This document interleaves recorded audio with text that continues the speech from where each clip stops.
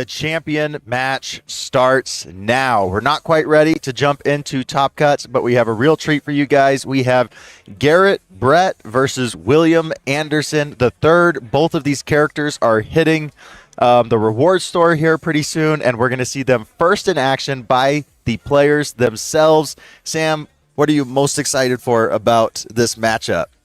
I'm most excited to see William Anderson's card in action. I got to be honest. It's got a lot of movement happening. It's got one of my favorite abilities. When I first started playing the game, Garrett Brett won the world championship, and he defeated the character that I was playing in that event who likes to target flip rival foundations. And so William Anderson is target flipping rival foundations. So that's something I'm super excited to see. And these two characters kind of play really well into each other because of that.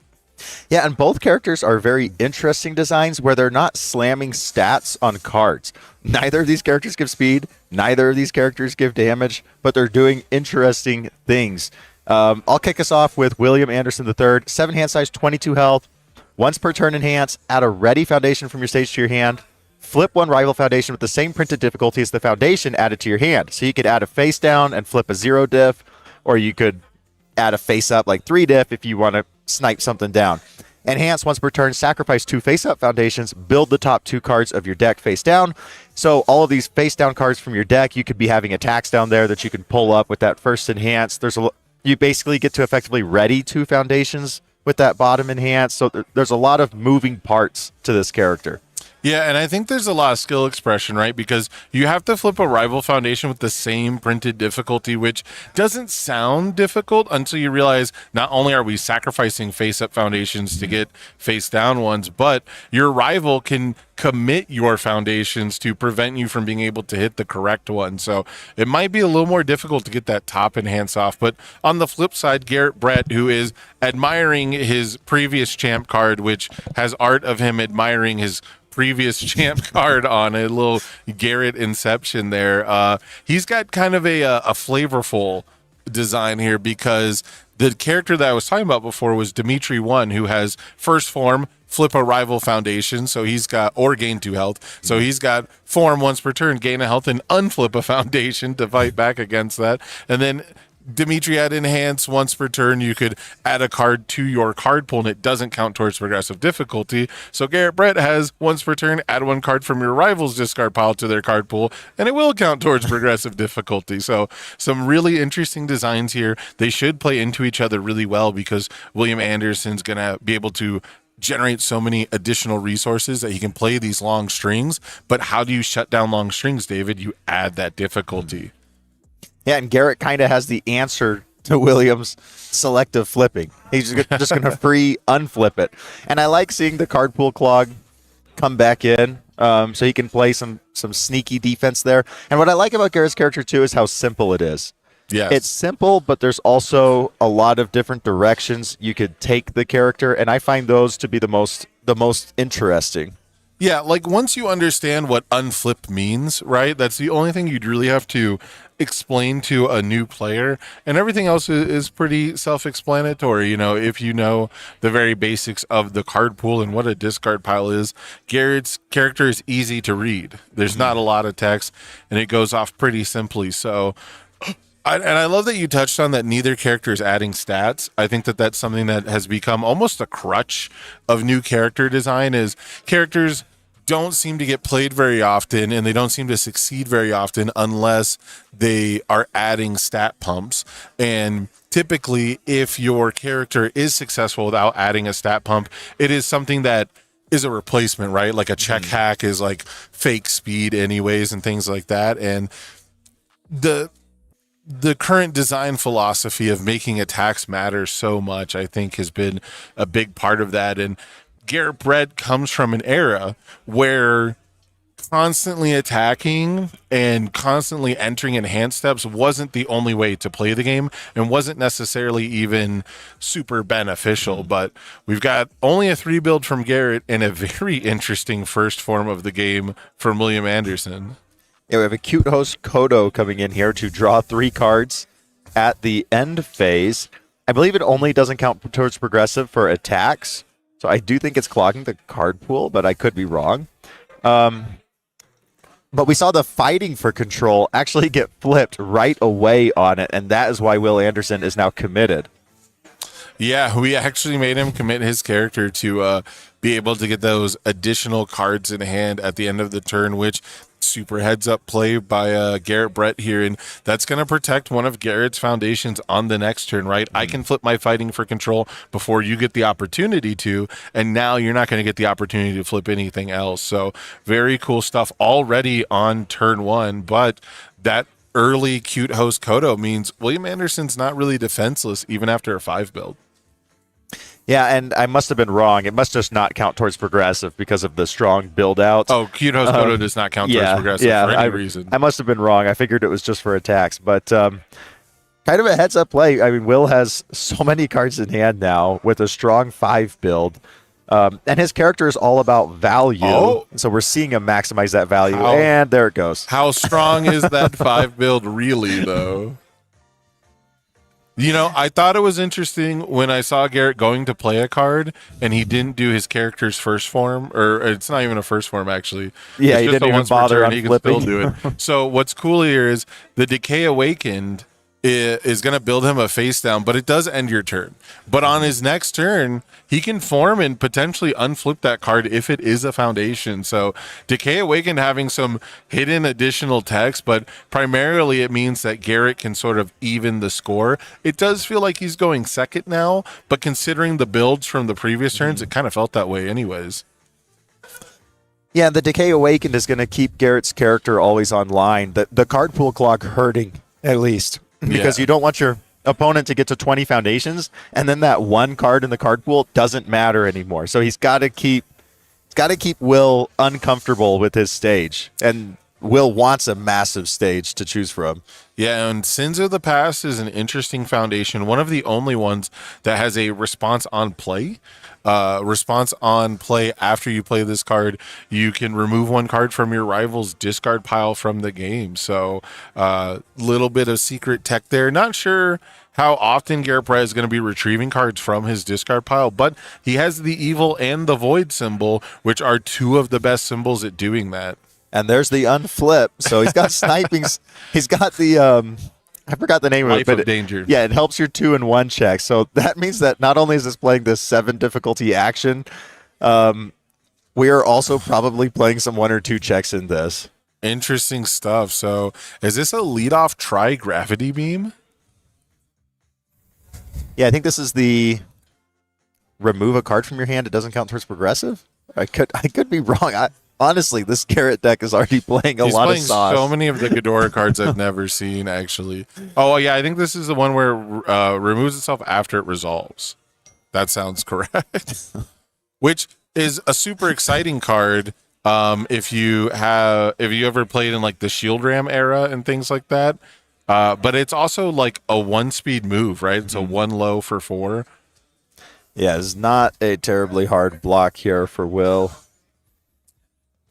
Yeah, notably, they didn't submit deck lists for this one, so the finding out which attacks are which might be a little more difficult. And there goes the card from hand. Yes, this one is focused gravity beam. My apologies. There's 3 gravity beams on the card art, right? That one's not on me. But yeah, so this is Focused Gravity Beam. It's a powerful 3, stun 1, ranged attack, and you enhance, remove 1 card from your hand, remove this card after it resolves. So it's also going to go away. It's an interesting choice to press that button, though, when you are building afterwards, because that's a good button to press when you want to string, but felt like maybe we could have just kept that card in hand and built out from there. Well, if we are playing bad checks, getting the reduced difficulty to our build out might be the play, but I'm with you on this one, partner. We only built 2 foundations after that, so it wasn't like we were really going to make too many control checks. However, Garrett could have also just been trying to do a little bluffing, maybe saying, look at how many times I can clear my card pool. I might try to be aggressive on 1 foundation and maybe scare William Anderson, but he's not scared to play this 8 difficulty Beast Titan's Call coming down. Yeah, this seems to be a 4-check tribal deck. I saw he's clutching the 13 difficulty board wipe in his hand. He likes to play these big attacks to commit his resources because he's then going to blow up those resources to build in cards from the top of his deck, kind of shoring up his checks here. Although he committed a face down, which he cannot sacrifice to build. Yeah, if we're gonna want to build our two face-up foundations, we're gonna have to do a ready one, it would seem. So He picked up Sins of the Past to flip the 2 difficulty on Garrett's side. which is very cool because when he plays Sins of the Past again, he can remove another card from the discard pile. But Garrett's once per turn enhance is going to add a card to the card pool, meaning that even if we did build 2 face downs off the top of our deck, playing another one of these high difficulty 4 check attacks does seem incredibly unlikely. So a lot of back and forth in the resource war on the first couple turns, and neither player really getting out to an explosive start. No, and here comes a half block, which means Beast Titans is going to be able to respond. It dealt half, so he'll get to mill a few cards, potentially, and he completely whiffed. Only got to mill 4. Yeah, that's probably the best half block against a Beast Titans call I've ever seen. Typically, you either want to block it or not, and one more card would have had a shift there. So, or two, yeah, one more card would have had a shift. One more. So Garrett Brett showing off why he is a champion. And here's another 4 check. He's got to commit his character, which is going to feel rough. I think you got to do it, though. You got to get ahead of this resource game because Garrett's card pool clogging has proven to slow him down time and time again. So you got to bite the bullet now and, get over that hump. So like you said, once you have 20 foundations in your stage, that one extra progressive not going to matter as much. We get a decent build. Will's stage definitely looks healthier than Garrett's. Garrett will get a free unflip here to start. We'll get to gain a health back. So the longer the game... Oh, never mind. We're just doing it again. It's What does that card do when it's destroyed? It causes a momentum to leave. I see. It looks like after it hits the discard pile, you remove it, your rival spends a momentum. So we're back to where we were at the end of turn 2.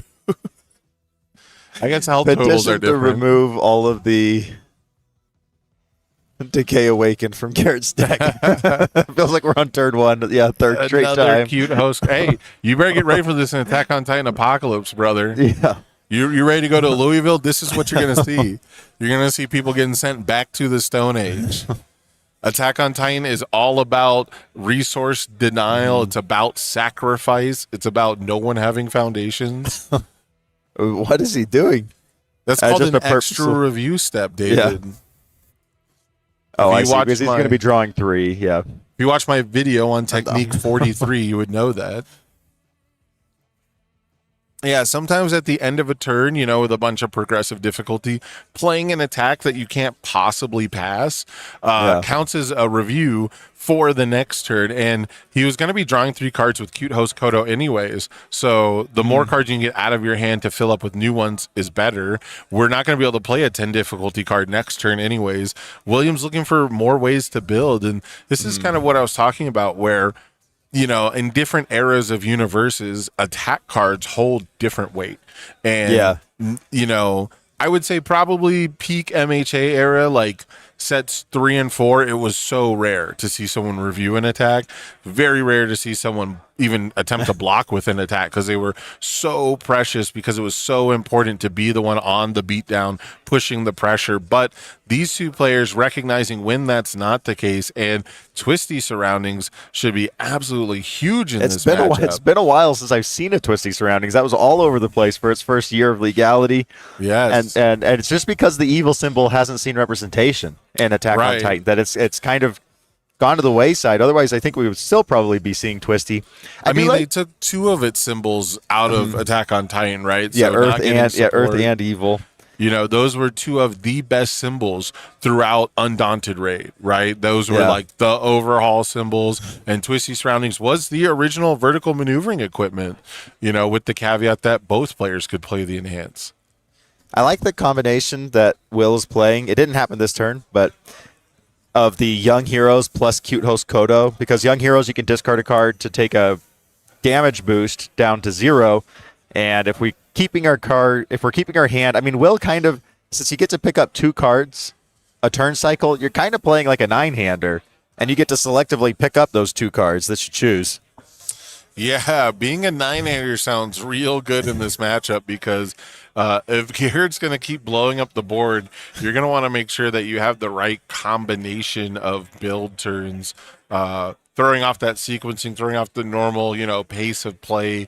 That's really what Decay Awakened is good at. Not so much the symmetrical board wipe, resetting everything, but it's trying to jam your opponent with a clunky hand on a build turn that they weren't expecting. One thing to note, we have not seen the bottom enhance from William Anderson yet, and he's already cycling. We're on, turn 4, turn 5, and he's not only cycling without having like a huge mill game plan. We milled like 4 cards, but we haven't even gotten to do our bottom enhance to get that massive ramp going. So Garrett's deck is doing an insanely good job of controlling the pace of the match. And Garrett has a better build now. He had 2 really strong build turns following that Decay Awakened, to where pretty much it felt like Will was in the lead this entire game, and now it feels like it's advantage Garrett. And we can make this into a 2-check with the fighting for control if we desire. So historically, you don't want to use check hack abilities on bad checks. Especially because it lets them fail it. Right. It lets them fail it, and they get to discard a card instead of worsening their board state for your turn. However, when the moves are massive, that, the higher the difficulty, the more that value assessment changes. But even more importantly, you can only check as bad as a 4, right? So when it's not the difference between a 2-check that you're getting out of versus a 5-check, it's a 4-check or a 5-check. They're very similar, and I'm surprised that after failing the check, William didn't have a second attack to play. It feels like he would be ready for those check hacks. Yeah, I think the aspect of Beast Titan attacks having shift maybe changed the math for Garrett, in that even if this doesn't hit me, if I allow him to shift this, he's getting some pretty good value of having a ranged attack pickup in his stage. So forcing him to maybe that makes you want to use it to get him to discard it. The only thing that bugs me is we flipped a foundation instead of committing our asset to do it. Granted, we do have the opportunity to form and unflip a foundation like that, but I'm just there saying, it comes back. Yeah, we could have unflipped the other one too, potentially, if it is a foundation. Yeah, and fighting for control feels like what Garrett has been doing this entire game. Yes. I am just trying to not let your resource deck get past mine. Yeah, I've never seen someone control a game this well without playing attacks. Right? Have we seen Garrett play an attack yet? No, he has not attempted a single one. He has only played foundations, 1 asset, and a Decay Awakened. We're thinking about the 13 difficulty. We're at a point where we can pass it. He played the 1 focus gravity beam that's and then true. removed it.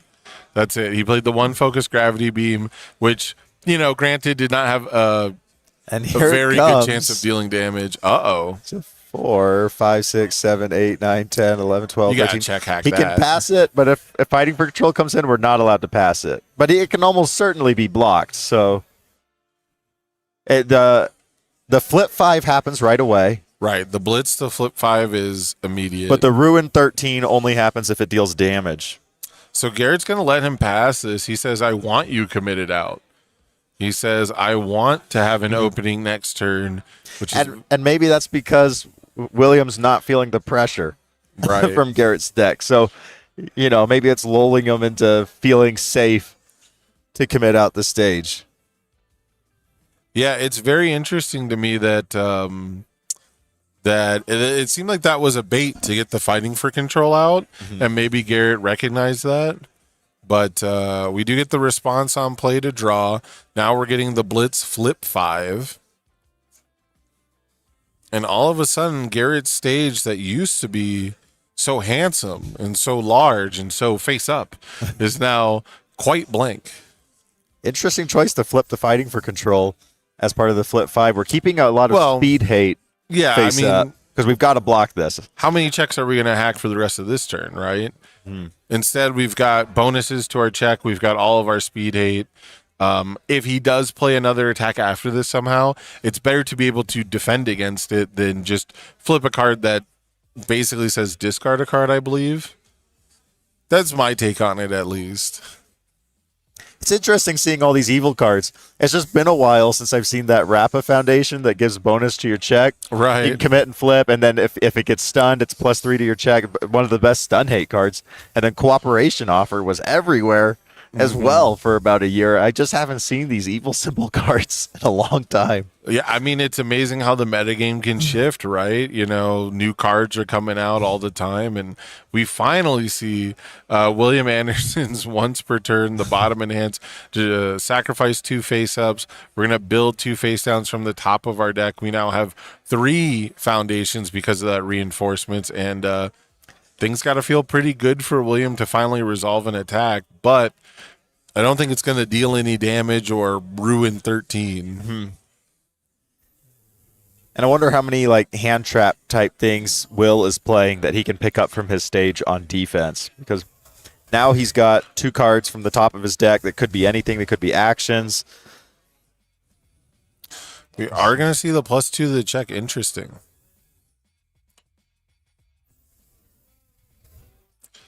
We already gave it the -3 speed. It got some of that back. Oh, Garrett's going for a chunky block. This is a +4 block mod. This is the Armored Titan advancing.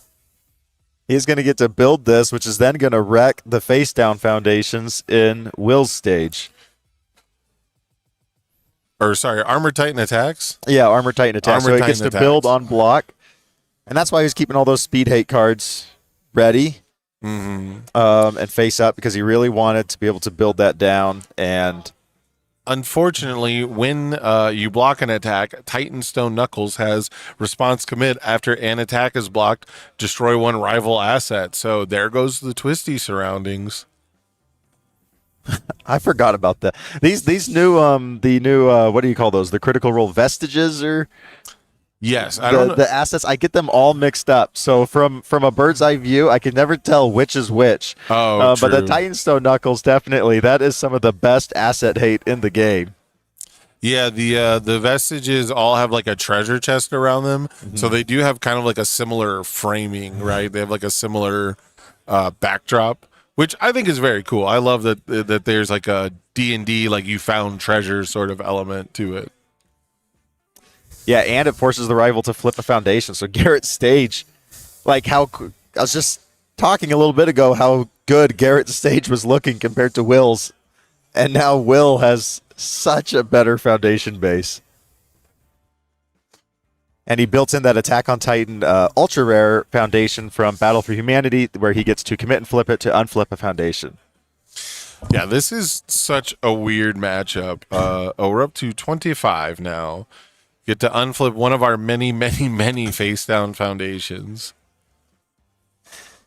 It's going to be a little draw card action. So I think we're finally going to see Garrett feel comfortable enough to do some attacking. I mean, William Anderson's probably not going to commit this much of his stage ever again for you. Yeah, Will's probably got 2 blocks. Oh, no. You want that evil throwback. You want evil all-star vial seizing with the deadlock online. Yeah, all of Will's checks are going to get -2, effectively -3 once his card pool gets clogged. Can I just point out how psychotic it is to be playing board wipes and a deadlock effect together?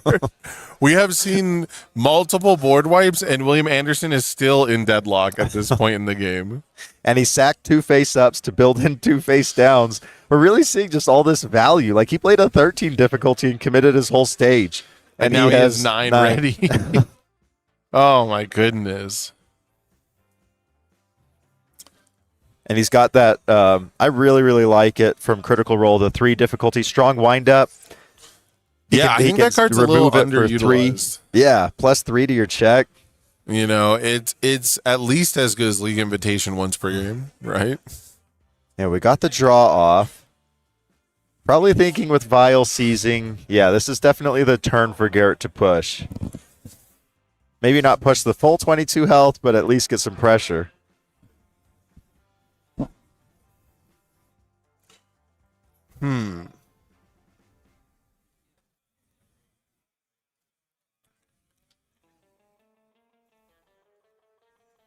But the what really helps Will's stage is the young heroes. If there's ever anything that's going to get plus 15 damage, he can cancel it, and the Vial Seizing Deadlock doesn't matter.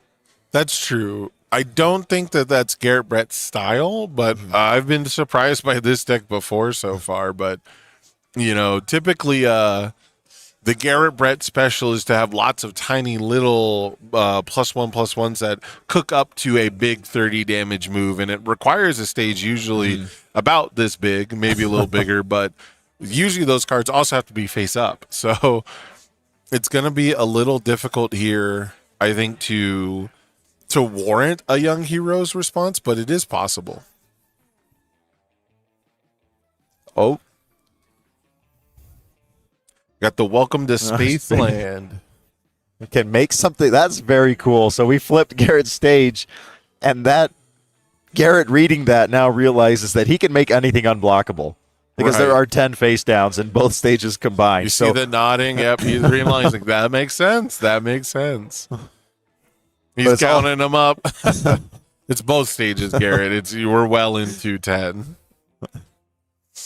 Yeah, I love Welcome to Spaceland. I'm very surprised I have not found a competitive deck for that card yet, but 10 foundations is a lot to ask for in an AOT world. I will say that. Not just 10 foundations, of course, but 10 face down foundations.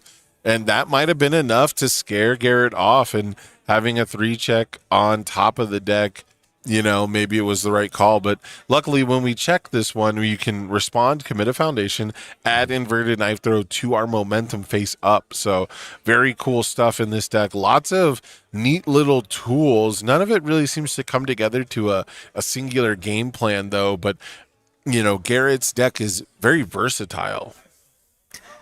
Yeah, we just haven't. The one thing we don't know about Garrett's deck yet is what is the pop-off condition? Well, there's one of them. There's your deadlock threat.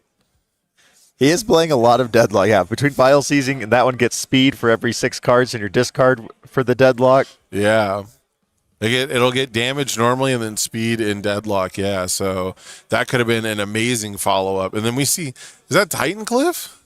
No, that's the Gargantuan Swing. Oh, that's the secret rare alt art. Gargantuan swing is a 6 diff? No, it's a 5 difficulty. And then you can spend a momentum and get +1 to your checks for Fury, Slam. Oh, I know what it does. I thought it said it was a 6-check on there. Interesting. But yeah, I don't think because it's also got Breaker too, so it fits in with Garrett's plan.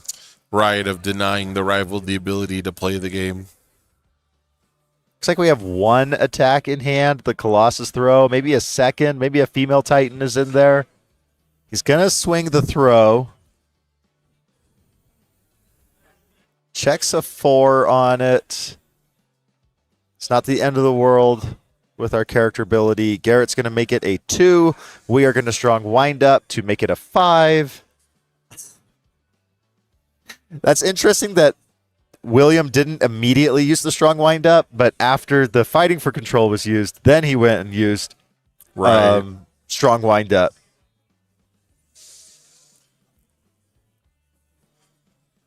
Strong wind up is such a hard card to parse because you do have to get rid of it forever, but it basically counts as 3 foundations one time, and that's pretty insane.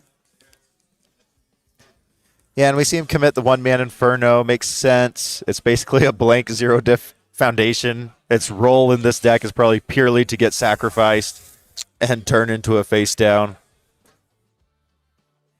Here comes the double momentum blitz ability. I believe this is a 6 mid 10 throw. And I think one of the reasons to go for the 4-check tribal is because we're not adding stats. And it's the easiest way to make up for that. So that was my original idea, because I don't know if you remember, but I made a bunch of content saying I would love to see one high difficulty poke move as like a game plan. And my original idea was it would be perfect for decks like Shigaraki, who wants to get like one momentum really bad and just get in there before doing his once per game. I thought it would be great for decks like 13, who like cancel your rival speed reduction on the one big move. And then they printed these great, huge Titan attacks. And I was like, this is awesome. And then they showed me Smiling Titan, and I hated everything about my life, you know? So, I love the idea that you can increase your difficulty to make up for a lack of stats. I think that is awesome. Seeing all these decks that are playing these 4-check decks that are giving symmetrical stats like Reiner Braun Warrior, like Smiling Titan, like Nick Reagan, even if you wanted to. Like, that's what scares me, is when you can do both. Speaking of 13, when that character was first revealed, I remember people saying, she's going to be good because she's a 7-hander with 22 health. Oh, true. And that matters, you know, and William here has 22 health. Yeah. And it's definitely got some better effects than 13. Yeah. We've come a long way. I mean, when Rodan had 21, I thought that was like, I mean, it's one additional health, but that really does matter. Speaking of champions, if you go back to the first national championship, the first Pro Hero National, I should say, in the MHA era, Barrett Bryant managed to win just because Tokoyami has -1 damage. He lived at 1 health, you know? And so the one time he activated the -1 damage on Tokoyami mattered. So it feels weird to think that 21 and 22 is so different from 20 health, but it really can be. Yeah, and we saw William use his character effect. He picked up a Beast Titan attacks from his stage.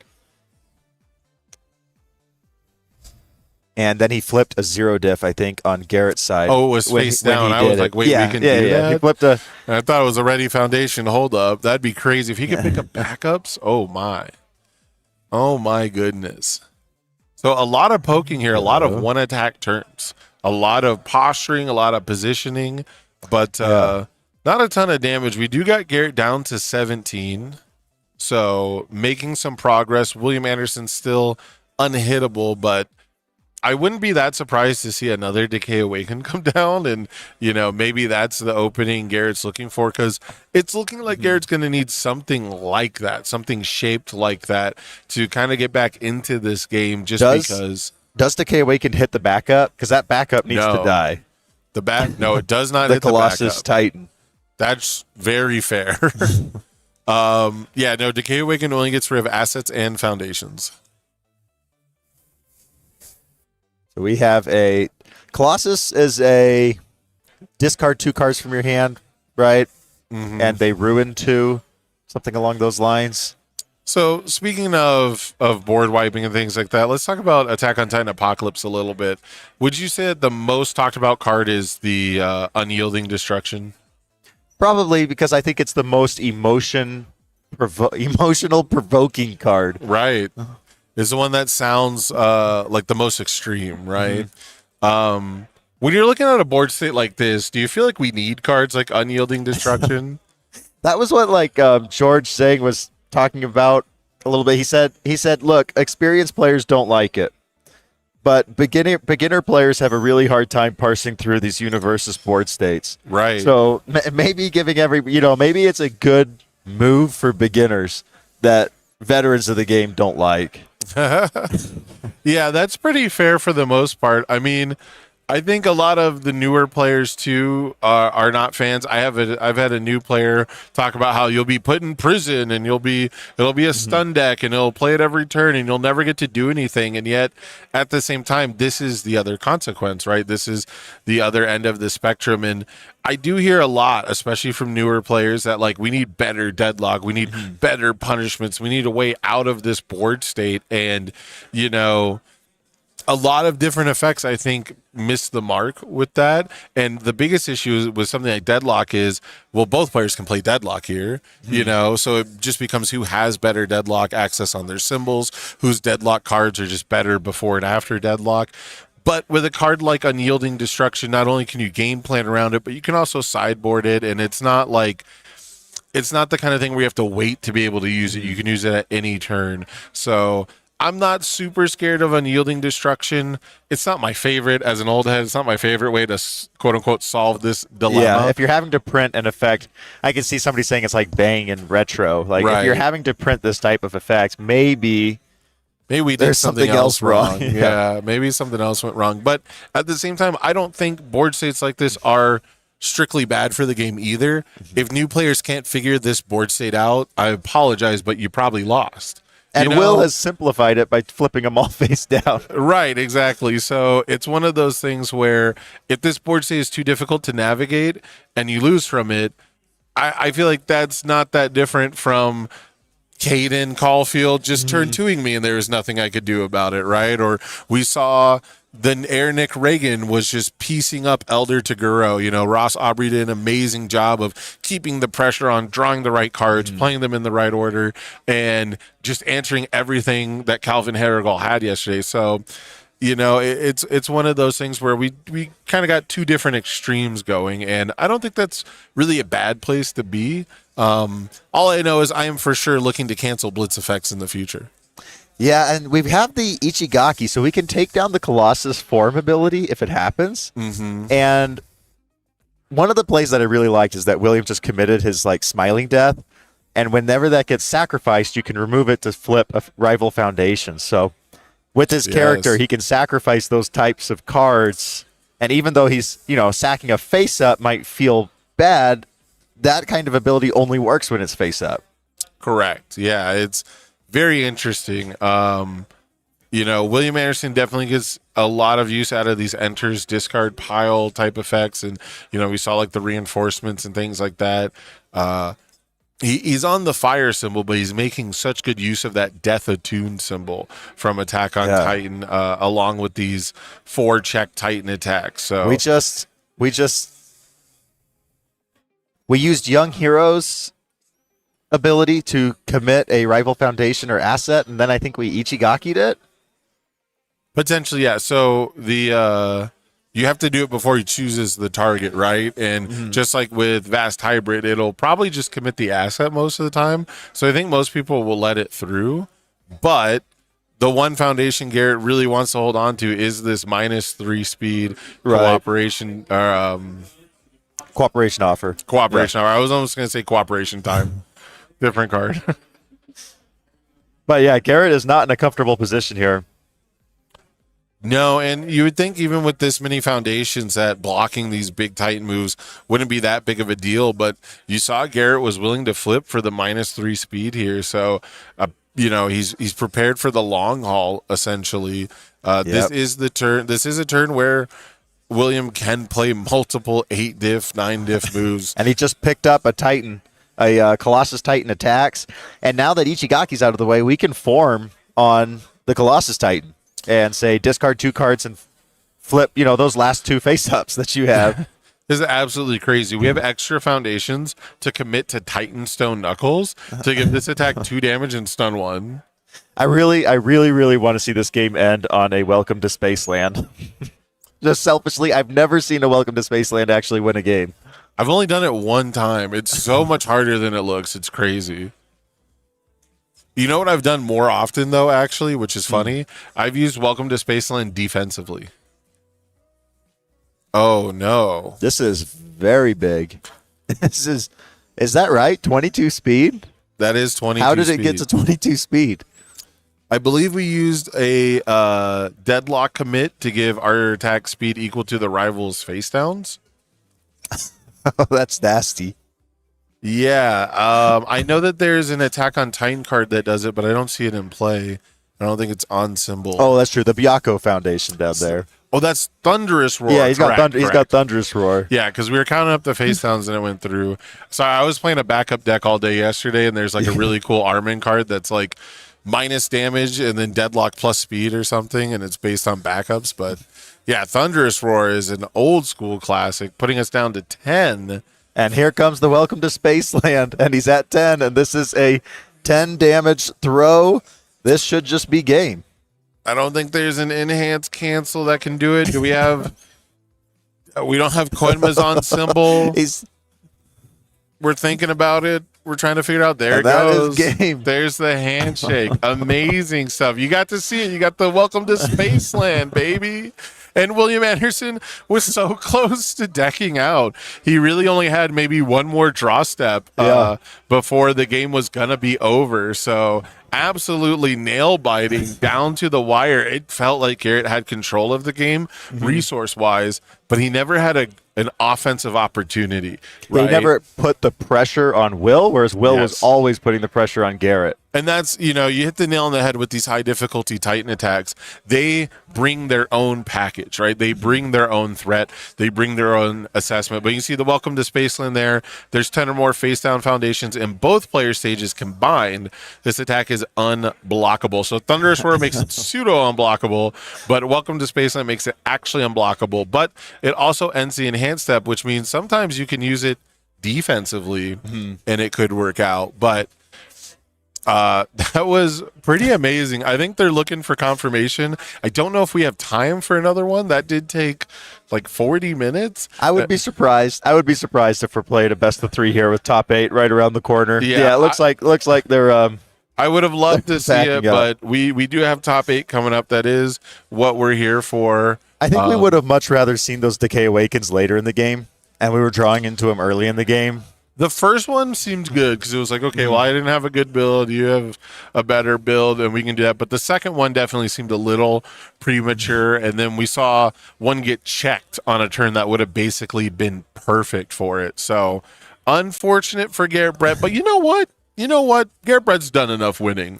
Garrett, I can Yeah, he stand doesn't need a 5th champion card. I can stand to watch Garrett Brett lose a game occasionally in my life. It's not very often that I've gotten to witness it, so this was a relatively new experience for me. But how'd you feel about that, partner? You haven't really gotten to see too much of the Garrett Brett. Yeah, I thought that was a lot of fun. I feel like Will's deck really popped off on the value engine. Garrett showed the survivability. Maybe another game and we see a little bit more of the offensive firepower come out once he's established control, but it was hard for him to establish control when Will's character was so value oriented and so good at wiggling out of it and reestablishing very, very quickly. So I think a big part of it is Will was always able on Garrett's turn to sacrifice 2 foundations to build 2 more. And so getting that pressure in would have really meant a specific turn. But I thought the Deadlock Vial Seizing was going to be it. But we never saw Garrett put together a string of attacks. yeah, and what I really didn't notice about William Anderson III is that those enhances are usable on both turns. Yes. and that really stacks up. I guess in my mind, I was thinking of it as just your turn only. Yes. But that is definitely not on the card. And you know what? Credit to William Anderson. He was incredibly smart to put the life symbol on his character because I can't wait to play this guy with Desperate Plea because I'm going to add the block zone I want to my hand. I'm going to flip your foundation. Then I'm going to block with it. I'm going to rebuild it. And it's like I never lost it.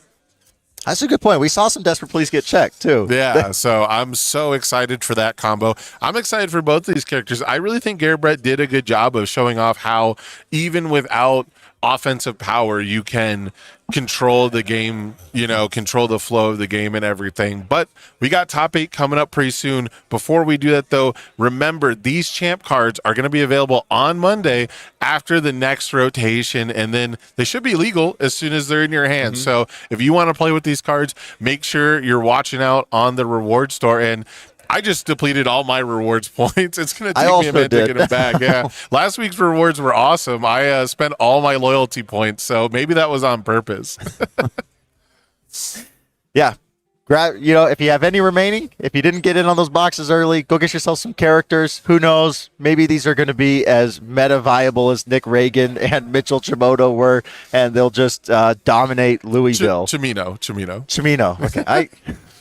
Yeah. But I will never pronounce someone's last name right. But don't go anywhere, guys. We're gonna have top 8 action for you. We're gonna watch a top 8 match. We're gonna watch both top 4 matches, and then we're gonna have grand finals. So we're gonna have 8 of our top cut matches for you on stream. We're gonna have more UniVersus action than ever before. Please don't go anywhere.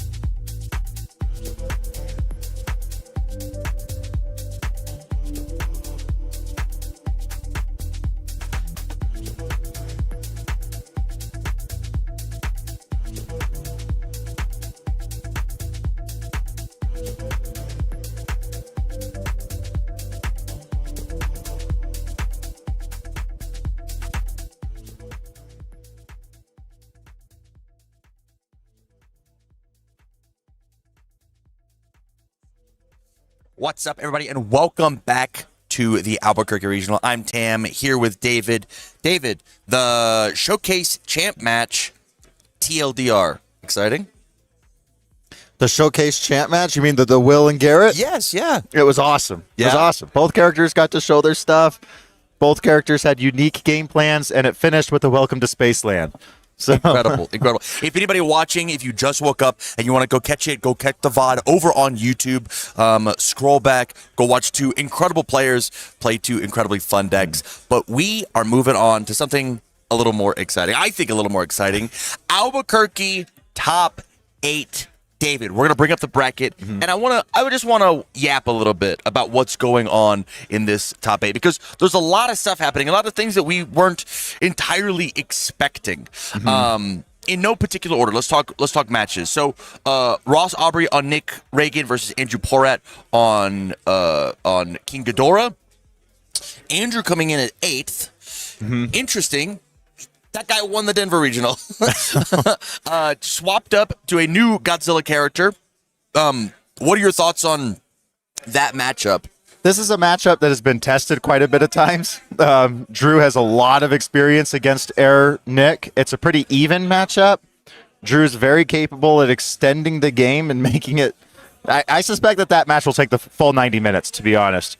Who wins? I think it's pretty 50-50. I guess I would give the edge to Ross here on Nick's purely because he was Swiss champ, and so he gets the benefit of going first. If Drew is going first, I'd probably give him the edge. It feels kind of like there's going to be a very, very long game. There's going to be a short game, and I just think it'll take the full 90 minutes. How about you? I think that's fair. I think like the thing that Nick has going for it as a character is it's very easy to cleave ahead. It's very easy to find that 10 damage, and because of how explosive the giving your team credit, the air symbol Let's Talk UVS Nick Reagan that showed up this weekend in force is being, I think Andrew going second is going to have a tough time. With that said, if King Ghidorah can get his feet underneath him, he can wall out every deck in the entire game. It is his specialty. One whiff from Ross, and it might just be over. Absolutely. But moving down the bracket, we've got TC versus Cameron Caldwell. That's right, not me. Cameron Caldwell. Nick Reagan under air again versus probably the most surprising character inside this top 8, Reiner Braun Warrior, one of my favorite characters in the whole game. I'm so happy to see this character represented. Tell me a little bit about how you think this is going to go.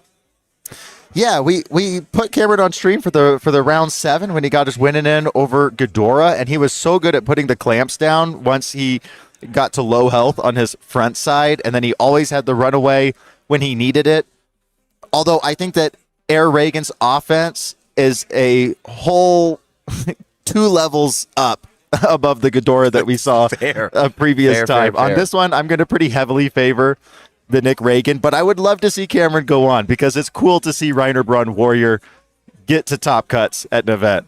Yeah, I think I agree with you that Nick is got in the bag, but I think that there's enough life manipulation tricks that Reiner Braun has. If it's very easy for Nick Reagan, the character, to slam attacks, make them massive, and just count your life total. Well, you got to do a little bit of wonky math when you're playing against a character that once you go down to 17. You reset. He's got a little bit of that Ghidorah, but this guy hits way, way harder than Ghidorah. And as we've seen on stream, there's not a lot of defense on these Nick Reagan decks.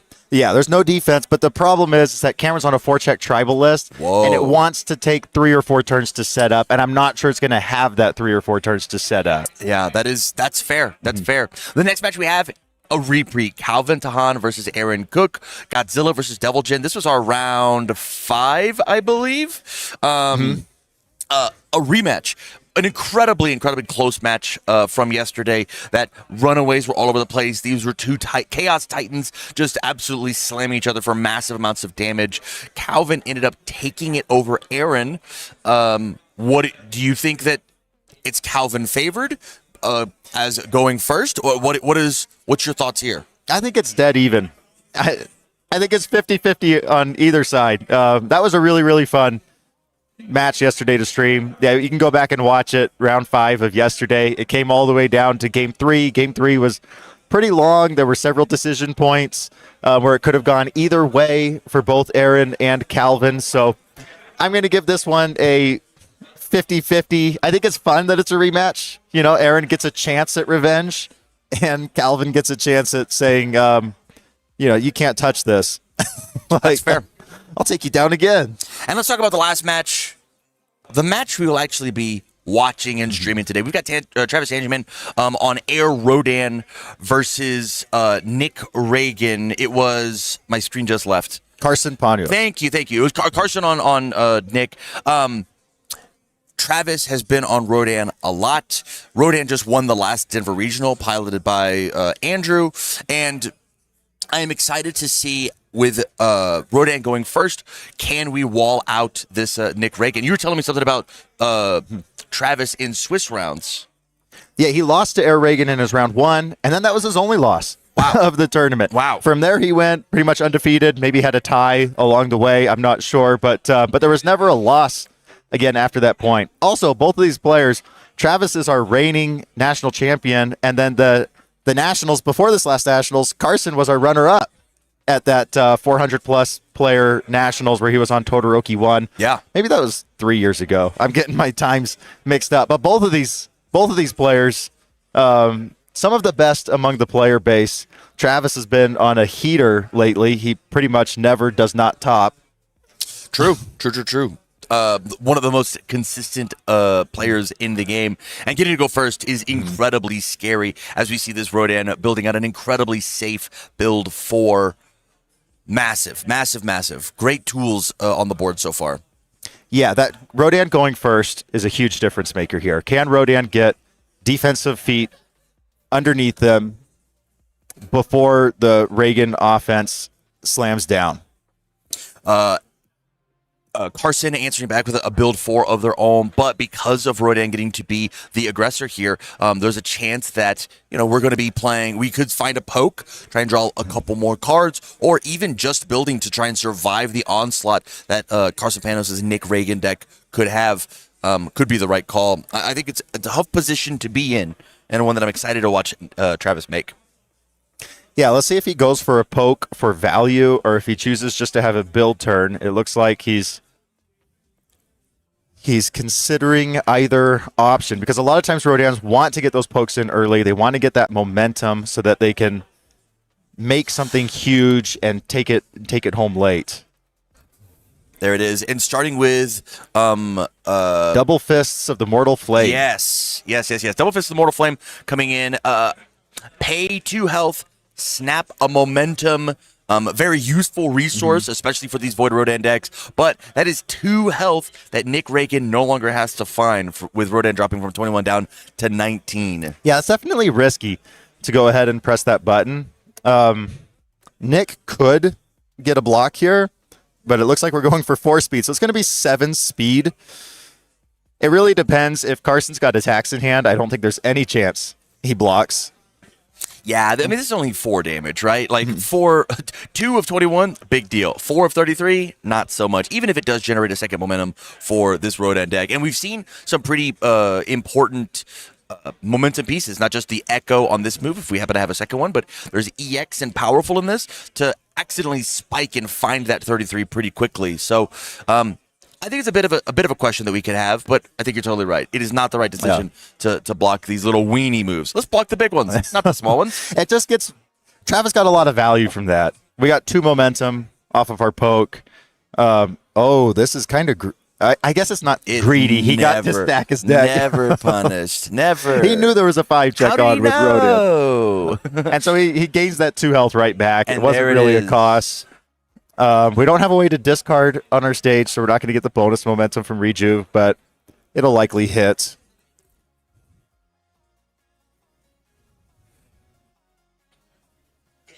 Trying to get life totals all figured out here. Yeah, I mean, classic play for these Void decks of playing attack into Rejuvenating Smash. Rodin, like you said, has the added bonus of I get to stack and look at the top 2 cards of my deck, put back the one that I want to check, and to draw the one that I want to draw. Normally, these are reserved for defense. And I'll play something like a Barrier Shield and then a block, or draw, gain my 2 breaker 2. Yeah, checking out 3 here hurts. He's deciding whether... If you pass it, you get that extra resource for the rest of the game, but it's going to cost you a resource for this turn cycle, and turn 2 is what the Reagans like. I like Science Bros here, +1/+1 basically on all of Rodan's moves, and then he can get a draw whenever he wants to. We're going to start out with the Warp Gate and checking a 5. That's about as good of a start as you can ask for Rodan. You know, we don't have, for Nick Reagan, we don't have a way in the Rodan stage to stop this Warp Gate portal. You know, I think Carson was on stream yesterday, and he was playing a King Ghidorah, and it felt like every time he tried to Warp Gate, King Ghidorah had a Nonagon or something to just completely shut it down, but that's not happening here. We did hit a death from above, so it looks like we're going to get a solid draw 2 here and play from our deck for our next Correct, one. because you can't Warp Gate on the... you can't Warp Gate and Warp Gate. The Warp Gate, right? Well, if he calls the enhance on this Warp Gate and then he calls the enhance on the other Warp Gate, they're both the next form. Yeah. That makes sense. UVS Games was thinking, I can't triple Warp Gate somebody. That'd be crazy. Yeah. That'd be crazy. But yeah, I like this big meaty move. Now a 7 mid for 7 that just says take any card out of my 100+ card deck, and it is now at my disposal. Yeah, and here comes the Sweeping Daggers block, so this isn't going to be terribly difficult for Rodan. But the most common attack to pick up in the deck is Sniping Spy. It clears the Warp Gate portal. It gets 4 damage because it's a 1 check, and you get 5 minus it. So here comes the Sniping Spy. The downside of Warp Gate portal, and this is really frustrating because a lot of times you play on the computer and you just press the shuffle button. Sure. on your... But if you're warp gating and always finding warp gating, you're constantly shuffling a 100-card deck. It kind of does slow the game down, but it's an aggro deck, so it's what comes with the territory to be had with it. And I mean, we're gonna see so many triggers here with this Sniping Spy. Passing it on the 5 checks to 3, rough. Yeah, that could matter. I believe here. We also had a breaker, so it's actually we checked a 2. So committing 3 foundations. We're going to clear this 1 check, get to redraw with the Attack on Titan Foundation. Yeah, we get to draw. If he remembered, he might have forgotten because he's not flipping it. Yeah, it might have been a choice, right? My hand is not very explosive. I'd rather have more resources later on in the game. I think that there's plenty of options here. Plus, we don't need to draw bonus cards with that because we just flipped an Electric Moth off the top of our deck. We got some great targets here. Dark Interruption, we can check from our hand. No pressure on the next one. That's probably what I would pick. Frog Strike, if there was something in Travis's stage to seal that we felt threatened by. I don't see anything, so I think it's going to be the Dark Interruption. I mean, there's minus speed that exists on Travis's board that I think is okay.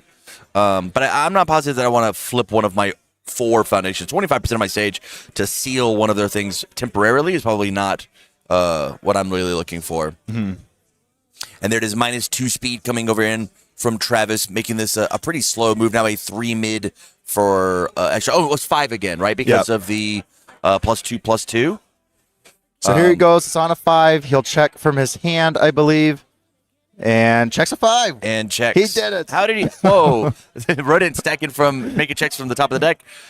Nick Ray's over here checking from their hand. That's crazy.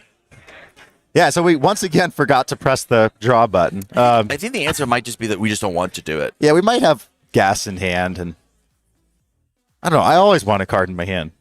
It does feel nice. That's for sure. Second Sniping Spy, so far a whiff. That 2 more cards orange, to go. Oh my it's not gosh. there completely. Not even blitz targets here. Actually 8 attack cards. You know what? glad to get him off the deck now. I'd rather not draw 5 gray foundations in a Nick Reagan deck. So yeah, that was that was a good enhance just to get the cards off. Well, this is going to hurt. Either ready a couple of Rodans, or I assume he has no cards in hand, so just ready him, right? Correct. Well, is there a way to draw in the stage? Am I crazy? He does have cards. Like maybe if he does have cards in hand. Okay, so we're going World's Weakest Hunter. We make the check. He checks a 4, commits the 1 due to the breaker that's on this card. But I don't think that this is going to be hitting. Lightning Rod here could be huge in extending. Also, Schoolyard Smackdown to clear the Sniping Spy. So, or we could also commit and freeze, one of those fateful decisions to not let breaker happen. Because I don't think we're going to get the draw 3 off of World's Weakest Hunter. I think this is going to get blocked thanks to that Covert Assault. It's going to be a little tough, right? It's currently, it went all the way up to 7. It got dropped down again by 3, so it's a 4 mid for 3. We do have 3 cards in the card pool. If it is blocked, it's going to be committing both of these, and then... yeah, he did go Kraken. I think that means that he's all done. You know, this turn probably is not going to extend too much further. That makes sense. Because the extension cards were Smackdown and Lightning Rod, but commit and freeze is also a little bit of defense. And he did get the draw 3 off. Well, did he have 3 removed from game cards? I think he did it. From here, our goal now is stabilization. We played an incredible line, so many attacks. It doesn't look like it because our card pool is very clean right now. But the name of the game now is we need to survive the onslaught because we decided to take a bunch of damage in the first turn as Nick. 23 is not hard for a Rodan to find, especially with 3 momentum. We got 4 straight 0 diffs coming in to build. That's one of the things, like if you're playing a 1-check deck, all of these 0 diffs get slammed in. Yeah, you don't get as good a foundation. Like the Rodan foundations are going to be much higher quality than the Reagan foundations. Forcing Carson to discard a card, maybe the last card in Carson's hand. Yeah, we have 3 momentum. I wonder if Carson made a serious mistake by attempting to build that last 0 diff. And the fact that it was a lightning rod, deflect 4, steal a momentum, does a bunch of wonky math for this Rodan to find. Yeah, losing the deflect is huge. I think we're wishing we kept that card in our hand. Yeah, I think the only defense that we actually have is the warm and bubbly, which is after I've taken damage, flip for -2. Well, we hit a supersonic, so we do get to draw. Okay, I like that. And then we get to re-ready potentially something. Looks Doesn't like look no like he targets. found. Yeah, but we at least get a card in our hand. Maybe it's a mid block and we can keep Travis from drawing. Although, if Travis is throwing down a Genkai's Guidance, he's basically saying, I'm 90% sure I've got it in the bag. Because you would never get rid of your best defensive card and discard even more cards in your hand to do that unless you felt sure. Absolutely. From here, looks like this one connects, dealing the damage. Responding, a key piece that we saw from the Denver Rodan is this Science Bros. Response after a card leaves, is removed from the game, +1/+1, saying that these world's weakest hunters are actually the world's most medium hunters. They're not weak. They hit for 5 damage, which is a big deal, especially as we are ticking down as a true 100. That's the card that's more, and a card that has not been in a ton of play, but 100% repeated smash. Yeah, we could definitely put 6 damage on this. I mean, we're going to get 4 speed from the Hacker Extraordinaire. 4 speed from Hacker, a bonus one right from the Science Bro. This was +5 speed. Yeah, I don't see how it's blockable. Then we could just dump our momentum into it for powerful. There is no hand traps that Air has access to. One of the big downsides. Unless we ripped into another Lightning Rod. Rod. The deflect. The deflect is about the extent of it. And it looks like with these now 4 attack cards removed from the game from Rodan's side, we get perfect knowledge.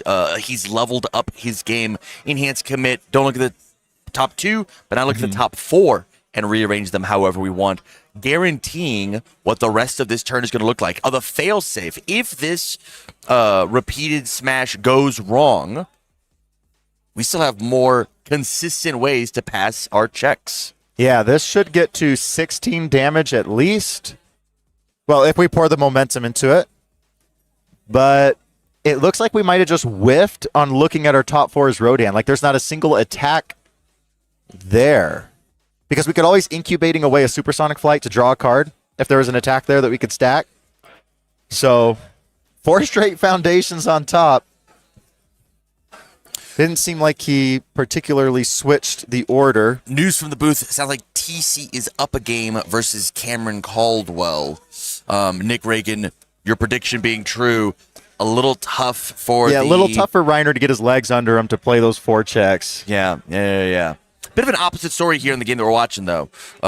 This Rodan is doing an immaculate job of staving off the offense from Nick Reagan. Yeah, and we see all that value from the turn 2 pokes coming in, all that 3 momentum. Although I don't think he can get this lethal, and if he doesn't have another attack in hand, we didn't scout another attack that we could draw with Rodan. So might have just kind of blanked on our draws. And if that's the case, then he's probably not going to pour all the momentum into it. It does make sense to me, especially with there is a potential that it is blockable, right? Or you fall into the trap of the deflect or something along those lines. I'd much rather seeing another lightning rod leave would make my heart sing. It's scary that he's choosing to remove all these cards on defense against a Rodan. I think that he is actually just afraid because he doesn't have the knowledge that we have of it. Appears that we don't have access to it.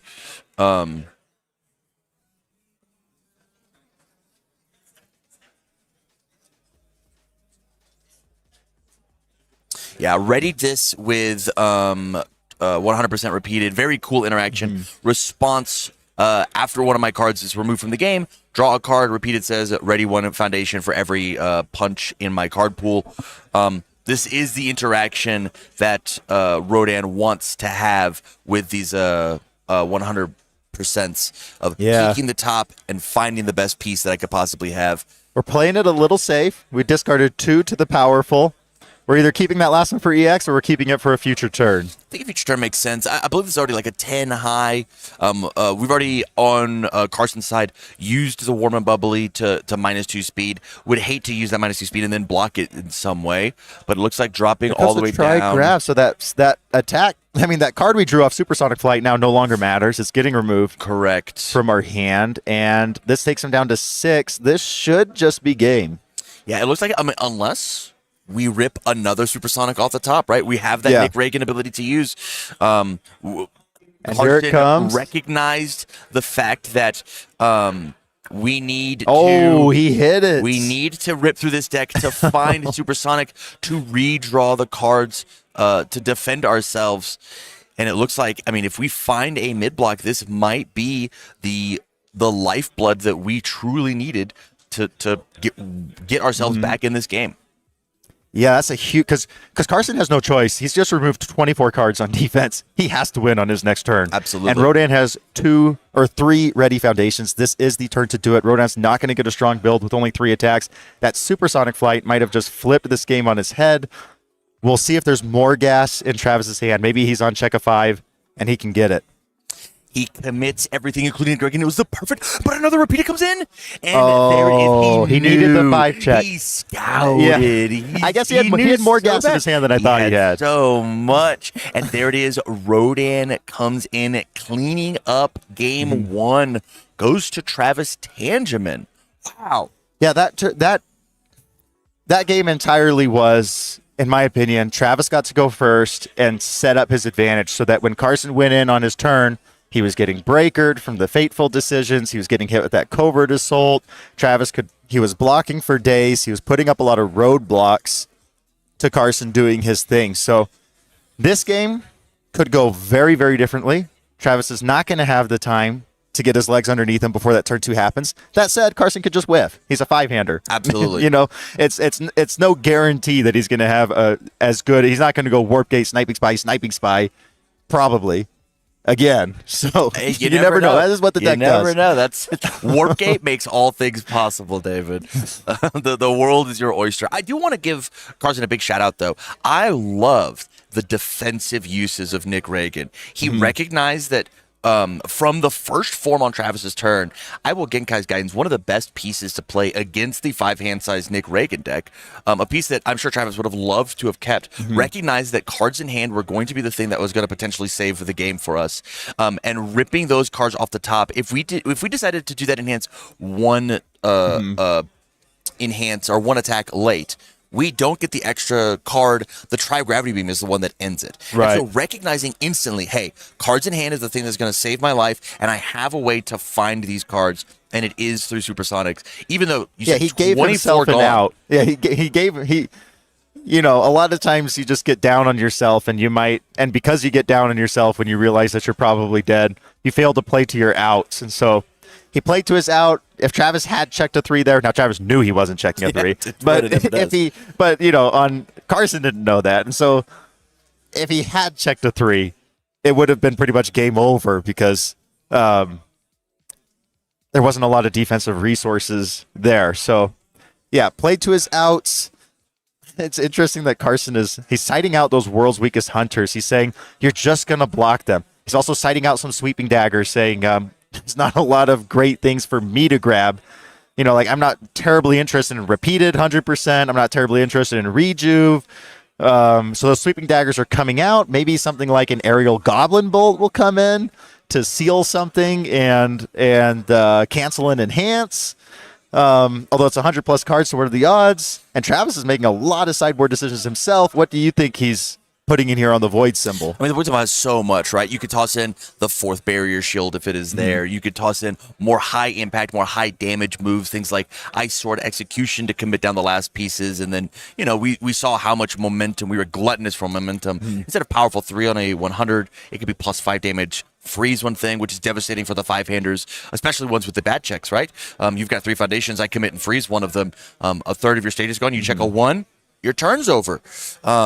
There's a lot of choices this voice symbol has, especially now that Travis knows I'm going second. I need to put up my dukes. I don't need to be the aggressor here. I'm going to take out some aggressive pieces and try and survive for the long game. Yeah, Barrier Shield is one of the absolute best enders against Nick Reagan. Nick can play around it if he finds a Ryukyu agency trainees or something along those lines. Maybe he's playing the Foundation Gene's like stubbornness that clears the card pool when you play it and gives your next one damage. It can also help like a Luna Teharis. I'm not sure if Carson's playing Luna Teharis. It could be on the sideboard maybe to go grab some throws since you're clearing so much. But yeah, the Fateful Decisions plus the Breaker Shields, any addition of Breaker we can get goes a long way. Fully agree. And as we have Carson shuffling up his monstrosity. Although Carson, like you said earlier, no stranger to insanely large decks. He was playing 100 plus card decks before it was cool. Yeah. Yeah, I was telling we should have like a everybody playing Reagan needs to he needs to teach everybody. Okay, this is how you shuffle a 120 card deck. This is because the problem is you don't want it to take too much time. And for me, I double sleeve my cards though. And when I'm shuffling like a 90 card deck, they spill out of my hands sometimes, and then they're all over the floor. And then you could have a judge call because your cards are on the floor. I also have little baby hands. I get it. I can't even double sleeve. You got it better than I do. Yeah. My parents used to play Canasta, which is a regular card game, but you play with 4 full decks. So it is, it's 200 cards.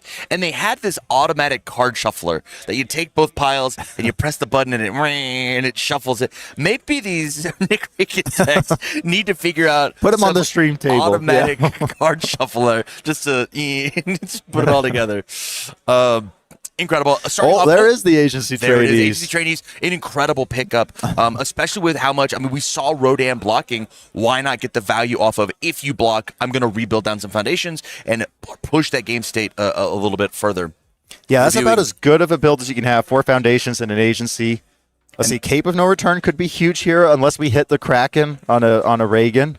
Yeah, that is one of the big things about. Whoa, that's a lot of attack cards. That is one of the big things about Air Reagan versus the tried and true All Reagan is that addition of a Vast Hybrid Chimera Kraken, being able to play that as a form, or even splice enhances from Kraken onto the your current attack, says that these really powerful assets like Cape of No Return are shut off. That is one of the main defenses that I see on Rodan's board. It could just like not even be viable this entire game, truthfully. Yeah, we just drew a kind of heater of a hand. Aerial Goblin Bolt. We could lead with that, seal the Fateful, and then we can always cancel the Cape of No Return, basically forcing Travis to use the Cape of No Return on the Aerial Goblin Bolt. It's probably what I would lead here, but it looks like he ripped 4 orange cards, so he's deciding on the sequencing on what matters first. Going for the 6th difficulty over the Aerial Goblin Bolt. I think that he's just down to get the engine started, right? A very scary move. And why not get this removed with the Cape? We don't have very many amazing targets in the card pool. Or in the discard pile for the big stats now, and we absolutely want to play the 6 diff now, on rather the 8th, than we got later. the Warp Gate. And he hit double Supersonic. Yeah, double Supersonic to redraw Warp Gate.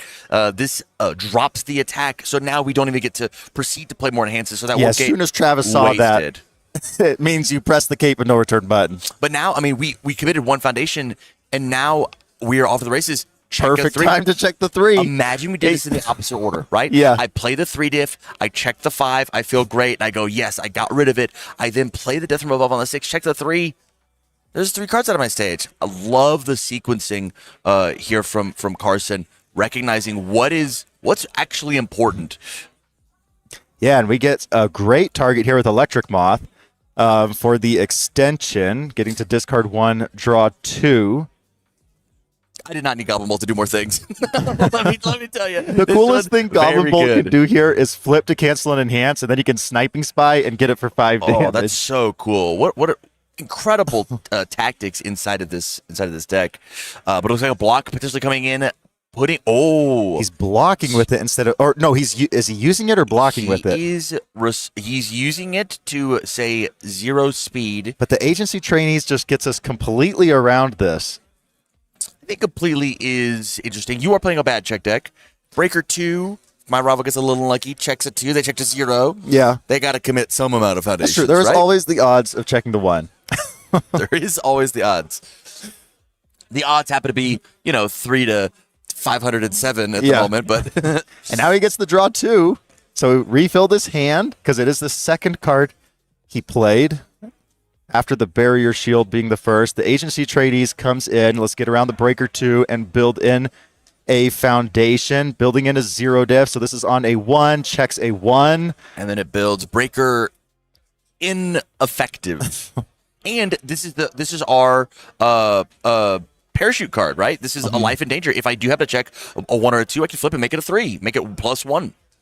Yeah, and Dark Interruption, one of the best cards in this Reagan deck, draws you a card, guarantees your next check, and now we'll see what we can hit off of the top 8. But we know that we're passing our next check, no sweat. And at any time now that Aerial Goblin Bolt is there, we can cancel any piece of interaction that Travis puts out. Yeah, even we can cancel characters. We could have canceled that one right there. I probably would have, because then when we press our 8, if we find a Sniping Spy, we can discard it being face down. I think we probably didn't recognize that it could hit characters, to be honest. Well, it's either that or, I mean, how did we lose game 1? Game 1 was because Rodan was able to block. I have a way, if my rival puts a 4 block on top of their discard pile, -4 speed on the thing that's, this is only doing what? 6, maybe 7 damage. I want to stop this big minus damage when I drop a massive bomb on somebody. And so, stopping, I think, one instance of a really impactful minus speed might be the difference maker as well. I think there's Goblin Bolt is an ultra rare because it's a decision making card. What do I actually cancel? I don't know. I just don't want to. Yeah, I just don't want to hit a Schoolyard Smackdown or Sniping Spy and not get that full value. But maybe playing scared like that is not the way. We tried Fearsome Transformations, which tells us we're digging. Perhaps we're searching here for some sort of draw card. Dark Interruption, we can draw. Probably just gonna use the Dark Interruption to draw. Yeah, draw or I mean, we Or already the have Kraken. the restack for the deck. Kraken was pretty impactful, especially because you get to take and say, hey, 25% of your stage is committed and frozen, and then there's way less likelihood of you not only can you not use the defensive piece on this turn, but you're not allowed to use it on the next turn as well. Yeah, he chose to use the Kraken, so good odds he's got one more attack to check with the Dark Interruption, and then you can always go searching again to find more. So right here, it is another block. I believe this is a partial, ends up Fails failing, it. even with the minus speed. Rodan Oh, dropping the all the sniping way spy down. comes in, and we check the 6 because we're playing Polite and Well Spoken, which can be played from the removed game pile. Also, if you're just playing a lot of 6 checks, like TC really was playing like Stoic Enmity. I was like, what are you doing with Stoic Enmity? This needs to get out of here. It's totally bad. It's just playing, but it's a 6 check. It's a 6, and 6s are so powerful, especially whenever we see cards like Death from Above coming into the stage. A pick of the litter. Death from Above to redraw cards. This is such... Lightning Rod to build in foundations. Massive, massive move. I smell blood in the water. If I'm Travis, I am nervous. We're choosing the Lightning Rod, which means we have more gas than this in our hand if we're going for the Lightning Rod over Death from Above. That makes total sense to me. Taking our foundation and going from 5 foundations to committed to now 5 foundations. They're all ready.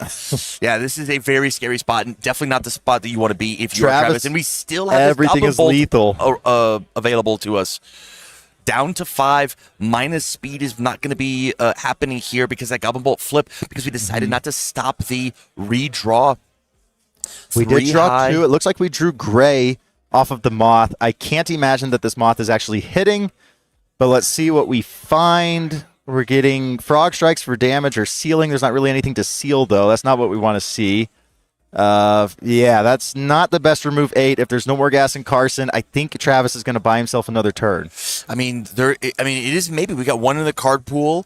Depending on the block modifier, it's possible that the idea might be, Travis is at 5. Could be lethal on a half. If we can get this thing up and make it nice and big, catch it on a half. It is turn 2. How much has Travis been able to sculpt and find the right ideas? Yeah, so this is now a 9 damage Electric Moth, which makes it perfectly lethal in half. But there's the Ice Sword Execution. It stings to lose the Ice Sword Execution, but it's better to not die. Oh, and he did have it. 3, turns even his character sideways. It's lethal because it's Invisible Infiltration. It gets to 5. It gets to 6. It's going to be a 3 low. Rodan can definitely still block. There's a card in hand. We removed his Ready Foundation. Hey, What is goodbye? Keeping area safe. It's gone. And so now from here, the tough choice on Rodan, we have minus speed. That's it was a low block, but it got canceled. It was a 4 low, and we could cancel the speed minus from we could with the aerial Goblin Bolt, we can cancel the speed that we had, David. I don't care if you peek your deck. I care that this last move connects. Carson takes it down explosively in an impressive turn 2. Wow. Yeah, that he still had to work really hard for it, though. Like, Travis didn't really have a lot of defensive options and still almost escaped. So now Travis is back on the play. Travis being the higher seed, I think, matters a great deal here. That turn took forever. It took so long, you forgot that there was a barrier shield into a rejuvenation block at the very start of that turn. That's a pretty good combo. Travis didn't have much defense. Homie, he had the best point defense you could have. And he still got melted from full, showing you truly the power of this Nick Reagan deck. The turn just never stops. I draw a bunch of cards. I build a bunch of foundations. I'm clearing my card pool. I'm doing everything that an aggro character could want. And I'm tacking 2/2 on everything. Incredible, and insanely well played on Carson's end, and truthfully on Travis' end as well. That guy survived 7 attacks. I think we've seen 2 games straight where I don't think we've seen many misplays. Maybe 1 or 2 slight ones. I'm sure it's hindsight misplays, right? Yeah. If you had full information, I could have made that call. But again, the point of this game is agency and choice. We're taking turns. We're playing chess with each other. Chess and poker. Sometimes you make the wrong call. Sometimes they had a higher pair, Yeah. So let's see. Travis had a pretty light foundation first hand. It looks like he mulliganed it because he also had Cape and no return in there, but the Cape is no longer there. So we started that turn. We had Cape, we had Barrier Shield, and a reach. Okay, block. that's true. That's true. What a great, and we died. Wowzers, this Nick Reagan deck is so potent. I forgot on about offense. the Cape of no return. The turn too. was so long. He played the whole Yeah, I'm game just by like, yeah, himself. there's just no defense there. There's no defense. But a Bill 5 incredible over on Travis's end. We've got minus speed on the incubating. We've got minus damage on the elasticity. I think finding 21 this time is going to be significantly harder.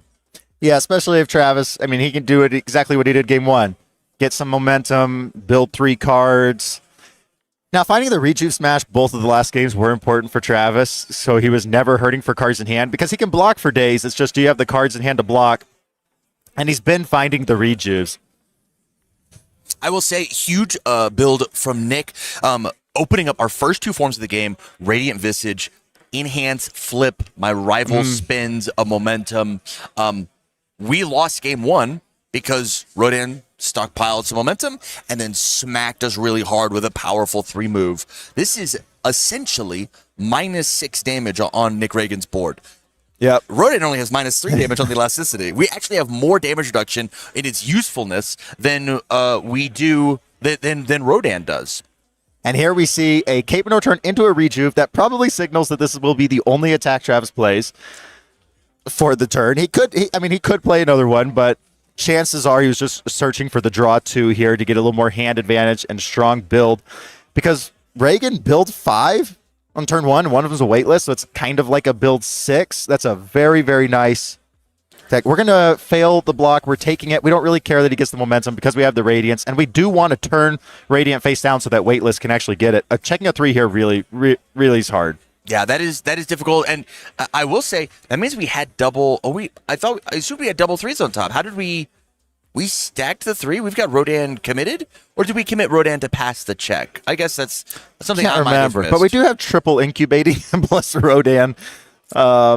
Speed is not going to be an issue. Absolutely, even with Nick Reagan's +2/+2 and maybe splicing on some extra sticky speed, Rodan is here to block. He said, I know I've recognized what my game plan is. It is blocking. It is successfully defending myself. We're not going to have a turn like we did last game. No, thank you. Yeah, and Carson now knows that if I'm going to have an explosive turn 2, I'm going to need to play probably 6 attacks.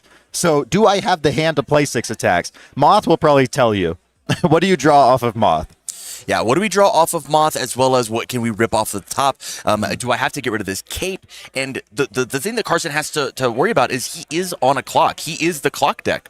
Not only am I removing 8 over and over and over again, but as soon as if Travis takes one more turn off and build, he's been drug out to the waters. Yeah, slowly he's looking at start. Gray. I think he's looking at Gray in his hand, but you have to get some damage through on this turn. You have to be aggressive. You got to get these pieces off the board. You have to pressure the giant monster of the sky. And otherwise, this is going to get caped right away because it hit a Kraken. He's going to run away with it.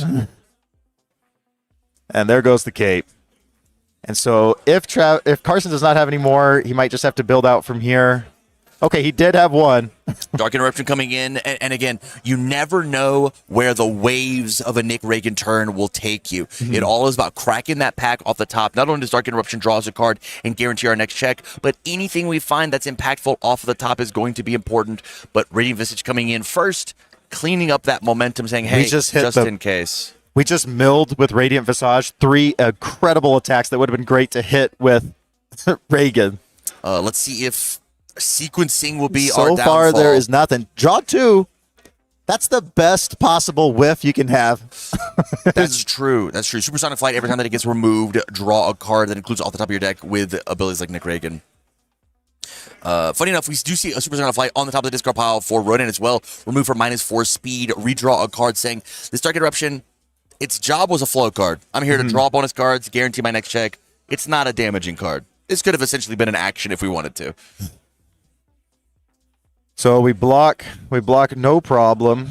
Respond to elasticity, saying, "Hey, the next one's going to get a little bit cheaper. Possibly save myself from a little bit of action here." Schoolyard Smackdown. We're checking from our hand. This is going to clear The Dark Interruption is also going to change the zone for +1/+1. We can re-ready that face down with Weightless to go to basically a fully ready stage, and we also have a Death from Above in our hand on Carson's side. So he's got the gas to keep searching and keep going. Travis also has the cards in hand to keep blocking. Yeah, I will say, excuse me, this is the first block that we had from Travis. There could be a Rejuve Smash coming in afterwards to get even more gas with that triple incubating. There's a lot of defense to potentially be had this turn, but a lot of options offensive-wise from Carson. We found ourselves we're building a lightning rod. So not only are we fully ready after 3 attacks, once he uses the Weightless, which gets used right now. So not only are we fully ready after playing 3 attacks, we also have 2 extra foundations that we didn't have at the start of the turn. And we have 1 card in our card pool. And we have peeked that there is a Death from Above in hand, which is going to hit very hard, redraw and refuel that hand, and be very fast. Here it on comes. The 7. Checks the 1! Okay, 2, 3, 4, 2, 5, 3, 4, 5, 6, 7. 7. He can pass it. He can pass it and have keep Nick Reagan ready. You have to do it. You have one to pass foundation ready. You have to pass it. The Lightning Rod means he gets to pass. Yeah, he gets 1 foundation left. You probably keep the Radiant. Giveth the bad Oh, check the Banshee taketh Sword away. Yeah, that is the problem with the 1-check deck. The power of the 1-check deck. You could not have asked for a worse time to do that. And he draws into more gas off the Death from Above. We really need to hit another Lightning Rod, or we need to hit a Sniping Spy off of this Reagan Enhance if we want to keep this turn going. Or Schoolyard Smackdown. I mean, there are a lot of choices that we could have to continue playing the Sniping game. Spy comes in, so we're okay for 1 more. Now we're in check 5s, please. Yeah, it is check 5 territory in order to keep the dream alive. But man, if you are Travis, I'm sure you are breathing a sigh of relief, taking and turning on Nick Reagan's stage, which grew by 2 foundations completely sideways. I think it just says that if you have some pretty smart, impactful blocks, you're gonna get just to block out everything and not really care about what's happening offensively for the rest of this turn. This block, we blocked a Death from Above and didn't even have to commit a foundation. We have what do we have? 1 card in hand. Carson has really tried. I think he has to go for check 5s, and he checks the 3. So there goes Nick Reagan, and there goes this turn. Yeah, this is going to be. I mean, there's even a world where if Travis has cards that he wants to play on the next turn, I don't even necessarily care if I give Nick Reagan the 3 cards. Truthfully, yeah, this is a 5 mid for a 3. I don't care that you get the momentum. I don't care that you get the bonus cards. If these are 2, it looks like these are 2. Yeah, he immediately took the weakest hunter. Oh, and he checked a 5 on his build. So Carson was set up that turn. Checked a 3 after the 3. No, yeah, he checked a 3 on his build. He went for a supersonic. He went for like a Science Bros, I think, or something. He was so set up that turn, and checking that 1 absolutely shot himself in the foot. I mean, that's. I mean, you said it. There's the issue yeah. with the 1-check, right? Of there is, it is such an impactful card. It's so incredibly strong, taking anything you want out of the deck. But as long as it's on top, if it's on top, it takes a healthy 7-card board and it turns them all sideways, and it gives you the chance to let Rodin have a comeback. 27, not hard, especially opening with Double Fist the Mortal Flame. Yeah, pretty much. I mean, Carson is, and the other problem is Carson's got a hand kind of full of gray, I believe. So he's probably going to be trying to purposely fail some blocks here, because he's certainly not going to be blocking on his own. Getting the Rodan peak here, knowing that every single one of these incubatings plus the Science Bros is now +1 damage. So every move is going to be coming in even larger bonus stats than Nick Reagan can give of +3, not to mention the bonus from Nick Reagan. I think every move is going to have like +3, +4. Better than Endeavor has, because we have accumulated this incredible board state of Science Blows plus Rodan plus incubating. Checks the 1 again. This is going to be a very, very fast turn if we have any amount of gas. I mean, even this move might help. This is going to get to 10 damage. 11 damage. 10, 11, 12, 13, 14 damage. Ice Sword Execution all by its lonesome. Literally 1 more attack, and it is game over Yeah, I mean, Carson had his opening. After the 3 attacks, Travis had used most of his cards in hand. The opening was there, and the 1 check happened. But across 3 games, you're probably going to check it once. Yeah, there it goes. Comes across. Could you imagine stealing a death from above, stealing the Workgate portal and playing anything that I want out of my deck? Yep. Very, very cool. Congratulations to Travis on Rodan, proving that Nick Reagan is not the biggest monster. It's in fact a Godzilla character. He is not unbeatable, especially when you are going, you get the benefit of going first. So that when Travis needed to have that kill turn, there was no sweat in doing it. Not with the triple incubating and Science Bros. Yeah. Expertly played, honestly, from both players, right? I literally, if the 1 check was at the bottom of the deck, if it was a little different, 2 incredible players playing an incredible match together. Opening up our top 8 very, very excitedly. I'm really, really excited to see what the rest of this tournament looks like. With that said, though, guys, we're going to take a small break, and we're going to come back for top 4 as soon as we are ready and prepared. So don't go anywhere. We'll be right back.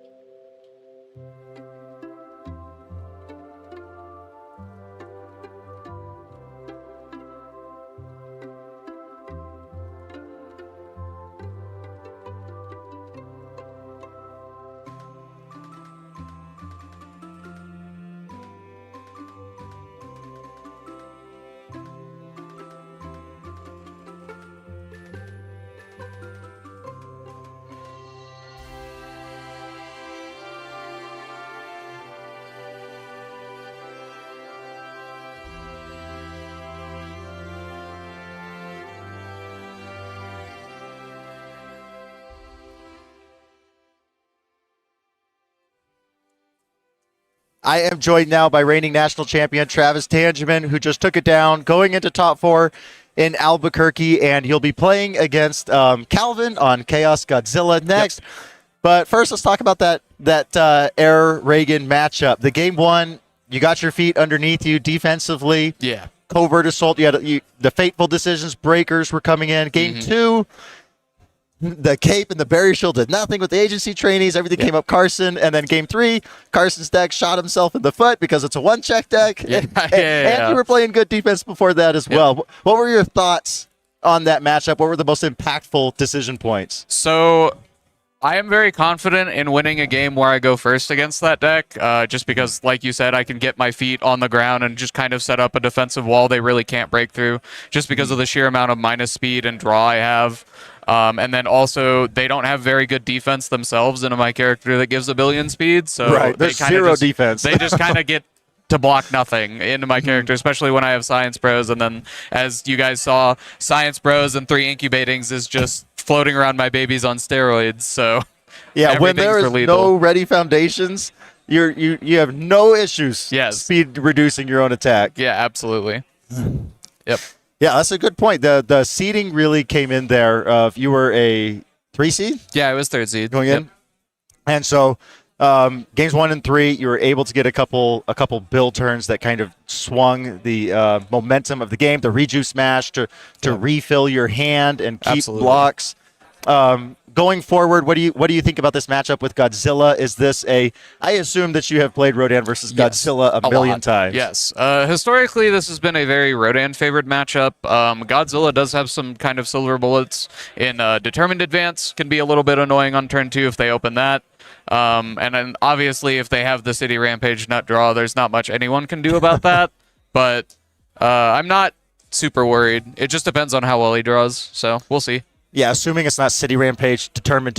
Yeah, like That you can there's- block. Yeah, there's not a lot of characters that can deal with that, anyways. So Very true, very true. Well, we didn't get a chance to talk to you yesterday. What was give us one highlight from your Swiss rounds, one highlight from my Swiss rounds. or Got what it. was a matchup you had fun in? A matchup I had fun in? Truthfully, none of them. I think this meta is awful. To be 100% real and honest with you, I had more fun playing against my opponents rather than actually playing against the decks they were playing, because our community is absolutely amazing, but I think this meta is just very unenjoyable and kind of stale.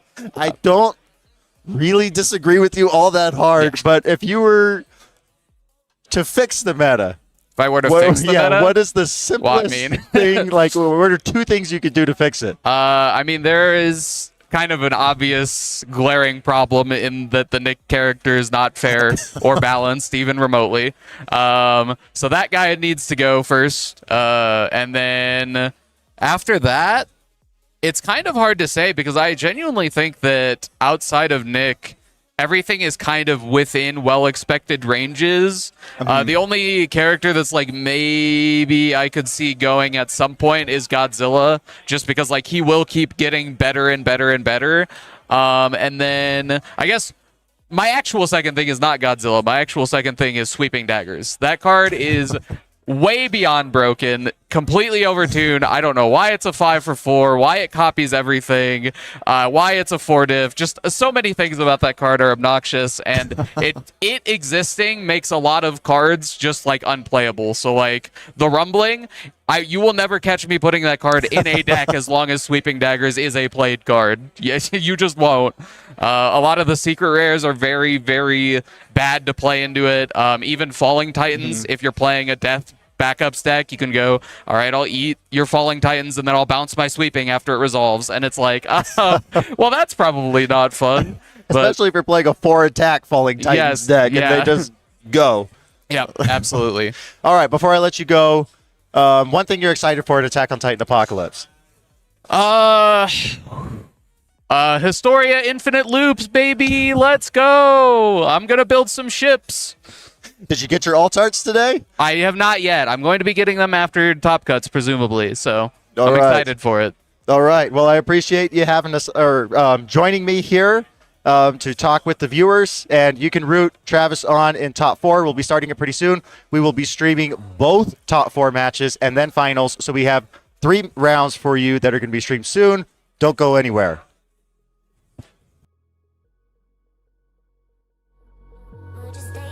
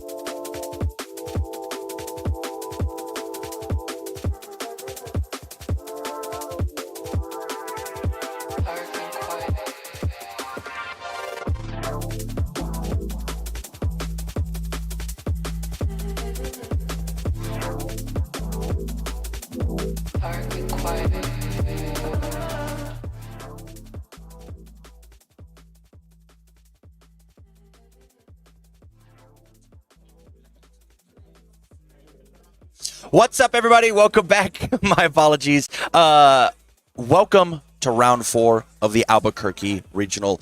We just saw an incredible match with Nick Reagan versus Rodan. Travis Tangeman ended up taking it down with Rodan, and we brought him back. We are streaming both top 4 matches this weekend. We've got Travis on Rodan versus the arch enemy, Calvin Tahan on Godzilla, a canon matchup in our game of UniVersus. I'm very excited. Sam, how are you feeling, buddy? I'm feeling great. I love Rodan. I'm a huge fan of Sweeping Daggers, which of course was a very prolific card in the last matchup. You know, Travis talked a lot about it in his winner's interview, and I'm just such a fan of that card. So I want to see some big Sweeping Daggers plays. I want to see them steal Godzilla's big, powerful moves, because that's the thing, right? We talk about the high difficulty moves that Sweeping Daggers likes to prey on. What Godzilla is playing a 4-diff? There is nothing less than a 5-diff. They are all absolute bangers, which means there's going to be a ton of juicy targets. But I talked at the beginning of the broadcast yesterday that I was expecting Calvin Tahan to make a huge splash here at this event. He, of course, debuted very strongly, I believe, at a Nationals event, placing very high in his very first event ever in UniVersus, but we haven't seen him make a deep run, and now I think we're going to get that chance. I think if anyone can flip the script on this matchup, it might be him. Yeah, Amajiki One Trick loves Vast Hybrid Chimera Kraken. In fact, you're going to see some surprises with his copies of them, but gave away the Squid Kid to play more of a monster. Godzilla getting to go first in this matchup, building out some pretty incredible pieces, horrifying realizations, inspiring songs, incredible chaos, attuned 1-diffs, but only a 3 build versus Rodan looking like failing the 4th, failing the 5th, a 4 build, all incredible defensive cards as well. Yeah, I think a big one here is going to be that Hacker Extraordinaire, because you can partial block a big move and still respond with Hacker Extraordinaire to get a momentum, and that has been fueling some really powerful strategies, and Godzilla loves the EX keyword. That's going to be a great one for Sweeping Daggers to take control of in a late game situation. Absolutely. Alt Art CD Rampage coming in, checking a 3 on it though, so we're paying some upfront to get +2 to our checks for the rest of this turn. Additional 1/1 and Titancliff coming in. Oh, abysmal. 2 3 checks back to back. Although this is a 7 with the +2 committing our last 2 resources. Not the CD Rampage turn that we want on turn 2, certainly, but a bit of hand fixing from this is going to be very potent. Yeah, and it's extra devastating because our hand was already good. Yes. Where it feels like we discarded this 6 check for the sole purpose of fast building it, and that we didn't need to really get like that second mulligan. I love Titancliff as a mid-game mulligan because you get to throw away half your hand to draw half your hand back, and seeing only 1 card go away means we probably have an absolutely stacked aggressive hand, and we were going to use that Sea Rampage to play all of it, and now I don't think there's anything we can do on the rest of this turn. I totally agree, but a partial block coming in I think is going to be a very big deal. Is this a high block? It is a high block. My apologies. Yes. It looked orange from my perspective, but beautiful Chrome Vast Hybrid Chimera Kraken coming in, committing and freezing Science Bros. 4 high for 9 incredible damage, and truthfully, the turn might not be over. There is 5 high still for more 10, to be doing. right? 5 high for 10 with I that forgot the Sea City Rampage buff. Yeah. Yeah, you're totally right. Half of Rodan's health, if we can hopefully block this, which you'd imagine, right? Yeah, it might be a partial block though. Nope, definitely not. But the 3 check means it fails. Our only high block was that +4 block modifier. So the game plan of hindering Rodan's defensive ability by forcing him to play high block modifiers, as the designers intended, coming into play here on turn 2. And I gotta say, the gumption the cojones, the bravery to play that Vast Hybrid and to play another. We're gonna pass the this 5. one. It goes- These Wow. are the plays you have to make, Tamron Cardwell, if you want to beat reigning national champion, world's finalist Travis Tangeman. And do it in style. Do it with Absolutely. swag, with double chrome Kraken. Incredible. But Rejuve That's Smash coming in. $1,000 card pool, at least. I think it might be the most expensive card pool we've seen on screen ever on the history of the game. Luckily, the second one, because we failed the +4 block mod, Rodan will be able to reduce the speed on the second one, but it's that partial block I was talking about, Tam. Yeah. Rejuve is a great partial block, but double Vast Hybrid in momentum. That's a lot of speed pump to fight back against Rodan. And then from here, already look at the life discrepancy of 34 to 8 now because of that partial block. 2 frozen committed foundations that Science Bros, normally an incredible offensive tool to try and even up these life totals, are just gone. And the 2 best momentum pieces that Godzilla could possibly ask for, Vast Hybrid Chimera Kraken face up in the momentum. No, we did not really rebuild on the last turn, but we have so much positional advantage on this turn. Yeah, it is absolutely what you want to start with. I'll tell you right now, the last 2 tournaments I played in Top Cuts, the thing that eliminated me, turn 2, double Vast Hybrid Chimera Kraken. Back-to-back tournaments. It is absolutely a crippling game plan, and Calvin, again, had the courage to even attempt it, maybe realize that that's his only path to victory, but that Sweeping Daggers getting a Titan Cliff, that's got to feel amazing. Yeah, fixing our hand, building in, I'm positive there's got to be some 6 checks that are relevant inside of this list. Sweeping Daggers, kind of the catch-all, the everyman attack, because it's not just every one of my attacks, it's every one of yours. Yes. Taking the best piece, idolizing the thief motif very well of yoink, I'm going to steal your best move, and Titan Cliff is an incredible one to take. Yeah, Sweeping Daggers may be my favorite card out of Critical Role, but one of my favorite effects, gain 2, draw 2 coming in with this Rejuvenating Smash. Yeah, pushing that life total a little more back to even. Now it's only 1 Kraken again. So Yes. But very quick enhanced steps here. These players know their decks very well. So obviously Calvin's completely committed out. He's got no real recourse here on this attack and nothing additional for Travis. So a big 10 damage on turn 2. That's just about as much as Travis took last turn. Especially, and you're talking about risks and being brave, but going attack into attack with a 2 ready to board as your 7-hand size defensive character can be incredibly scary. But Travis realizing the line that he has to take, I need this life total to be higher. I need the extra resources. I can build back out later. And now we have an incredibly healthy stage. If Calvin does not win the game on this turn, Travis is handedly taking control of what the board state position is. And that's really why Rodan has kept this Rejuvenating Smash even without the accompanying punch package, is the ability to look ahead, the foresight to know what you're going to check, know what you're going to draw. That's what makes Rejuvenating Smash from your run-of-the-mill ultra rare into an absolute staple in these Rodan decks. Totally agree. But there is, we are seeing a form from Godzilla. Hey, your board too big. Good. It's too good. I'm going to keep my momentum, and I'm going to keep my momentum. You're going to keep your momentum. Let's restart, shall we? Yeah. Typical game plan, it looks like we discarded almost exclusively non-attacks, right? Then we built 2. So very common game plan when Godzillas don't have the gas, when they don't have an aggressive hand to put things back to normal. And as long as Calvin can pass an attack to start his turn, the Godzilla check bonus should be able to put him relatively really far ahead. And 10 is so easy for the King of Monsters to find. Every move. It is. It's every move. Definitely, if we've got a Citywide wide rampage. Yeah, Citywide Rampage being that little tiny +1/+1 that you think wouldn't matter anymore, but that was absolutely game-breaking back in MHA Set 1 with Summon Dark Shadow, yes. And it's still relevant to this day. Absolutely. Build out massive discrepancy foundation base wise. Godzilla having 2 foundations, Rodan having 5 again, but Godzilla gets to go on their turn with 6 cards. If it is heat, if it is gas, we get to lube up this check with not only checking a 6 on the City Rampage, but 2 face-up momentum to be spent for +2 to our checks to play extra attacks. Very scary turn. And we've got the max rarity Titan Cliff. This is a max rarity deck, right? It's got to be. It has to be. This is a very scary spot if you are on Rodan's side of the board, because from back-to-back check a 3, Rampage into Titan Cliff, the opposite is true, and we are starting at a way less life total this time.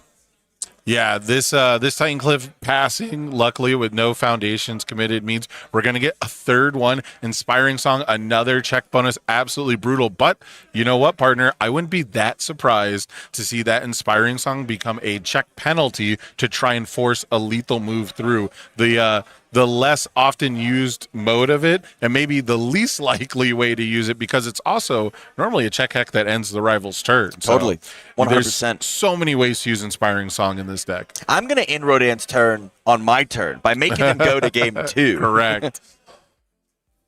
From here, we got Travis a little bit in the tank. He knows that he's in trouble. He can feel the caution, the red lights blare up of, oh no, things are not going the way that I want to. One wrong step, breathing wrong, is going to be the end of this game. From here, I expect Travis to take it nice and slow and meticulously plan, hey, this is exactly what I need to have happen. Yeah, and you know what's really great here is that pass-through walls being one of the few foundations that we were able to build before, it cancels a breaker ability. There's no asset in play. That's normally what we see it for. But if Travis wants to use something like a barrier shield into a breaker block, which would normally slow the rival down, at least cancel out the citywide rampage, that's just not going to happen this turn. Yeah, Godzilla's kind of playing in his playground of the city at the moment, and Rodan is certainly paying the price. The true question is, how much gas do we have? And the answer is, off the rip, we don't have a ton. It is I have to redraw into it. Discard 3, redraw 3 with this Titan Cliff that we have here. Currently a 6 high for 10. This is a lethal move that now Rodan has to interact with and respect.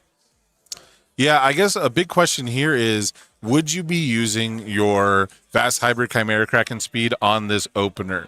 I would say it's probably relative to what the top of our Rodan's discard pile is, but he has so many good ways to set that up that how often are you really going to have an opportune moment? I think the real question here is, how well can I play through the barrier shield afterwards, right? Oh, these are, and there it is coming down. If I pump +4 speed to try and push it through, is it just to bait out the barrier shield? Right. Otherwise, I wait for the barrier shield and then say, you better have a second one because I've got +4 speed on all of my 10 damage moves. Yeah, I am a little bit surprised here to see the barrier shield so early if there wasn't Vast Hybrids. We can't really see where the stat modifications are, right? And no one's gesturing at the Vast Hybrids. So not 100% sure if that's what happened or if those are still available to be used. But what we do know is this move was put down to 0 speed. Yeah. Using the Inspiring Song, unsure if plus or minus to our check. We've got these players are playing, they know what's going on, and they want to keep it a surprise for us. They want us to be shocked about what could possibly happen. It lets us pop off a little harder when we got to catch up in real time with you all at home. So we've seen all the enhances from the Titan Cliff. We did not get the +2 to the check, but Rejuvenating Smash is absolutely wonderful with Barrier Shield, because Barrier Shield is the first card you played, and Rejuvenating Smash is the second card you played, but that is going to be a partial block. So even after the gain 2, draw 2, we're back down to 7. Canceling that there, breaker with the pass-through walls, just like you said, Sam. The question is, second Titan Cliff on the 8, checks a 5, 6, 7, 8 with the +1. Incredible. Another discard, redraw. This is more gas. And again, this is another lethal line that we have to add. An additional Inspiring Song. Wowzers. And who said bards were bad? It's Godzilla singing, dude. This Godzilla is singing.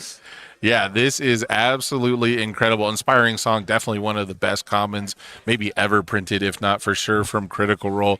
Absolutely seeing that card everywhere. Helps so many decks out in so many ways. Even the Mill 3 to give you more knowledge of what's left in your deck. And double Titan Cliff, there's no way we've bricked. And there you go. We see the Vast Hybrids getting used now after the Barrier Shield. But what if Travis has a second one? That's the risk that we have to take, but it didn't instantly get snapped. This is looking a little like as Calvin, we're putting Travis in check and saying, hey, man, you have to figure out how to get out of it. And another partial block is not going to be the thing that does it. We check the 3. That is game over. The King of the Monsters proving why he's reigning on top. That's textbook. That's textbook. I don't know if you can draw it aside from checking poorly on that first turn, which I mean, never punished, right? Didn't get punished by a Rodan deck, never on turn 2. That is everything you want to see. Citywide Rampage into some hand fixing and some ramp, into the board wipe after our rival gets ahead, into a Citywide Rampage double Titan Cliff. Absolutely stellar moves. Had the answer for everything. Had the answer for the breaker, and really, I guess the tail of that match was Travis not having the right block zones. Totally. I think one in the match, thinking back, memory's bad, singular full block. Everything else was all blocking with these really high impact one mid blocks. Yeah, Yes. I'll leak a little bit of damage, but when you leak a little bit of damage against Godzilla, it's not a little. It is a gaping wound as he clobbers your face with these unrelenting high attacks that your sweeping daggers and rejuve smashes are just not covering up enough of that health gain that you could possibly have. Right, and you're a teacher of the game, right? You are a coach, if you will, of the game, and so a lot of times when you go back and you look at a game and you try to see where you made a mistake, not only is it difficult, but I'm going to go back, if I'm Travis, I'm going to look at how many high blocks did I build into my stage. Yeah. Right? I'm going to look at how many high blocks did I play that weren't as a block, because the high blocks that we saw that were notable were +4 high blocks. So we failed one to try and block with one, and we built one with the hacker extraordinaire. And so was there something I could do better to be prepared for this onslaught? We know Godzilla loves to play low attacks too, like smashing stomp and potentially a walk the dog or something like that. So it is very difficult to be prepared for all those game plans, but I gotta say, a bunch of mid blocks, that's not it. Yeah, not when Godzilla's putting too much to hit. Bit of a thing. One of my favorite things about the Godzilla list in general is just that idea of the zone mix-up. This turn, I've got a bunch of highs, like how potent Chimera Kraken and Titan Cliff were. That exact same turn could have been just as devastating if they were Smashing Stomp, Walk the Dogs. Right. And so looking like the onus on Travis of well, the one mid block blocks both. I guess I should keep this. Rejuve is the best partial you can get. I'm not sure that I would have made a different decision. Yeah. And I'm not over there sweating about the potential of what this Godzilla could be doing to me. That's what David was saying all weekend. He's like, it's really nice to be here with everyone and not have to worry about playing the game, not feeling the pressure. But, this is something that through the last few events, there's been a lot of Rodans playing 4 copies of Mikasa Defeats the Female Titan, probably for this exact reason. You want to block with Rejuve so often, but who's playing mid attacks in this economy? Yeah. I do want to talk while these players are mulliganing about we saw one of the most effective Godzilla first forms that I might have ever seen. Right? Slam 2 Krakens. I have a very weak board. My rival's board is insane. I'm going to build 2 high impact foundations and then come back out swinging severely. Yes, Rode got to rebuild, but it felt like Godzilla was still in the driver's seat for the most part on 2 foundations. Yeah, especially post battle arena rotation, right? Yes. Like, the only thing you could be doing better is attacking afterwards. And so it was really good to see that it came through, because a lot of people sometimes feel like the board destruction is a little bit of a trap. There's a lot of players who don't notice that their win percentage necessarily goes up. I can say almost every Godzilla I've played against, they would have beat me if they did do the once per game. I find it to be a huge benefit in almost every matchup that I'm playing Godzilla or against Godzilla. So I'm a fan of the once per game personally, but going into this next matchup, we do see the Mikasa Defeats the Female Titan and an Aaron sidestep. So our defensive ability to find the right block zones and to not take damage might be a little bit more impressive. Huge, absolutely huge. I want to say, crazy spice over here from Calvin. Did you see the second card that was checked? No. Spirit Lollipop is inside of Godzilla. Ooh. From hand, From gain hand. health. From hand, extra stats. So crazy. That is absolutely wonderful. We're just getting an update that Andrew Porat won his top 8 match 1-0 over Ross Aubrey. So the one Nick Reagan that we got to see win a game on stream goes down to the I believe it was Evil Ghidorah for Andrew Porat. So Andrew Porat, your reigning Denver regional champion, moving on to top 4 as well, which you're going to see that next top 4 match pretty soon. Could be a back-to-back performance here. But inside the game, we've blown past a repeated 100% smash into a rejuve on turn 2. Travis out here looking like the old days of Mirio, of just slamming Yes. rejuve on turn 2 on the 6 every time, and Calvin unfazed. I do not mind. I'm down to just take every single one of these. It is Looking like 12 damage that we took. Yeah, it's very much like the Eraserhead Second Coming, right? This is the Void Speed Pump, Speed Reduction deck, is playing the Void Punches. I wasn't expecting the repeated. I talked about how Rejuve has existed long beyond the Mono Punch lineup. So, Repeat 100% Smash is a crazy card. Can't believe it hasn't been played as much as it has. And it is a wonderful piece in this matchup, because if you can get it to 10 damage, you can shut off check bonuses, which is typically how Godzilla defends himself, right? And Inspiring Song we've seen used to add to checks to block, and we talked about it could end your turn. So Repeat 100 might have come out of the sideboard. It's possible. I know we got to see a little bit last match with Travis, as this is dunk. Right. Okay. He's got some tricks that, combined with rereading it with Science Bros, he's got some interesting technology of like a little bit of extra draw. But I think you're totally right. I think in the right situation, the niche, rarely used aspect of that card that is honestly fallen off the radar, like you said, could come in to handy here, especially with things like you said, Inspiring Song. But tried and true, Titancliff coming in. Discard, redraw, and very fun fact, we use a Horrifying Realization to discard this 6 check to then instantly get to rebuild it back in with the Titancliff. Yeah, one of the best things about Titancliff is a lot of times you're essentially building a card from your hand, right? Yeah. You're choosing a card that you want to build and you're going to discard it. So very, very cool stuff. Seeing an Inspiring Song, I'm a little curious. I was not expecting the Inspiring Song so early. This doesn't look like it's going to be quote unquote the turn, but the earlier you can jump on top of Rodan, the better. Yeah, coming in. I believe this is Covert Assault. Yes, response breaker, response after you block with it. My rival has to commit to, or I may ready to. Right, and so one of my locals who played Rodan this weekend has been really big on this card. I immediately jammed in Rodan, no questions asked, but it was difficult to justify the low damage attack. But now we've seen tech pieces like Aerial Goblin Bolt come out, right, where a 3 damage move isn't necessarily the worst thing ever, and against this high onslaught that killed us last game, seems like a perfect fit. Totally agree. And then using Battle for Dominance, removing it from the game, it's done its job. It's an attack that I want removed, so I get to get that level up bonus, extra peak from Rodan. Drawing the bonus card, we used Kraken to commit and freeze an Aaron sidestep, -2 speed if fully blocked, which Rodan's prone to do. Redraw that bonus card. We lost last game due to a lack of high blocks, and it looks like a second block comes in, but this one, hey, here's the partial, but that Mikasa defeats has got us covered. Yeah, it's really interesting too, because we use so when I was talking to my local, I was like, yeah, Covert Assault's great right now because it counters Vast Hybrid. It blocks it, then it readies the card that got frozen. But Travis might have used his Covert Assault a little too early, because now we're going to end up with, well, 1 card frozen, but it's getting destroyed for a Genkai's Guidance. I think this is a perfect play if you don't have a high block. How dare Travis use Genkai's on a Chrome Kraken? That's crazy. Calvin get Chrome Krakens. They should have extra text to say they can't be removed from the card pool or negated or whatever. Hey, Tam, when you win a champ card, you should pitch that. I'll do it. I'll do it. My Chromes cannot be removed from the card pool for any reason would be sick text on a champ card.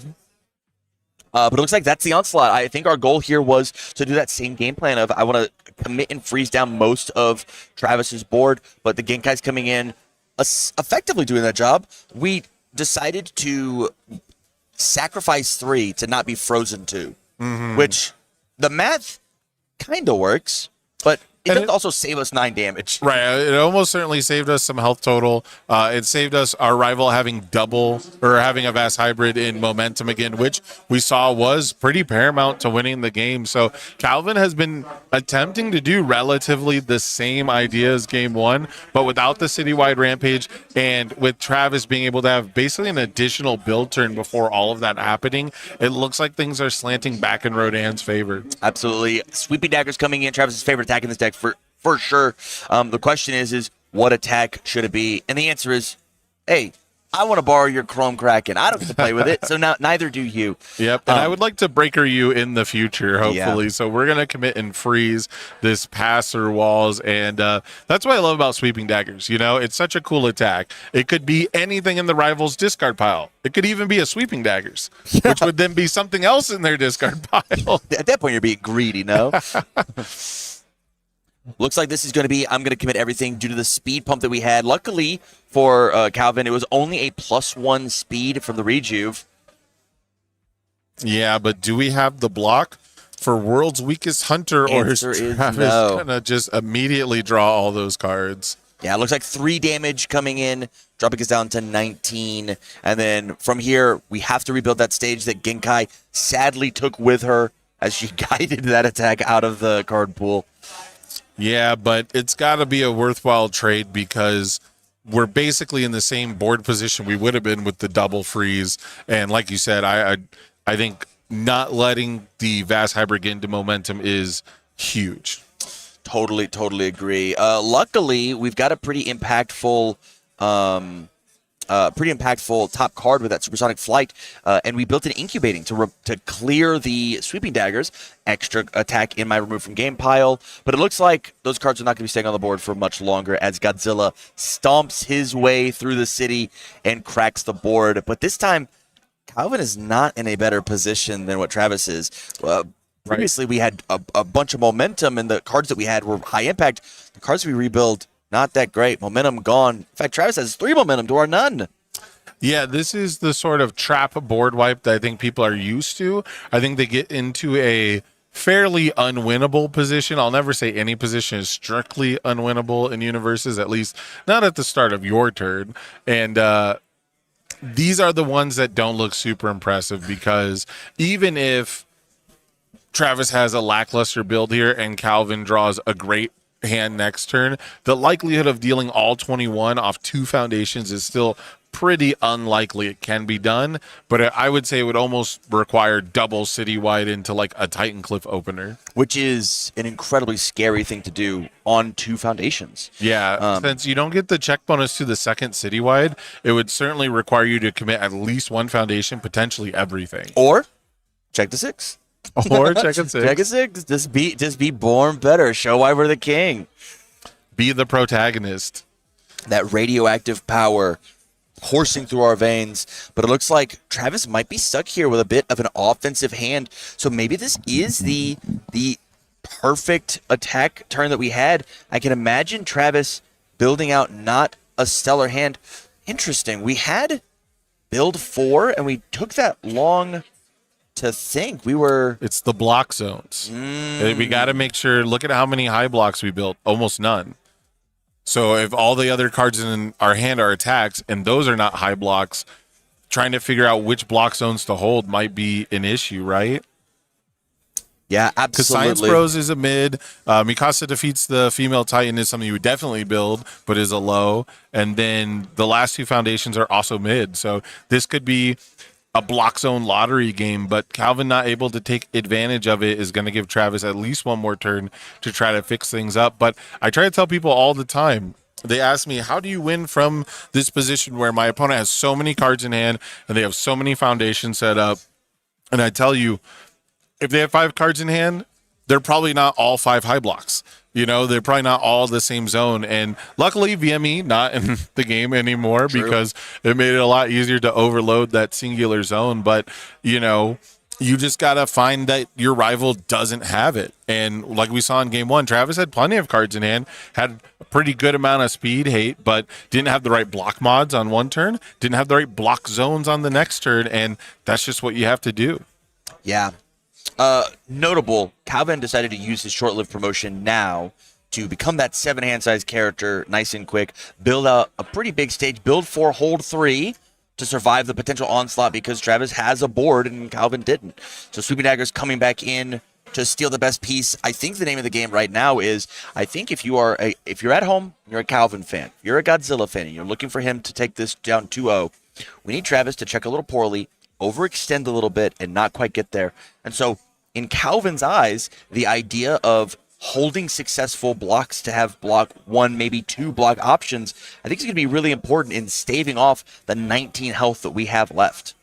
Yeah, and this is really huge because Titan Cliff is a card that you used to see in a lot of Rodan lists, and still to this day you do. And so being able to steal these Titan Cliffs to do exactly what those Rodan decks are doing, which is discard Supersonic, tutor the top card of my discard pile to be what I want it to be, and then add even more card draw on top of that, is absolutely massive. So we got the right speed pump that we wanted. We got an extra card to draw. And typically Rodan decks do have lots of nice 6 checks. They can also play pass through walls. 3 Eyes of Hiei is better than ever now that vertical maneuvering equipment has been banned out of standard. So a little surprised we didn't have a target for it, but this is probably the best position that we would want to be in.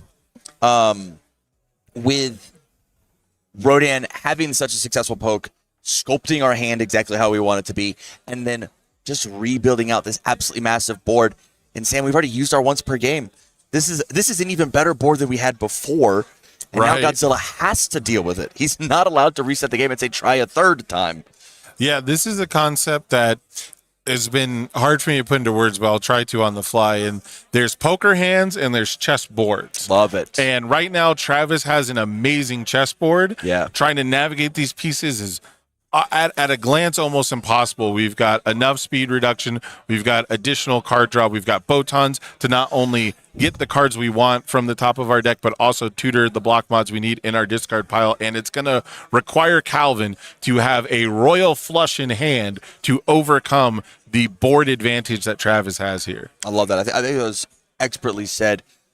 Determined Advance is one of those great poker cards. Yes. Determined Advance almost single-handedly pushed Rodan out of a metagame for 3 months. Yeah, a real ace for sure. 6 mid for 6, 6 mid for 9 in Godzilla. Steals you momentum as everything Godzilla wants. And then its base stats can't be reduced below that. So having things like Rodan's minus speed just is ineffective against a card like this. You're going to be blocking this incredible 1 mid block. We checked the 5. We still have to commit 2 foundations, a thing that Rodan is not accustomed to doing.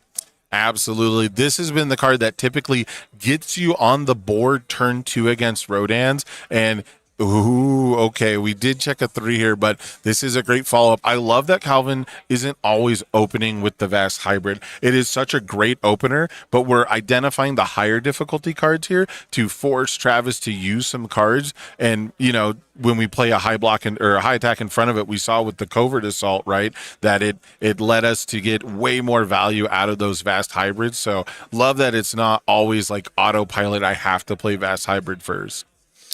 Totally agree. Yeah, I think, I mean, if they're going to go ahead and commit the ones they don't like, then I'm going to know which ones they do like. And Science Bros, an incredible target for committing and freezing because it's one of Rodan's best offensive piece. Yes, Calvin's only at 14 health, but if we don't find, you know, our big powerful dunks, then Science Bros with an incubating and Rodan on the board could, you know, 3 attacks, each doing 5 damage. That's the game over. Yeah, incubating becomes a repeatable +1 damage effect, which is absolutely massive when Science Bros is out for Rodan, who has all the speed in the world and typically plays long strings, but lacking in the damage department.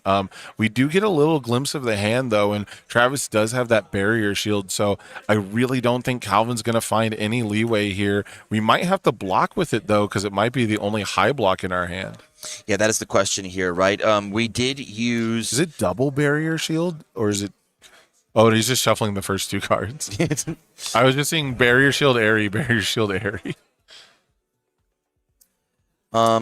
Check the 3, absolutely no problem, still completely blocked. Yeah, in conjunction with the fateful decision that we have, I think that I'm not sure that we committed it for minus speed, or if we committed it for the plus of the check. It's looking like a minus speed Minus angle. speed, yeah. Yeah, because this was on a 6, checks a 5, committing 1 for the 6. Walk the dog, an incredible way to get us back in the game.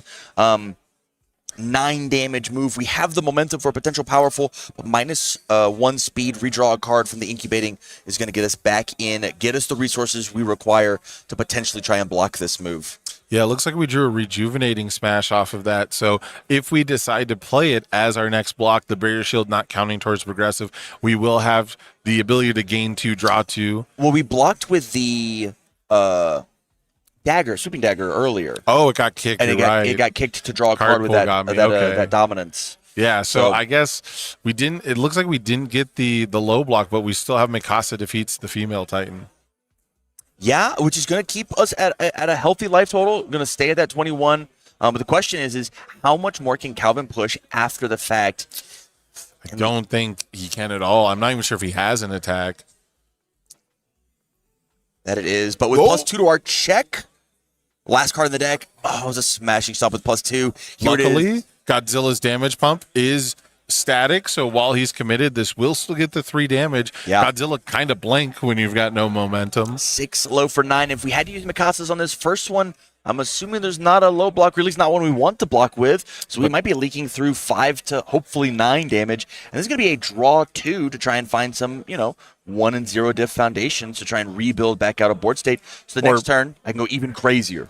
Yeah, the one thing I haven't seen, and I'm not sure if he can really afford it though, but is available on Symbol might be a Genkai's Guidance. Sure. Something clutch like that. It's not the play you want to make, but maybe the play you have to make in this situation, because after this turn, Calvin's pretty much a sitting duck. I mean, Totally. Travis just has to find the moves, and 14 health, not hard to find when you've got that much momentum.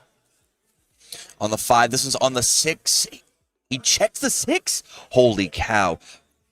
Horrifying, fearsome transformation, check a 5. Fearsome transformation, check a 6. Attempting to just fail this one. You got to get that extra foundation out of the hand, because that one's not an attack card. It doesn't kill him on the next turn. We're not blocking with it anyways. There's no shot.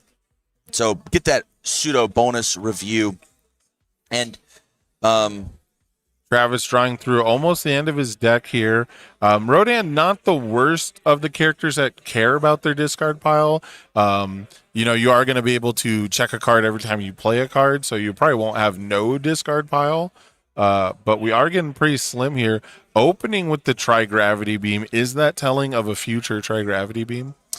I would imagine it's either that or we really care about these Botan's coaching plus the Rodan regrab. This might, if this is the only attack and we see this as an opportunity that Godzilla's really weak, it could be there. Or Travis might just have the nuts. If we have the nuts, then Tri-Gravity Beam is a very disrespectful. But it looks like Botan's is the way to go. Let's discard redraw and see what we can accomplish.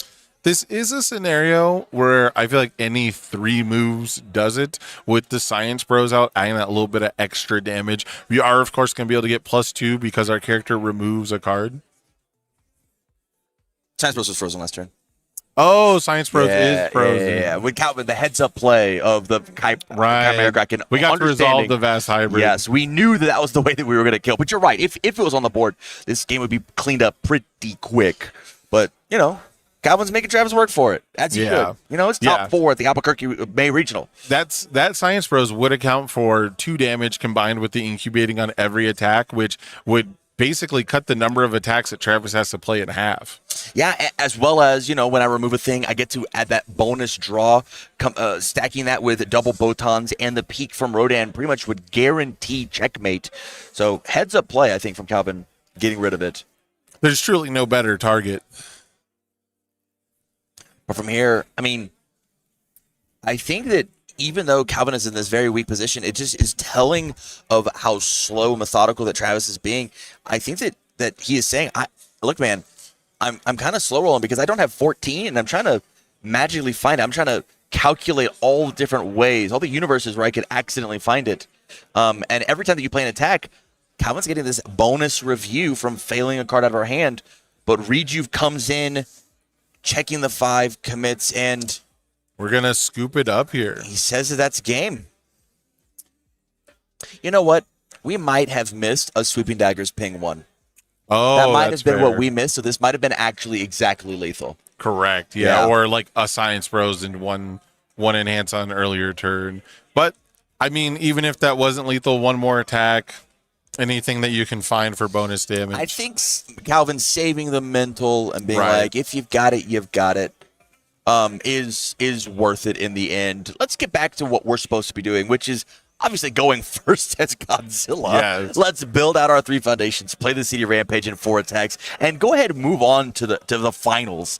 Is everything that Calvin has got in mind. I do think that things went really good for Calvin in game 1. Yeah. I do think for our Godzilla, things were, I'll say, better than average. So definitely going to look for a repeat performance like that. But in the first game, it was basically only high attacks, right? It was the same couple attacks over and over and over again. What is the value of, now that we've seen the walk the dogs and the smashing stomps, kind of be out there and still struggle to find the right block zone? What's the value in, having that zone mix up in the early games for this game 3, or in the early turns, I should say? I think what it's really going to do is it's going to force Travis to think about, look at checks, look at block zones. If best case scenario, what can I block? In worst case scenario, what can I block? And make those hard choices that Travis is used to, right? Right. He's been in this position over and over and over. One of the most dedicated players in the new era of UniVersus, and so not unfamiliar with top cut pressure and Godzilla pressure of Right. the block zones matter. I think it's going to be all down to how can I most effectively get foundations on my board? How can I most effectively hold the correct block zones? And then Calvin's job is, I got to mix them up. I gotta zig when you wanted to zag. Yeah, we do see the mulligan coming down for player 1 here. Looks like a few cards going back for Travis as well. What do you want to see turn 1? What's the build? What's the optimal build? What's maybe one foundation we're trying to have exactly turn 1 as Godzilla here? I think the answer is just if we open as many inspiring songs as possible, that's half of Godzilla's ability. And our game plan is rush down with these massive 5 difficulty moves. And so extending out our check bonus is going to be so incredibly important, I feel, especially if we have things in tandem on the following turn, City Rampage, Determined Advance, to lube up that check even further. But on the other end, I think the number one piece that I would want as Rodan is just Mikasa defeats the female Titan. Blocking is not hard, and then that mini game of I want to hold the correct block zone just doesn't apply. But that is not the quality of board that Calvin is able to find, but still that same 3 foundations that we found in game 1. Yeah, luckily Master's Pride can function a lot like an inspiring song for Fair. one turn if Yeah. we find a Determined Advance. But so far, Determined Advance, I think, is the only fast momentum that we've had. And Master's Pride without fast momentum doesn't feel very good, especially in this matchup, because really, what is Godzilla doing defensively into Rodan most of the time? And soul-crushingly, the Cape of No Return comes out first. So that means Fast Hybrid will have to go before Determined Advance the vast majority of the time, which could definitely mess up Calvin's sequencing. The vast hybrid majority of the time. I just had to say it. It was all stuck. It was stuck in my head. You said vast majority of the time, and I could not get the word hybrid out of my head. Fast Strength is also a card. Fast True. Strength. Fast Hybrid. You got to be very specific with the. And just, I thought the play on words was funny enough to just force it. But incredible build from Travis. We've got double determination. There it is. Hey, you called it, but checking poorly on it. Oh, how rough. These Ton are of defense on Travis's board, but that cape, I'm sure, was just a bit of an ace in the hole. yeah. This is exactly the kind of games that Rodan wins, though. First enhancing to commit and freeze the Aaron sidestep. It's a next level bait. He was never going to cape this He was attack. never going to cape it. He was never going to cape this turn. Maybe the answer was he wanted the cape off the board. Correct, permanently. You were going to build anyways. It does. We know you were going to block. We didn't do the enhance at all. I think that he just said, "Hey man, I know. I actually want my progressive cleared. Would Right. you be a Hobie and clear it for me?" Well, it looks like we have a second Vast in hand, so finding out if this was purely a bait might be the way to go. If next turn it is the first enhance, I mean, that could be an incredible mind game. One of my favorite techniques in a fighting game is to do a move that my opponent can punish, right? Or to not punish really their move. And then my opponent will continue to make that mistake because I didn't punish it the first time. Right. And that'll mean that in a more clutch situation, they'll make that mistake thinking I won't punish it. Does that make sense? Oh, totally. So there might be a little bit of a mind game. We do see a blind rejuvenating smash here. We went foundation into rejuve. We checked a 3. That's not something that happens to Rodan very often, because if we play an attack before that, then we get to just peek at the top. But our character's committed. We've got our frozen foundation. Travis is looking more open than I ever thought this Rodan would, which is not saying much, mind you, but this is kind of coming back as about as good as Calvin could hope. And to your point, like, it might be the fact of, like, we took this, pretty risky line because we decided to not use that cape, and we know there's an extra Kraken in hand to deal with it. So that idea of punish you for my perceived weakness might be good enough. Yeah, although failing that last foundation, only getting a 3 build for committing 3 and our character, 3 foundations and our character, we kind of went negative on that turn despite only playing the 1 attack. So it's going to be very interesting here to see if we open and commit the cape. Although I do think we did take the 6 from the rejuve, which would put Godzilla at 28. Yeah, City Rampage coming in, checking a 3 on it with that very spicy lollipop. But checking the City Rampage on this one, we're A-okay. We're fine. There it is. First enhance is the cape. So it was a little bit of a dance. I mean, there's a world where Calvin might have forgot the first time and then went, oh no. Wait a minute. But yeah, that would have been a very next level play, knowing that this won't deal damage anyways, knowing that I want the cleared progressive so I can build out, and knowing that cape gone permanently would save me a lot of grief in the future. I mean, absolutely stellar stuff to get the frozen down, and that might really come into play after the kind of turn Travis had. And then the answer is we commit the Mikasa Female Titan and we say, hey, you got to have the correct block zones. You were partial blocking last time. You got a full block this time. I know you want to block with rejuve. And so now from here, we got to ask the follow-up. A little bit of minus speed. Yes, these are incredibly blockable, but the stats are not incredible. The stats are not all over the place from Calvin. And the defense is honestly, like both these characters, it feels like they're kind of scrapping a bit. There's not a ton of offense. There's not a ton of defense. Yeah, it's very much in this weird, like, middle zone of value, like trying to see who has the better value with cards like the rejuve versus like the freeze effects. Does me negating your resources versus you having more card advantage even things out, and that kind of makes it up to control checks at the end of the day, and neither player checking exceptionally well either. Yeah, absolutely. This is a 4 block mod coming in. That's why we had to use that Papal Decision for another -2 speed. Checking the Genkais, and a Titan Cliff comes in. This is a 6, 7, 8. Checks a 6, 7, 8 with the City Rampage. Now, I feel like this is a perfect Genkai's target. Totally, but we have decided to discard 3, draw 3. We're asking you to have extra resources. Let's remove this Battle for Dominance. We don't get to draw off of this, I believe. Let me double check. Supersonic Flight should be removed for any reason, not for cost. To an effect or to pay a cost. Got me there. It's weird that it says effect or cost and not just when it's removed, but, I guess you can't do it when you cycle. I just know that Battle for Dominance is not a cost to remove. Correct. It is an ability. And so you gotta be careful.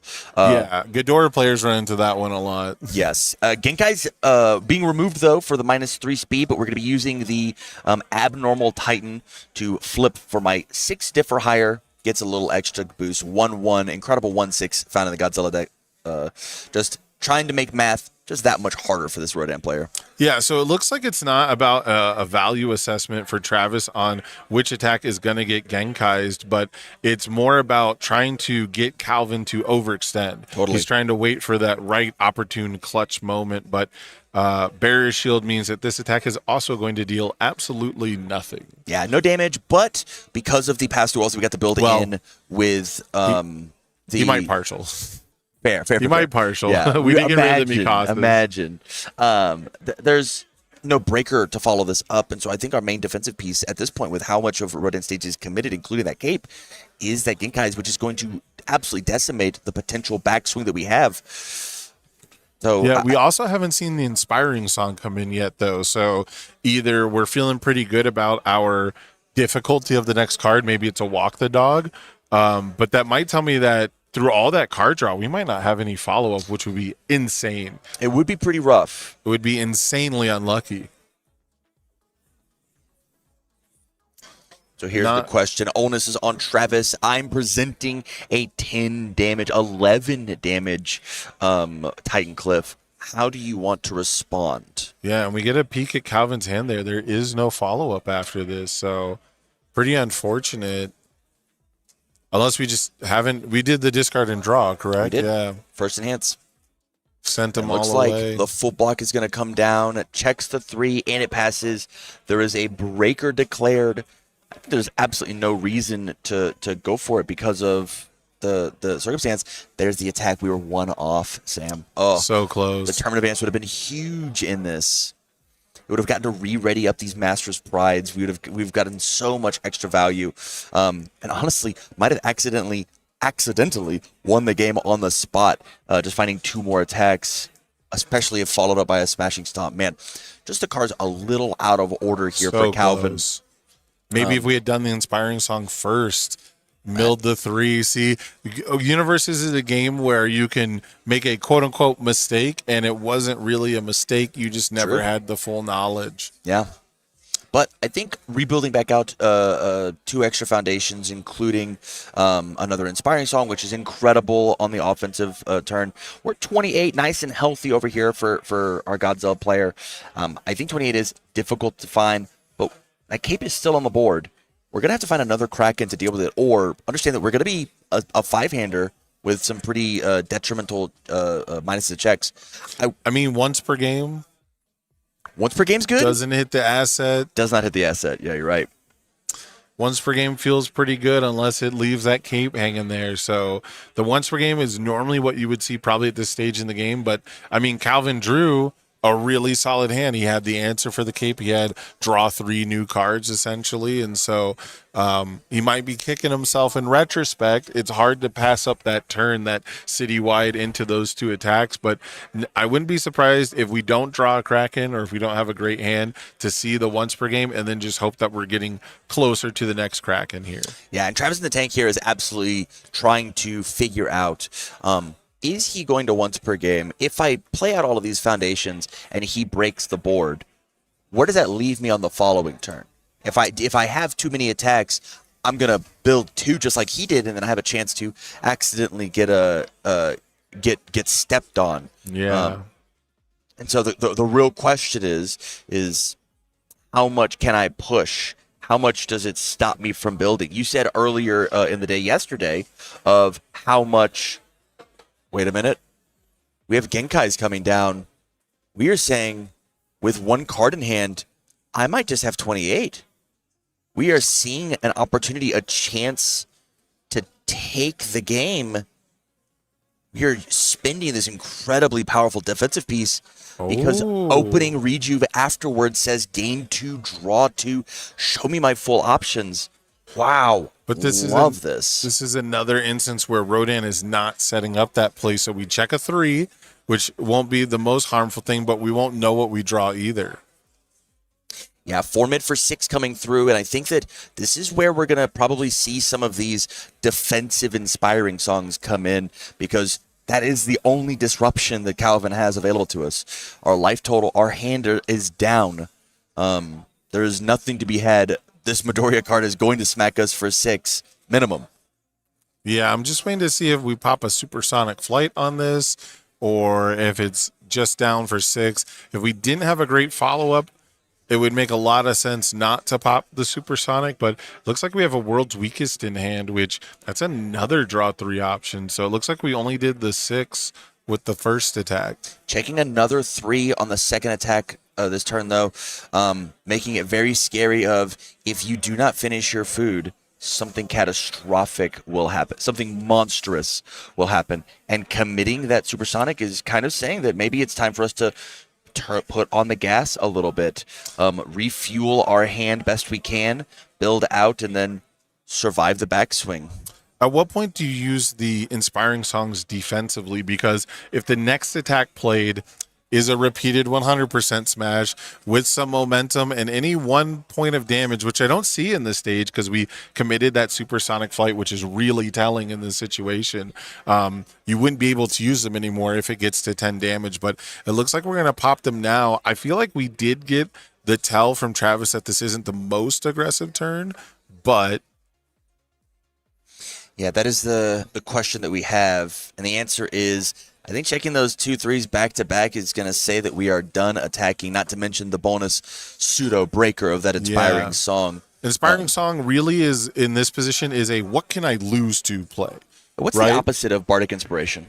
Bardic mockery. mockery. The vicious mockery. Yeah, that's what the song was. Yeah. Mocking the check. Yeah, vicious mockery. I guess it'd be like Scanlan's mockery would be incredibly good. Agreed. So from here, we have a decision on Calvin's then. Do I push? Do I build? Do I stomp the city flat? Stomp the city flat is the answer. And so Calvin probably feeling that coming on, realize I should use my inspiring songs now because probably won't get a chance to next turn. And also, after all those cards that Travis drew and all the cards he built, his hand is probably full of attacks, which we see that to be mostly true as an attack gets reviewed. Yeah, reviewing Shy Gravity Beam, not very impactful in this exact moment, but oh my goodness, I was so afraid. Sweeping Daggers comes in to remove a Kraken, committing and freezing one of the key pieces on League the Godzilla. Invitation, right? League Invitation, or if we're afraid of Godzilla being a 7-hander for the turn. That's true. Like I think both of these are really good choices. I think it all depends on what does Travis's hand look like for defending more attacks or one really big attack. That's the question. Yeah, so that League Invitation, right? League Interview is the evil one. Yep. Okay, yeah, League Invitation. League. We'll call it League. Yeah. Yeah, the League Invitation here getting committed and frozen means that it's going to be way, way riskier if Calvin wants to attack off of a low foundation count. But considering the dire straits that we're in, I wouldn't be that surprised to see it happen. Yeah, popping all the way down to 15. Nonagon being a huge rebuild piece. Nonagon essentially negating the abilities on an attack.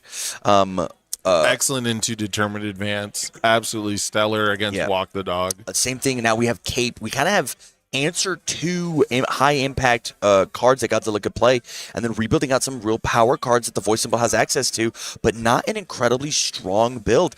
This might just be a numbers game. If we can just find 21 raw stats over the course of these attacks, it might be it. This might be one of the most high impact city rampage turns that Godzilla could potentially ask for, and we're digging for it. Yeah, that's pretty much what it would take at this point. I can't imagine with no momentum, there's any way that you can generate that momentum through the Nonagon to be able to play more than one, maybe two attacks. And Citywide Rampage kind of says you get to play two. I will say, with this weak build over from Rodan, it might be time for Calvin to take the tempo back of this game building-wise. Yes, we are at 15, but as long as we can somehow deal with the amount of momentum that we have generated over on Rodan's side, I think that we would be in a pretty poised position to steal back this game. Yeah, pretty solid build. I mean, this is what you want to see on early turns. Godzilla, after the board wipe, basically makes it an early turn again. So getting a decent build, getting a solid build, but I don't think we quite made full use of the being a 7-hander for a turn. Luckily, we rebuilt that foundation, so we'll get another chance next turn. Yeah, and our league interview is going to be re-readied unless, of course, my rival steals another Vast Hybrid Chimera Kraken, in which case something else would be. But no, I think smartly Travis is over here back rebuilding, reestablishing the board.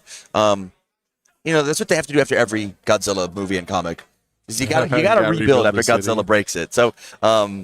So what's really interesting about this is we saw the massive draw on the turn where Travis checked back-to-back threes. Then we saw the inspiring song check hat come in. And then Travis's hand was poised. It was full of orange, ready to go in for the kill to end the game. But because we were reviewing attacks, because we had to rebuild out, now Travis has taken 2 build turns in a row. That's bought Calvin an entire extra turn. he has all the resources to pass pretty much whatever he wants, especially if we get a Titan Cliff to maybe build a pass-through walls, something like that. I feel, we already have one in stage, so I don't even think like Breaker can slow him down at this point. Yeah, this is tough. We do need to make sure that we re-ready that foundation before we draw our cards, because it being committed, it turns off, honestly, the most high-impact part of that card, which is, plus to my check. Right. No review, saying we got some nice ones in hand already. I do feel like if Calvin builds out here and doesn't play any attacks, it's going to be pretty much disaster for the rest of the game, but that might be his only option. Playing one attack into Nonagon Cape, you have to assume it's going to do nothing. Yeah. That is the real question, isn't it? Mill 2, and then the answer is we're just going, whoa. This is our first cycle of the game? Yes, first cycle of the game. I think this is just, as we look at Calvin, I think we just ran out of gas and deck, right? And this is where the rebuild is happening. From here, I think that David put it really eloquently, painted a good word picture. Rodan has officially dragged Godzilla out to the depths of the water. Right. This game is very, very quickly getting out of Calvin's hand and very quickly into Travis's. This is a big enough board that we are allowed to go for it.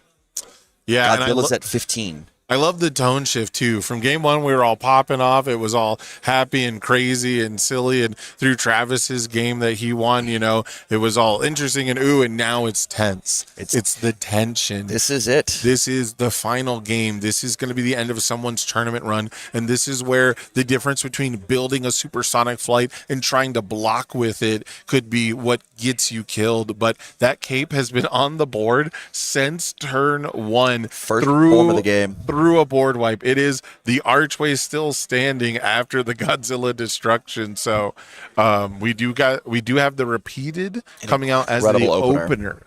Yeah. And the answer is we're going to be popping it for making it a little bit bigger, +2, +3. And then now that this card is on top of the discard pile, +4 speed, redraw a card, turning us into that 8-hander that we want. And because of our cycle that we've done as Rodan, I can take and use Rodan, look at the top cards of my deck, and then re-grab. But it looks like I just want the one random off the top, and that's acceptable. This could be game over.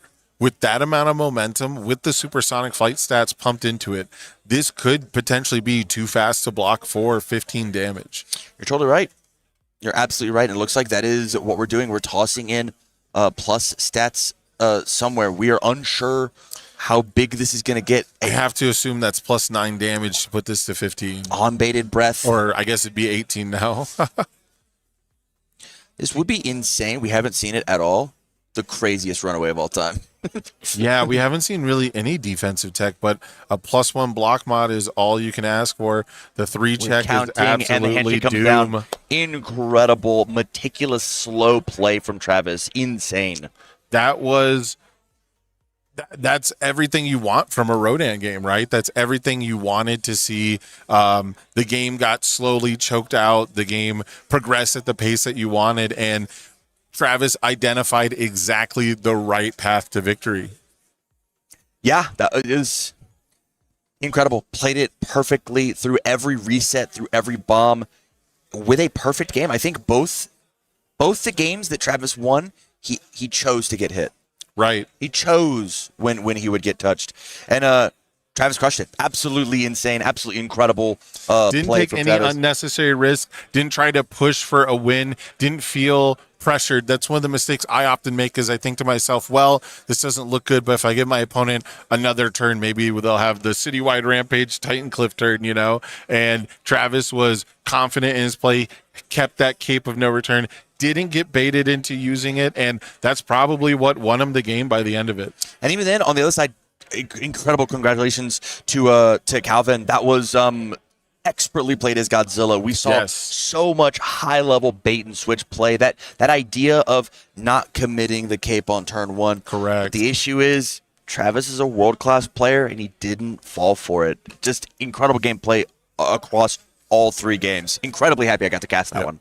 But we've got another top 4 match for you coming up. It's going to be Andrew Porat versus TC Devertanian, and it's going to be Air Nick Reagan versus Evil Ghidorah. I was going to say another Rodan, but another Godzilla character. There it is. We're going to get another Godzilla character on the board. So if you like watching Air Nick Reagan, he's only been slightly successful on stream. So that curse might be in place, or Ross Aubrey could have dispelled it yesterday. So we'll see how that goes. You don't want to miss it. Please don't go anywhere.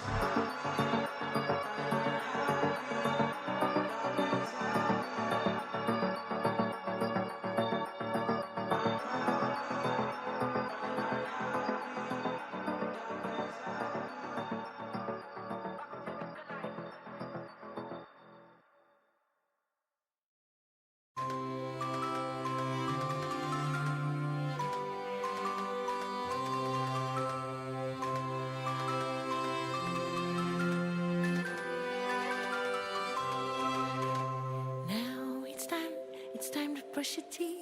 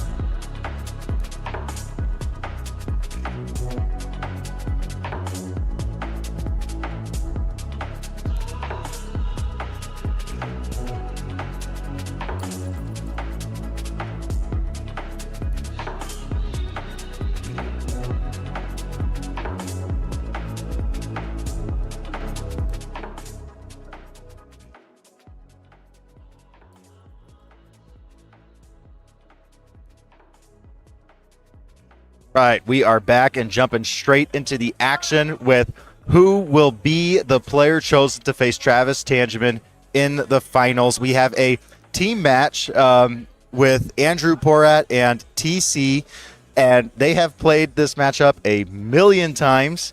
TC tends to take it down, but they've never played this matchup in paper before, and that can feel quite different. We've got King Ghidorah over on Drew's side, and the last remaining Air Nick Reagan over on TC's side. Sam, what do you think of when you see these two characters against each other? You know, I think that there does seem to be a little bit of an advantage to the Nick Reagan in this matchup, if only because he can have so much explosiveness early. You know, King Ghidorah is a character that stabilizes really well because of those head counters. It's pretty rare he doesn't lose at least one during a game, right? He's not an untouchable character. That health is a resource to leverage, but it is the kind of thing where Nick Reagan having so many explosive different abilities can be hard to defend against, and it can be hard to know what to hold in your hand, right? So I do think that Nick has a little bit of an advantage in this matchup.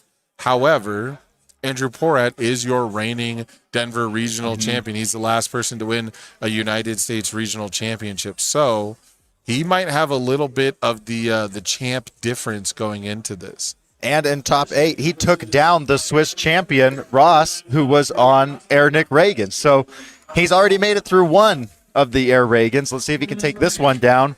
We have Drew calls this King Ghidorah deck his fun pet deck.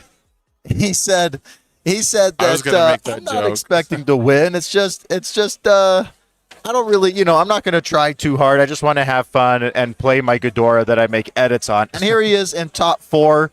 Well, if you remember, there was a very casual, family-friendly, locals level showcase match between myself and Cameron Cardwell, and Andrew Porat did defend King Ghidorah as his fun deck. He never gets to play because it's his casual deck, not his tournament deck. And yet here he is potentially on his way to grand finals. So maybe he's just has exquisite tastes, David.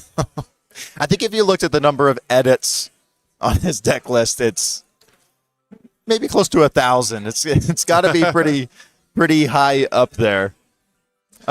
So here's the all-encompassing turn, right? Here's the explosive Air Nick Reagan turn 2 before my rival gets set up, before they have things ready to go. And we're starting off with a death from above, checking a 3, correctly fighting for control, not coming into play here, or else he could fail it for essentially just the cost of losing the one card in hand. Yeah, this really, really hurts. I mean, it was bold to lead with the 6 diff. We did hit an Electric Moth and a Warp Gate Portal. So we go Warp Gate Portal if we want to just roll 5s. We go Moth if we want to just build out and call it a day here. I'm not sure that rolling 5s isn't the option against a King Ghidorah, but with such a good stage on King Ghidorah's side, I think I'd take the build. Yeah, it's not optimal, but we're not in too bad of a position because Ghidorah is not the most punishing character, right?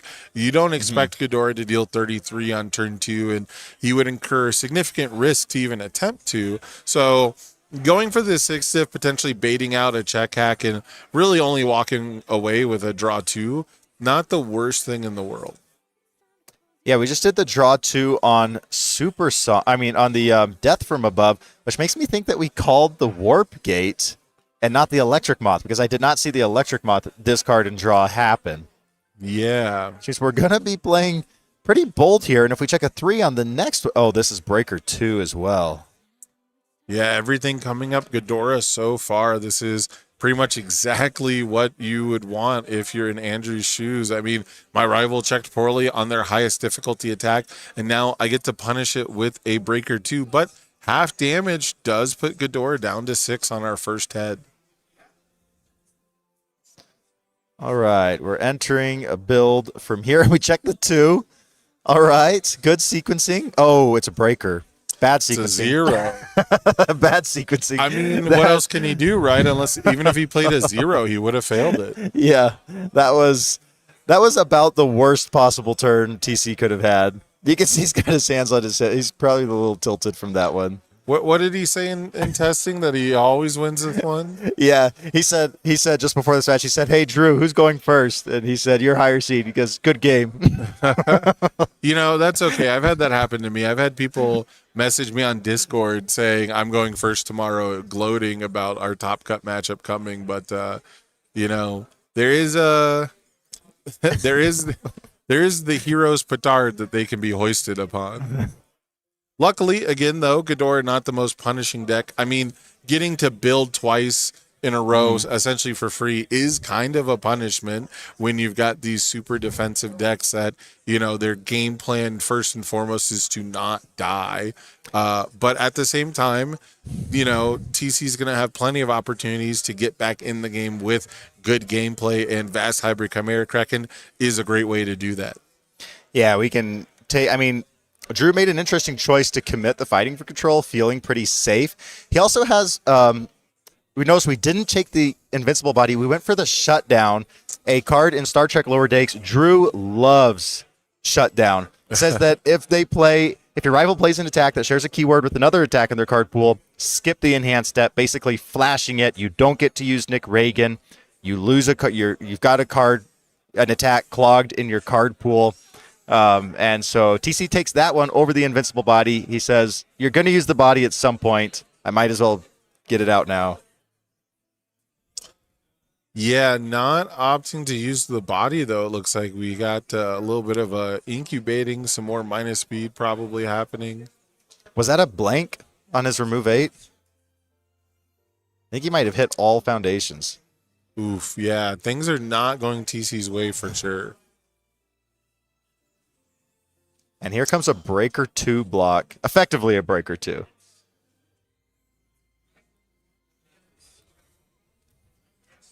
Yeah, this is the Gargantuan swing. Your rival's next check to play a card gets -2, and okay, not a 2 check this time. Luckily, we checked above a 0, but only a 2 build, not the turn Nick Reagans want to have.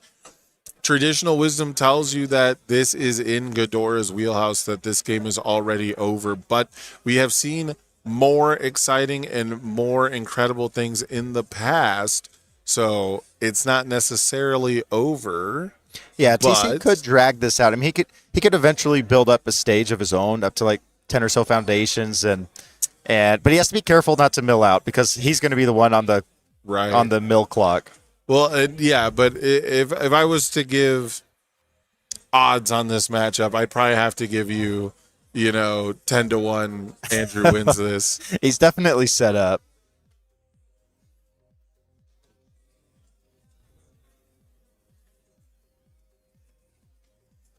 She's leading with Tri-Gravity. You don't often see that as your opener. Though we have seen it once before today. It was in the Champion Showcase match.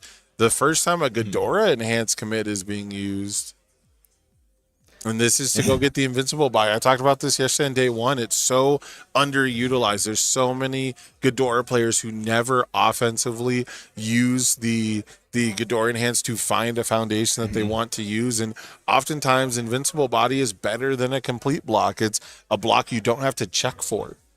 Yeah, and that shows just how often Drew has played this deck. He knows exactly what he's looking for in this matchup, exactly what's gonna help him stay alive here. Double fighting for control, double invincible body, and an Ichigaki's. This is Yeah, we removed an Ichigaki and we still built one. So absolutely, absolutely everything you want to see. Our Nick Reagan player is also down to 26, it looks like.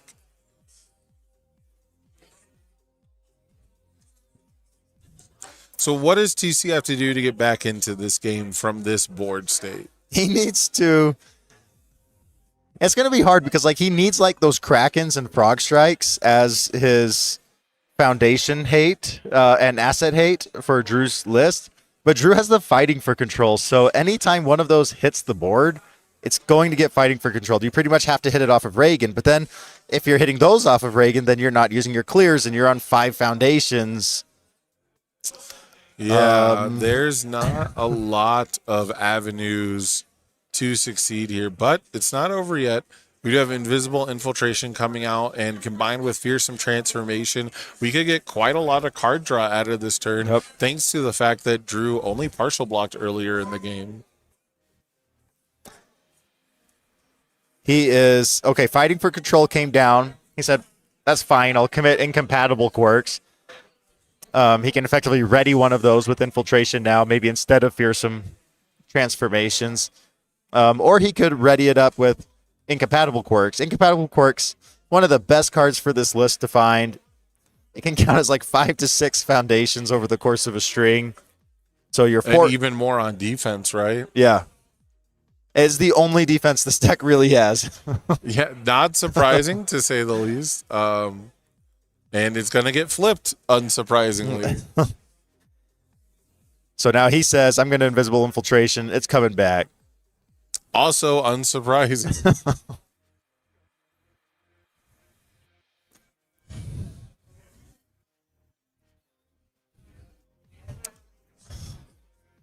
Yeah, let's see. TC has to be very judicious with this. Remove 8. Dark Interruption and a Lightning Rod. Check from your hand or build 2. Probably goes for the build 2. Yeah, it's really tough. Both are only really good if you plan to be doing a lot of attacking this turn. The longer your string is, the better both of those cards look. But yeah, I'd have to imagine the 2 foundations are better than guaranteeing 1 check. Yeah, and it Drew immediately Ichigaki'd it down. And I apologize if you can hear some announcements in the background. There's a cosplay contest going on over here, but or they're doing some side events or something's going on, but a little loud in my ears, but you probably can't hear it. Yeah, I don't know. I don't think usually the people at home can't hear it, but no, there is an awesome cosplay contest going on. Some wonderful characters being cosplayed, and we've got our dapper looking judges. But right now, we've got this top 4 matchup, and it is a quagmire for TC to try and navigate. Again, it's so hard to see the path to victory. I know that there's always a line. There are plays that you have to make if you want to win these tough and difficult games. But aside from playing all 4 Vast Hybrid Chimera Krakens in a row and stitching onto them all of the death from above. Yeah, he checks a 2 on the 6. Yeah, and it's funny. He's checking so poorly. It's hard to tell if he's planning to scoop and go to game 2 or just trying to pass a check at this point. I think he had a legitimate line there because you can choose to fail for fighting for control. Drew is kind of running out of cards in hand. You would have to go on an insane string. It's not impossible, but I think that 2 check probably is the nail in the coffin. And incompatible quirks will come back up. Yeah, I mean, it is traditionally. So wait, what was the enhance that we used? Did we not use Lightning Rod or Dark Interruption? No, we went with Lightning Rod, but it got Ichigaki'd. Oh, got Ichigaki'd. Okay, yeah. So we got the asset out of the way. And now we do get to clear this Invisible Infiltration. We won't get the +1/+1 for a zone change. Looks like we got the Electric Moth for draw 3. Polite and Well Spoken is a card we can play from our remove from game pile. We do get to clear the Infiltration. Oh, and sorry, we've got Andrew at 1 here. Yeah, he only half blocked, but it feels good to go down to 1 as Ghidorah. have to imagine a full block is going to come in on this one. Yeah. Oh, he used sorry. I missed Invincible that he used Body. Invincible Body. Yeah, so we checked it. We checked that alternate art Stoic Enmity that Yes. players can pick up here at the event. It has no business. The art has no business going that hard on a card that is so, well, Niche. niche. That's a nice way to put it. It's being used in the top 4 match, so Proving you wrong. does have a 6 in the bottom right corner. All right, so we have a 6 check in hand. The potential to guarantee a check with that Dark Interruption would be pretty appealing, but there's also the Sniping Spy, which is going to allow us to clear our card pool even more. So if we can continue to chain Sniping Spies over and over and over again, we might actually put together something on this turn. And that Fearsome Transformations is coming back from the Invisible Infiltration. It's going to get us a draw. We're going to be on 2 ready foundations. We have 1 in the card pool. And There's the other Invincible Invincible Body. Body goes. Drew is running out of defensive options. And this wasn't even we checked a 2 on the turn. This wasn't a quote-unquote good turn for the Nick Reagan deck, so the lines are becoming more evident. Checks another Stoic Enmity. Those 6 checks coming into play, and, you know, maybe it's not the art that needs to go hard. Maybe it's the checks that need to go hard. Yeah, this World's Weakest Hunter. Drew has been keeping his foundations ready. He has the blocking power for this. But now you're blocking a little 5 damage move, double Warp Gate Portal and Frog Strike. We could Frog Strike and hit the Fighting for Control. Probably going to go with Warp Gate Portal, though. Yeah, Warp Gate Portal to go find something that ramps me, something that clears my card pool. Definitely feels like the plan if we're going to try to get any more damage in on this turn. And I can't imagine you're trying to do anything else as Nick Reagan, right? Yeah, he's just thinking through the Frog Strike here. Yeah. Looks like we point to the or the Warp Gate Portal. So after this attack resolves, Warp Gate Portal's Enhance is going to allow us to search our deck and play an attack not named Warp Gate Portal as our next attack this turn. Yeah, and I think he just drew a Sniping Spy off of that Fearsome Transformation. So We could see like a double Sniping Spy play. Ooh. the best is when you have 2 cards in your card pool, you play Sniping Spy off Warp Gate, and then you Right. hit a Sniping Spy. Yeah, you just Go back to I'm no. all the way back. This Breaker Yeah. 2 is going to hurt, but he checks a 3 on it. How bad is that going to be for this stage? And he's only a half block, which means that this is going to draw 3 for TC. TC could pump the brakes and Interesting. build. So we lost the head counter and decided to lose the card in hand, all on the opportunity to prevent our rival from playing the next attack. I gotta feel like the opportunity to just lose the head would have been good here. Yeah, Not to we mention we basically that block didn't matter beyond the Breaker 2. Right. We did that for the sole purpose of adding -2 to the rival's check, which could be enough to prevent another attack. And that does have a lot of merit, but the likelihood that we could partial block the next attack and be in relatively the same place feels pretty good. We helped TC. He was going to check a 2. If we had not Breaker 2'd that, he would have gone for the attack. Right? He probably goes for the Yeah. Sniping Spy, checks a 2, game over. Yeah, interestingly enough, does Gargantuan end the rival's turn if they fail it? It just says next check Yeah. is -2. So very, very powerful stuff here, but we will see the full commit out from TC. So not sure how much it quote unquote was helping him, but I think you're right. I think he would have gone for an attack, checked the 2, and it would have just been over. So definitely allowing him to build out feels like we helped him out there, and we lost our head, and we lost an attack. So this is exactly the kind of move that can shift the balance just enough. And to we went make through it- Ichigaki and double Invincible Body. That was a huge amount of value from TC's side. And Drew is playing very respectfully. He's also playing a lot of Team Dr. Ishigaki because that's the third one we just saw him draw. And I love that card, but not that much. Going to use that treasure plundering or treasure hunting to draw a card. I've always here. wondered, what do you write on the deck list?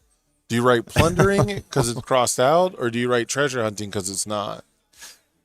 I think you have to write both, and then you have to find your Microsoft Word Cross thing. it out. Yeah. Well, I guess now on the UGN, you just add the card to your deck list, actually. So that solves it. You don't write deck lists anymore. That's how much of a boomer I am. Imagine pen and paper. Yeah, now I just chat GPT, have it create my deck for me. Whoa, that's an unethical use of AI. Got a Swordness, Darkness Flame coming down here. Get to draw some stun. Drew has the foundation based where if he has it, he could push. I mean, TC has removed a lot of cards, but his deck still looks very, very healthy. I think he has one more boom turn to go, if allowed. Yeah, this is not bad for TC considering how doom and gloom it looks, right? Like I talked about, the game's not over, even though it looks like it's in the bag for Ghidorah. That bag can still be fumbled, but Andrew's still, making TC work for it. Yeah, he's down to 21. Another Invincible Body comes down. So, I mean, Drew's list. Oh, and Nonagon is one of those cards This you is hate the greediest to Ghidorah see. list I've ever seen. You hate to see Nonagon and Ichigaki. Like, these are like the 3 silver bullets to Yeah. Nick Reagan And built in a row. And yet TC said he was winning these matchups, right? He said in testing this was his, and maybe that's why. Maybe it's because he can force Andrew to use all of these resources so often. But that's also like Drew was just continuing to go up and up and up on Nick Reagan answers. Like, Right. The more testing, because we expected Nick to be the most represented. And See, this is why when you have a team, you're supposed to convince your team to all play the same deck. Why is Andrew not on the Air Nick Reagan deck?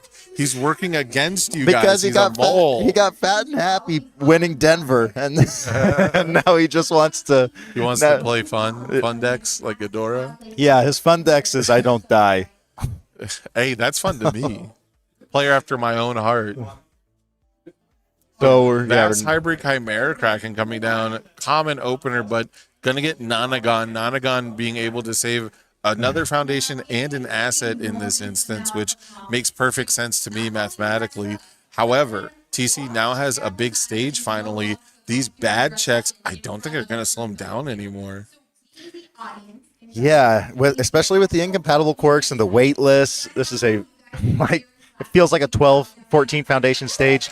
We hit Lightning Rod. Okay, we've got Frog Strike for a seal, so we could seal the shutdown. I think I don't care about Lightning Rod anymore. I think I go Frog Strike and seal shutdown. We get to draw off Supersonic. Right, we just talked about how the stage is big enough now, right? Mm-hmm. Frog Strike is more damage or no, you only get one enhance. I apologize, but I'm too much of a sweeping Yeah, you have to daggers choose the guy. damage or the seal. I love me some sweeping daggers a little too much, but yeah, choosing the seal I think is absolutely the right call here. Yeah, so he has to flip a foundation, and this might get Ichigaki'd. I wouldn't be surprised. Yeah, we're gonna flip a foundation to seal a rival foundation, which doesn't seem like a trade in your favor overall. But when you're flipping a blank foundation and your rival's losing their best one for this turn, it's gonna go your way. Yeah, the Reagan stages are so often just meaningless. They pass checks. And so the shutdown, once again, target of choice. That makes sense. That means TC's going to try and push this turn. Drew opts to keep the Ichigaki and to lose the shutdown. That means that we are now safe to play other ranged attacks like Electric Moth. So this is the person that created the monster that I am now. So you can Wait, say that one more time. Ranged attacks like Electric Moth, Yeah, what about it? we're safe to play it with the shutdown gone. Oh, the shutdown is gone. Yeah, the shutdown Right. got sealed. I thought we were going for the invincible body, but yeah. I think Yeah, it the just cosplay contest is a little loud, I will say that. If you guys can't hear it, it is deafening for us. I've been impressed. This it's just an aside, but I think organized play is going in the right direction. This event felt, it didn't feel like It felt extra. a little bit extra compared to normal, which is Yes. like a little bit of a ramp up, and I think it's just going to continue to get better in Louisville. I mean, that was the promise, right, at the beginning of the year with the new organized play system. But speaking of ramping it up, double Chimera. speaking of taking it to the next level, what did I say? I think I think one of the only ways of victory is to play all your Vasts together, and here comes Vast Hybrid, but he fails it unfortunate. because the fighting for control. Oh my gosh! He has them Triple all. Kraken. He has them and now all, he checks a David. 4 instead of a 3. He says, "Thank you. I'm going to ready my face down with Weightless. I can ready incompatible quirks." Maybe I'm the fool, but I feel like I could have passed them both. I just love Vast Hybrid you would that have much, committed too. out for the because it just- was a 1 check on a 6. Maybe I don't not. know. Maybe not all the way. Incompatible I'm really probably crazy. gives you greedy lines. Yeah, I'm probably crazy, but here we go. Excuse We me, allowed the second Vast Ichigaki to Hybrid get hits. committed, and because I mean, you either cancel that and lose it forever, or you Right. just let it get committed. So he lets it get committed, and now Invincible Gotti's gone, and all of a sudden, Drew is in the danger zone of what looked like a 90% win probability. Triple Kraken says that TC has other things on his mind.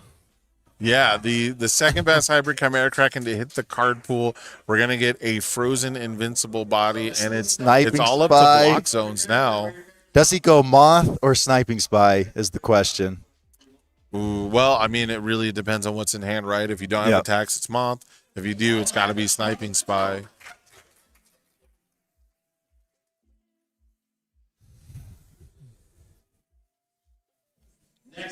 All right. The moment of decision. What is He's something? rechecking his hand. Is there something Drew can play from his discard pile that changes things here, like a break or two from a Gargantuan, or maybe a showdown? Oh no, you can't pick actions with him. He's not overhaul.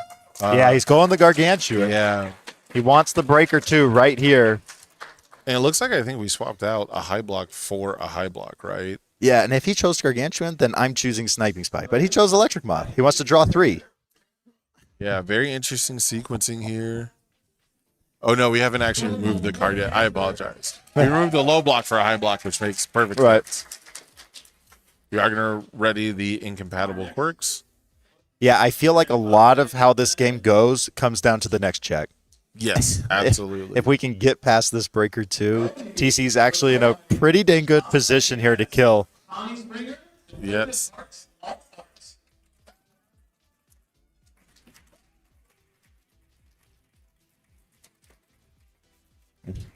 Here comes the Gargantuan block. It's going to pass pretty easily.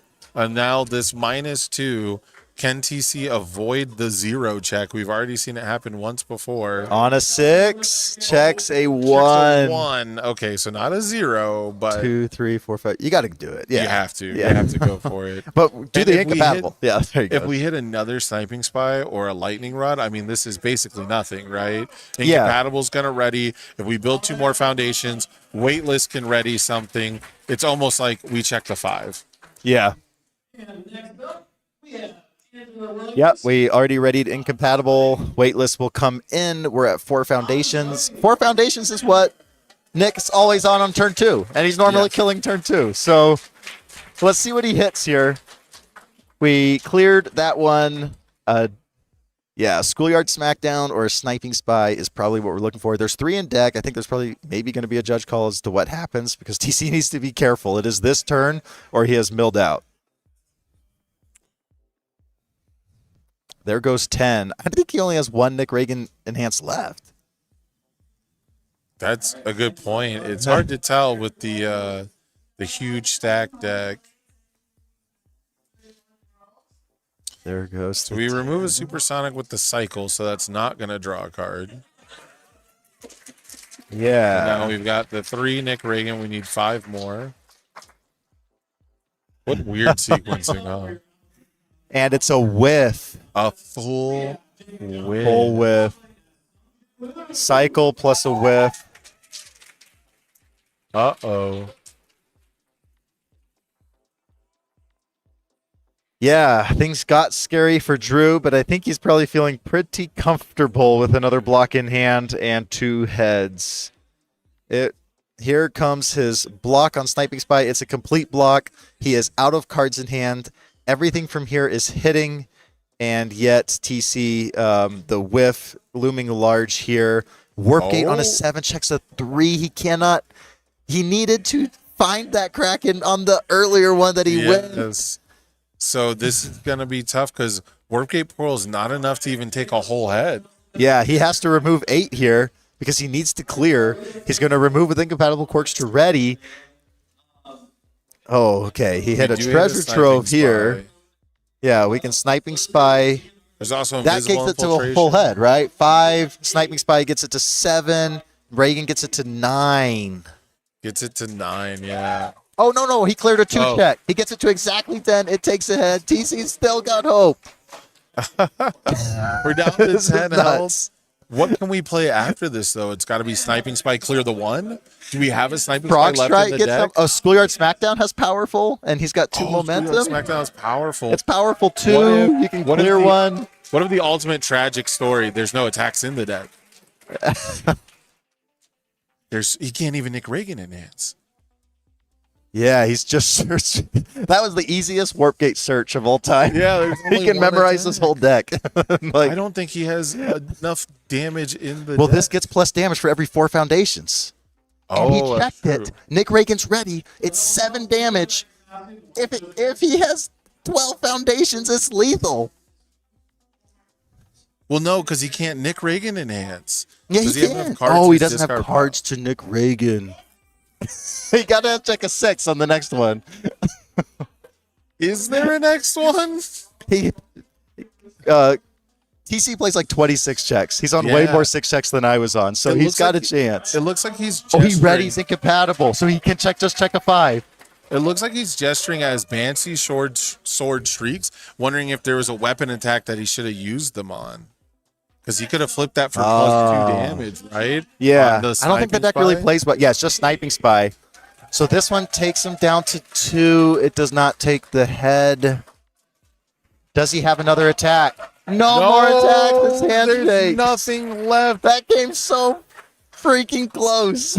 Andrew Porat wins game 1 off of TC's Nick Reagan deck, literally running out of attacks. Well, if he didn't whiff that one time, if he had even found like a damage pump, he gets mean, there that turn.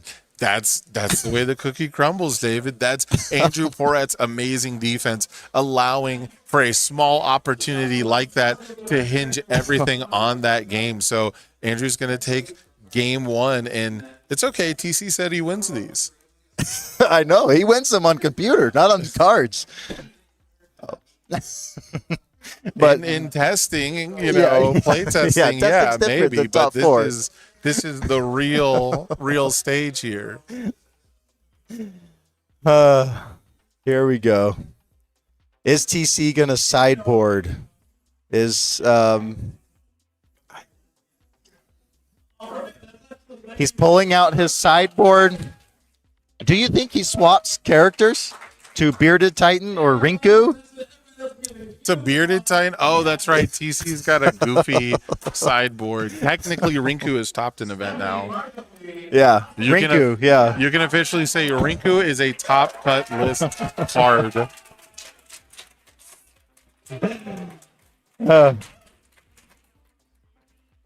Yeah, he's actually not allowed to side into any of those characters because of the way attuned symbols works. He would Right. immediately get DQ'd, but he is allowed to have them in the side. Yeah, they're legally in the side, but they legally cannot be sided in, which is kind of wonky. It's probably the one thing that really makes attuned more confusing for anyone, I suppose. But yeah, that is super funny to see the sideboard. We got it on stream, which I'm sure he's happy about, even if he loses this game too. But I gotta say, after seeing the ability to punch back, the ability to overcome, going first, I have to imagine this is going to be a completely different game. Unless Yeah. TC checks exactly a 1 on its first card while deciding to play a 2-diff, which, are there even 2-diff foundations? I mean, there's incompatible quirks. Yeah, it's but pretty much just incompatible. there's And very then few. he did actually side in some things. So he has 8 characters in his side deck, Oh, and then he he's had 8, 2 okay. frog strikes. So he sided in the frog strikes because the shutdowns and the nonagons and the invincible bodies, there's a lot of good targets for the makes frogs.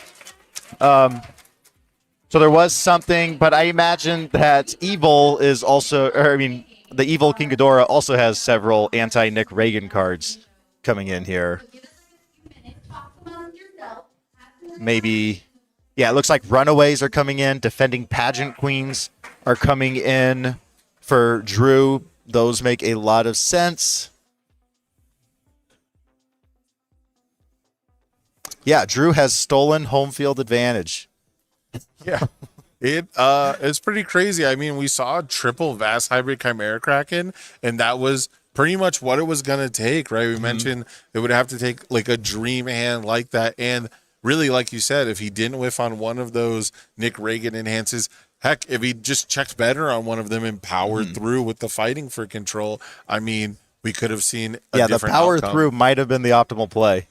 It's so tough though, because you are committing so much extra early in the turn, but that's a whole nother attack that Andrew does have to deal with. And we saw how the Nick Reagan deck was able to come back, and it would have cleared the attack that we checked again, right? We checked back-to-back attacks, so it would have cleared that. But we saw this with Calvin Tahan's game, right, on Godzilla, where a seemingly random mill 3 would have changed the outcome of the draw from Titan Cliff, right? It was an enhance we didn't even need to use, so it would have been completely random.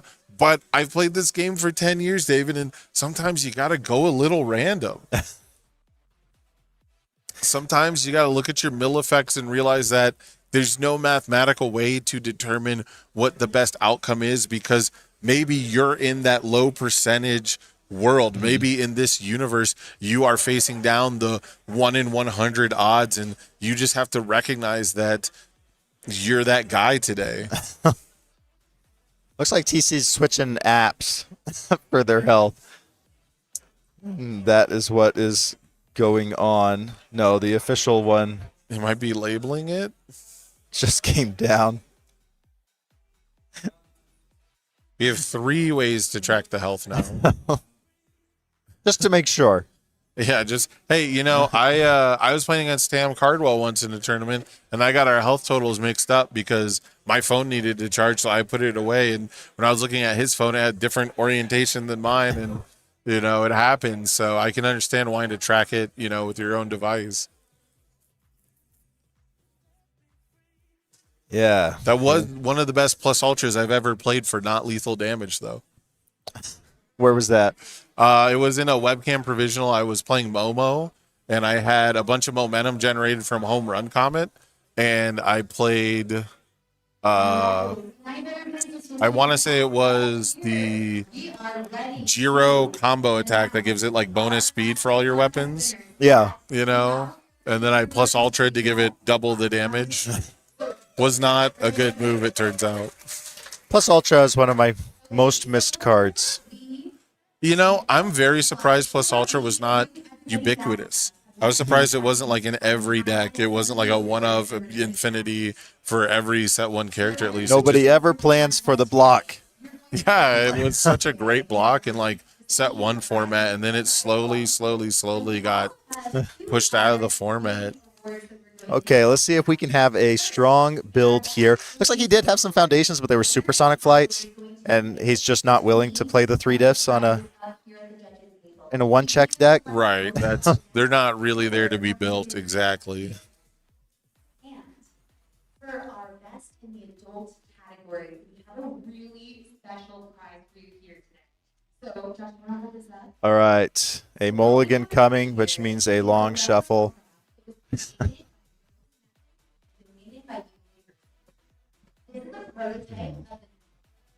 Yeah, I feel like that game was completely different if TC had had a little bit more of a pop-off early. But the it just took a little too long to get to that next boom turn, and then the amount of defense that Drew was able to rebuild the Ichigaki, the shutdown, the Nonagon, he rebuilt. Like we spent a whole turn getting through all his defensive pieces, only for all of them to be rebuilt. Does TC cut his deck during gameplay? Like he's just got 2 stacks? Yeah, I guess that one's Is that the what's going underneath. on? Yeah, Okay. yeah, just for comfort. I guess there's no reason not to be able to do that. It's just I've never seen that before. Yeah, he has a pretty bad build here, build 2. That's a latent skill and a weightless, so we can flip the latent skill to draw, and then we can ready it with weightless. Yeah, but if there's any character I believe can perform off of 2 foundations in this format, it's probably Nick Reagan. See, a Twisty Surroundings. So that was a card. Evil, yeah, back on the menu here. Man, this is so much This is speed only reduction. speed reduction. TC's like, Is he what is playing- going on here? Is he playing Ghidorah? Is he playing Rodan? Let's see. Is he going to go for a 0 or a 1? I think Zero, that's and he the- commits Ghidorah versus trying to check 2 5s in a row. Oh, no, he Oh, went for he a went for the 2. two. He went really greedy. 1 in hand.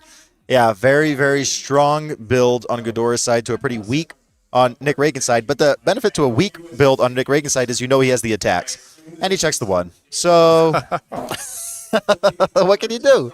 What can you do? I don't know exactly how to say this, but there is a cosmic force that has decided that TC does not win this event. It has been predetermined by an entity beyond my ken because this is incredible. It's incredibly bad luck, right? But And then he's got attacks in hand. So we'll probably see him discard an attack with Moth to try and draw foundations. yeah. Our best in show in the children's category is a uni Leona as your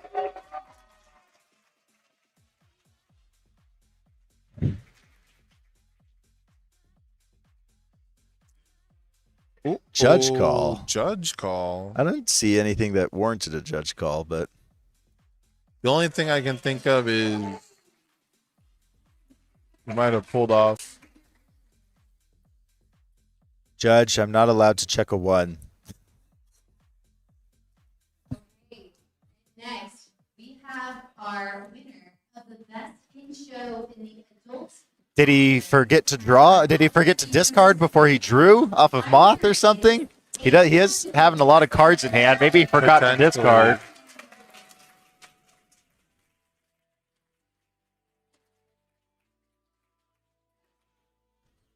Thank you so much to everyone who entered our contest.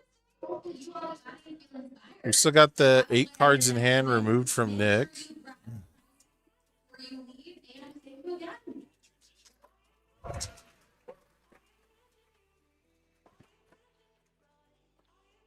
Yeah, it's a little hard while we don't know what is happening. Oh, they came back to Yeah. us. That was a surprise. Well, I heard it. I knew it was coming back to us. Sorry, this year has very David- bad hearing on my side. David's distracted by the cosplay contest that's going through right now. 'cause we I had- was distracted by the Yeah. contest. I wish we could talk about which characters were being cosplayed because there was quite a few, but fortunately, due to the nature of our license agreements, I can just tell you that there was a lot of spectacular cosplays. And be looking out on social media; they're going to be posting what they can and showing off the winners and things like that. So a lot of cool stuff going on here. There's a scavenger hunt going on as well throughout the weekend, so players could participate in that by going to different locations, finding different things. Prize wall is looking a little barren. People have been going to the prize wall. Yeah, this the military airships I think are completely sold out. Oh, I think that they makes completely sense. sold out, and then they started doing raffle tickets for the last Oh, airships. They're going to smart. raffle them off so that it feels a little fair, I suppose. But people kind of keyed in on airship as the value card and very quickly spending as many prize ball tickets as they could. Yeah, so it could be potentially devastating with this judge call because if the board state is not repairable, if it It's a does game warrant loss. a game loss, that means TC is out. And going back to what I was talking about before, that there's a higher power, if you will, defeating TC. I mean, this just proves it, right? I mean, who doesn't tilt when you check poorly? And I'm Yeah, going to see a lot of people replying both on YouTube and Twitch that are lying right now because I know you tilt when you check that. We all do. You know it's going to happen. The theory behind the Air Reagan was, look, you're going to lose a game, maybe 2 games during Swiss because you checked the 1, but you're also just going to free win 80% of your games because of the deck. So Yeah. you have like 10 to 1 odds basically to see it rather than check it because You can see it when you draw 5 cards at the start of your turn. You can see it when you draw 3 cards off of like an Electric Moth or 2 cards off of a Death from Above. You can see it when you remove 8. It's such a higher likelihood of seeing it than checking it. But you know you're going to get some losses off of it. Yeah, we saw when you're playing the Sniping Spy, right, the extra damage you get from that can be potentially very useful. A game of inches against decks like Ghidorah and Rodan where you need every little bit of damage pump. But despite him not being here, I would argue that maybe Ross cracked the code, maybe taking the 1 check out of the deck and only relying on a couple 2 checks, because he was the only one we saw win on stream, and he lost to Andrew Porat, and he lost 1-0. Which means that took 90 minutes. So, Andrew won after 90 minutes. Ross stood up. He's like, "Look!" Yeah. I think he was like going to mill outs on the next one. Probably, yeah. But yeah, he was still playing all the 2 checks, but he was adding in some more draw cards to overcome not having Warp Gate to find, and then he was playing the 2 check to double the damage. Right. So it was a Grenadier Blast. Is the Destroyer ready. Double the damage, so you could like play a Frog Strike, get it to 9 damage, and get it to 18 damage off of finding it. Yeah, which that goes back to what Tam and I were talking about earlier. Like, the sequencing in Nick Reagan is actually so precise, because if you think or if you want to hit that Grenadier Blast, you have to do all your damage pumps first. Because Nick Reagan says your next enhance can be the one played from a removed card. You can't hold it and wait, which I think is a very smart design choice, because allowing him to do the first enhance, decide my option later, would be incredibly powerful. Yeah, so Drew here, if there's a game loss here, he goes to finals. And when was the last time we had a back-to-back regional? I mean, and I know that there were overseas regionals, but I'm just speaking in the United States. When was the last time we had a back-to-back United States winner? Did Kevin Broberg win a couple in a row with like Momo back in Crimson Rampage meta? I feel like we had back-to-back provisional winners. I don't know if we've ever had back-to-back regional winners. Kevin Broberg would definitely be a good choice to guess if you were like on Who Wants to Be a Millionaire and you had to guess. Okay, so as far as legitimate winners goes, I can't think of any. Yeah, I guess I was thinking of those provisionals as basically regionals back in the day. They were pretty big back in the day. The provisional world that we lived in is actually crazy to think about. Going back and looking at the tournament deck list on UVS Ultra, which shout outs to Nick Reagan and Scott DeJohnette for, running a lot of the community tools that we use, and cataloging cards and things like that. It has been really crazy to go back and look and see, like, we had 4 events in 1 month at some point, We had a regional in America. We had a regional in Canada. We had a provisional in America. We had a provisional online, all back to back to back together. And you did see a lot of repeat names. They were spread out throughout the country enough. All right, we have the judge coming over.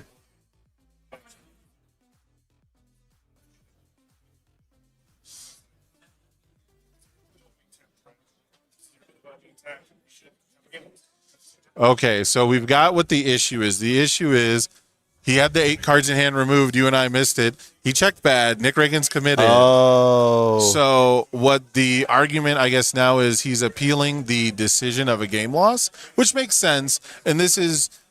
is it irreparable or not? Right. I'm going to be very... So here's the issue, right? If you have an irreparable game state, or if you have like an extra card drawn, what do? They remove it from the game. So these are cards that got removed from the game as part of the mistake. And if the way that we fix mistakes is by just removing those cards, is it truly irreparable? The top card of the deck is different, right? It's a random card. I shouldn't say different. It is different, which would be the argument to make it a game loss, but it's still a random card, and we still fix game states by removing them. So I can understand where I'm just guessing what his appeal is. I mean, you don't really give a reason. Well, for you an might appeal. as well appeal. You're in top 4. You don't get. There's no harm for appealing. But I thought he was holding his hand and he had forgot to discard with Electric Moth or something. But that makes sense, because I was like, that's a lot of cards. But that makes sense that it was the 8 from Nick Reagan. So judges are going to hate me for saying this, but under the current system, the way that appeals work, you should theoretically always appeal any ruling that doesn't go your way. Right. You know, the vast majority of players are not like angle shooting, or they're not trying to get you in trouble anyways. And appeals are definitely for when you're like, I feel like this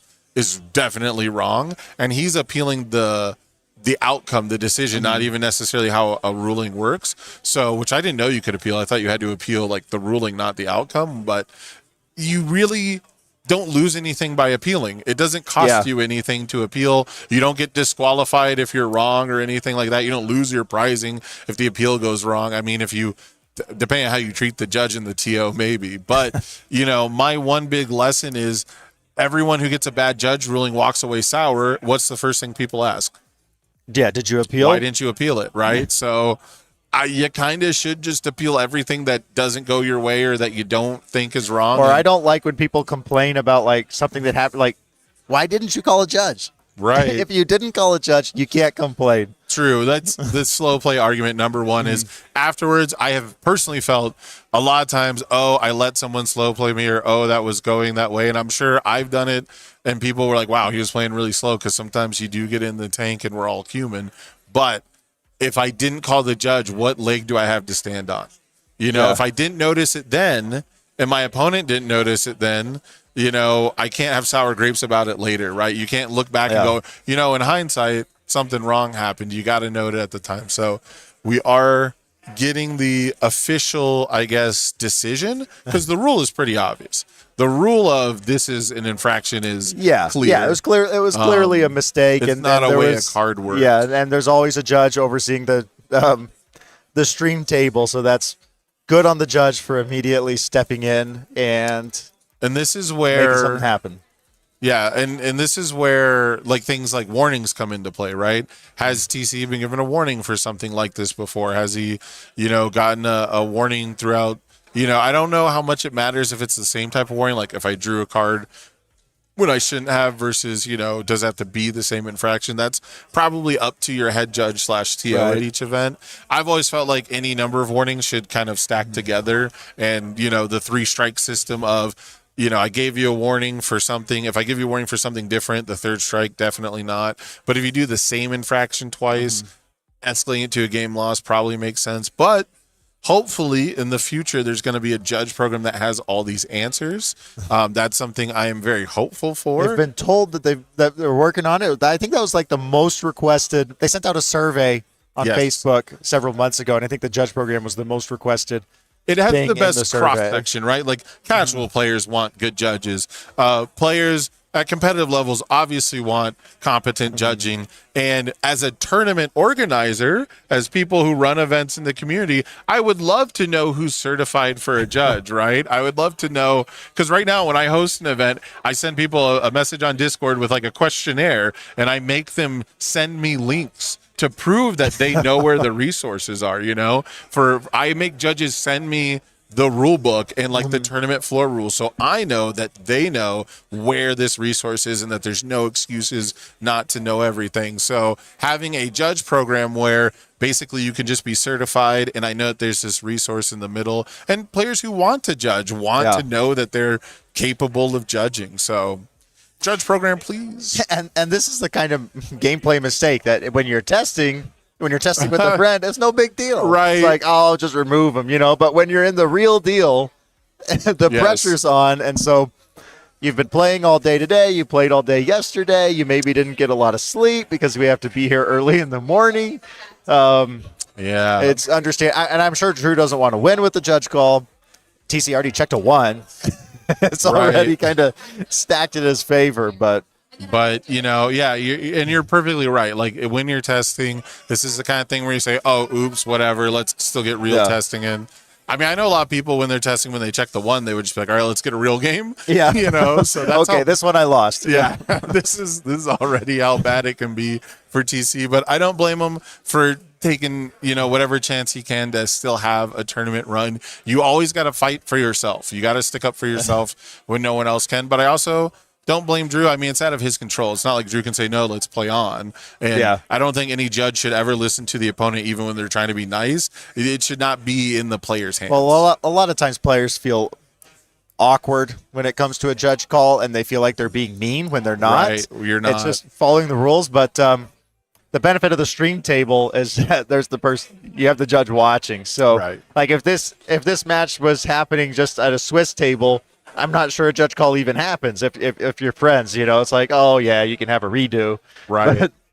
But not at the stream table. That's going to get caught. Yeah, I'm really curious what the deliberation could be, though, because without external resources, right, without someone telling me what the possible outcomes could be or what the reasoning for, an irreparable game state is, it does seem kind of like a slam dunk case that I think this is a game loss. I think that this is, again, there is it's the hard argument. to tell.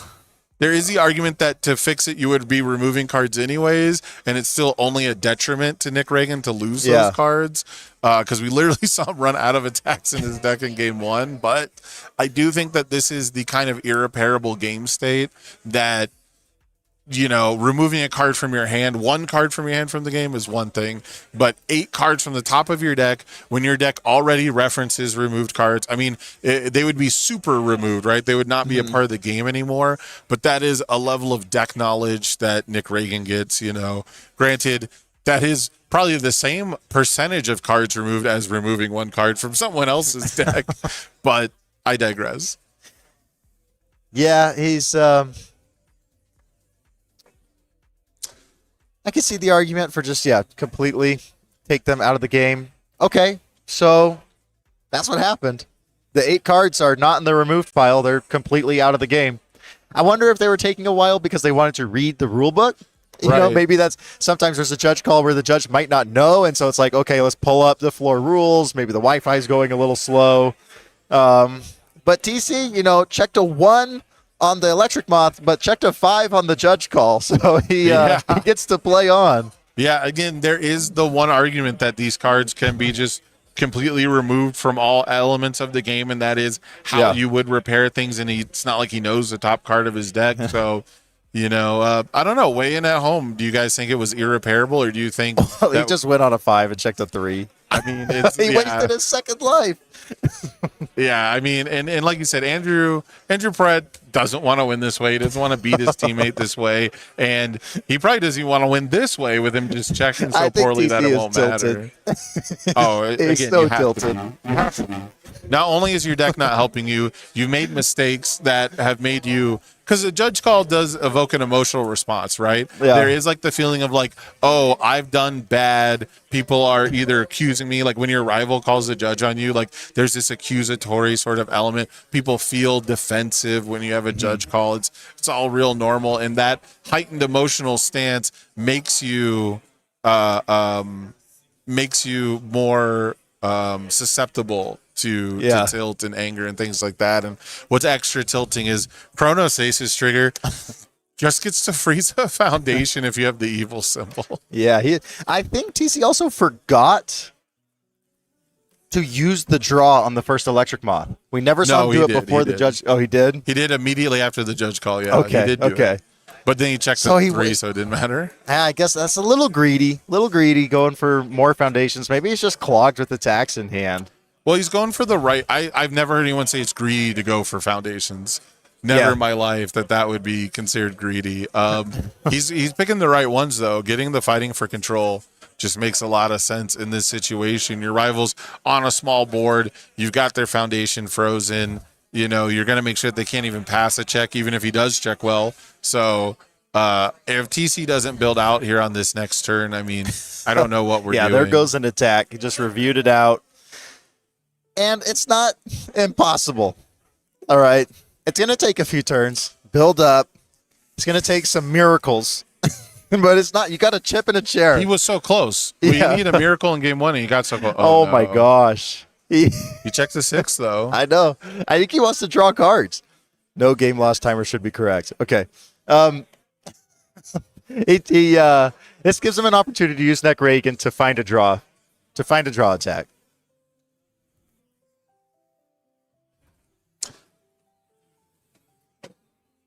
Something. And you do have to play greedy. You're so far behind. Just play greedy. So you flipped fighting for control to stun 1. Because you made a 6 and 2, a 4 on a 5 div. Right. So Not a terrible play. I don't hate it, but It's gonna make the build harder. I think I would have. Yeah, I think I would have waited for just like the second card. Maybe held it for another turn. Fighting for control, I believe, also can check or can hack the check for like an asset. But Yeah. I don't think does this deck play anything other than attacks and foundations. Does it play any actions or assets? No. In my version of the deck, we were playing support of your friends. The sneak attack +2/+2. Oh, okay. I like Because that. I love people taking it just to blockable, and then you Yeah. say, no, here you go. I'm a big swindler. I'm a big hand trap guy too. Little cheeky But- maneuver.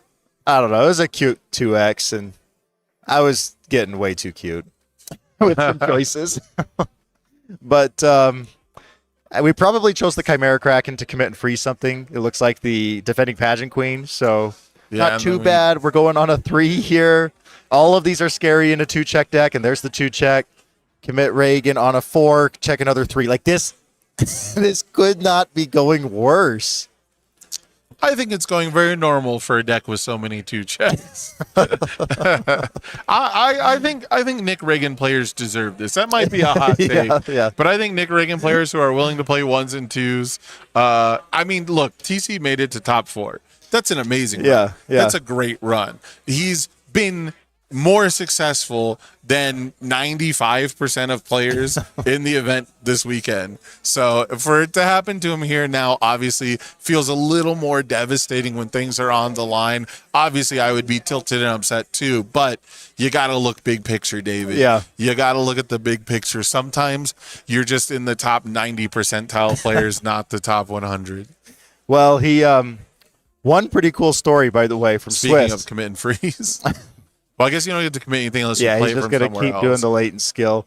Or one of the cool story that happened is TC got paired into Carson in round 6, and they were both 4-0-1. I mean, they were both 4-1. Sorry, Right. They were both 4-1. So it was if you win, you're guaranteed in top cuts. If you lose, you're guaranteed out. Right. So since it was a team versus team battle, they said, "Hey, look, let's just draw." Right. Then They we have went to win next 4-1-1, round and then they anyways. both won their next round and both got into tops. Yeah, that's how you got to do it, you know? It's like, hey, we don't want to guarantee get one of us and guarantee get out. Let's just both go win the next round. That is, the advantage of being on a competitive team typically is you kind of have that interest. But a lot of people would do that with anyone that they know and are friends Yeah, with. yeah. If you're late in the matched into a tournament. friend and it's like, I lose, you're out. Yeah. And they could have both lost, in that last round. And then it's like, I've definitely taken like the round 4 ID and then regretted it later, but it was the right call at the time, just for how you want things to play out. But Andrew Porat overextending a little bit here, playing 5 foundations, holding 1 card, 0 respect. Drew he is not going to play attacks. This gonna is wait a for the mill pure drag the game out prison Ghidorah list. Every foundation pretty much is defensive oriented, but we have some very powerful deadlock cards also for when games go long with this overhaul 4-check. Yeah, target, destroy a foundation. TC stabilizing here with a couple build turns, and that's That's the not downside. usually how you put it, right? It's usually the defensive deck that has to stabilize. But for Nick Reagan to have to stabilize on turn 4 is a crazy sentence. But he doesn't have to be. That's the downside of the prison decks not having a lot of offensive firepower. Is the Nick Reagan is allowed to say, "Yeah, I'll just take a couple builds." Right. He's not pressured to keep going for it.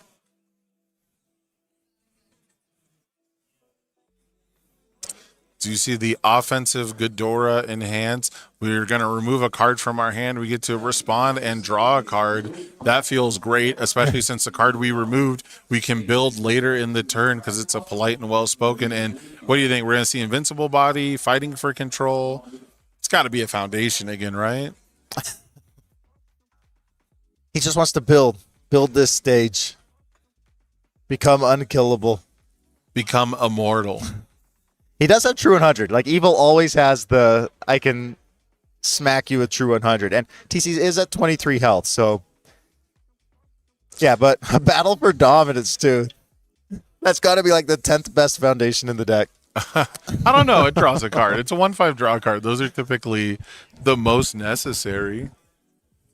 You know.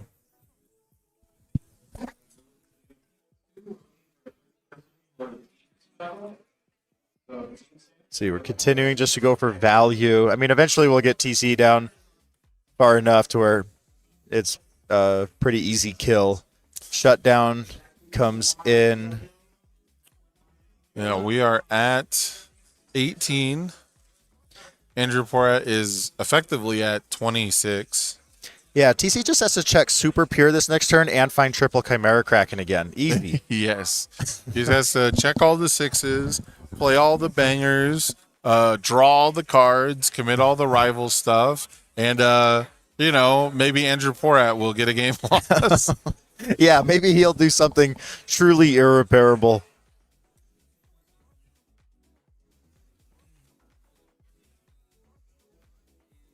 Got a good foundation base and incompatible quirks. Reminds me a lot of the stage that TC was facing down last game, and we saw that it very quickly kind of got chewed through. So Invincible Body, Shutdown, Nonagon, a lot of pieces to chew through here, but not any more than normal.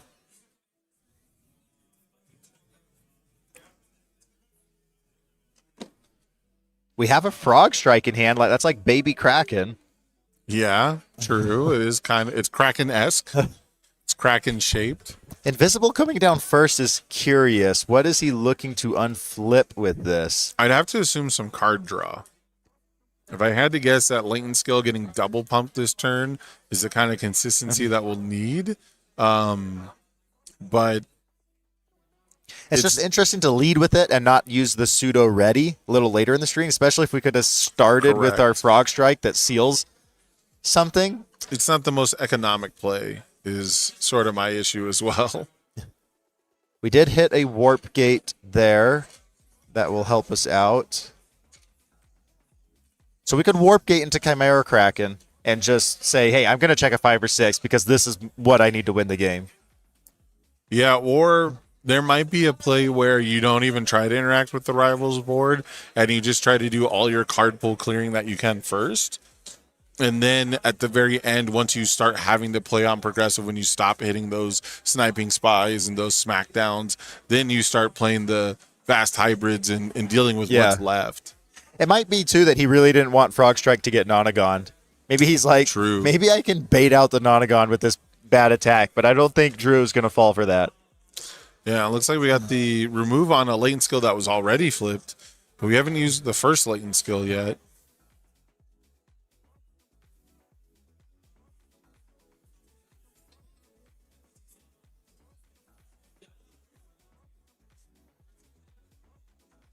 All right.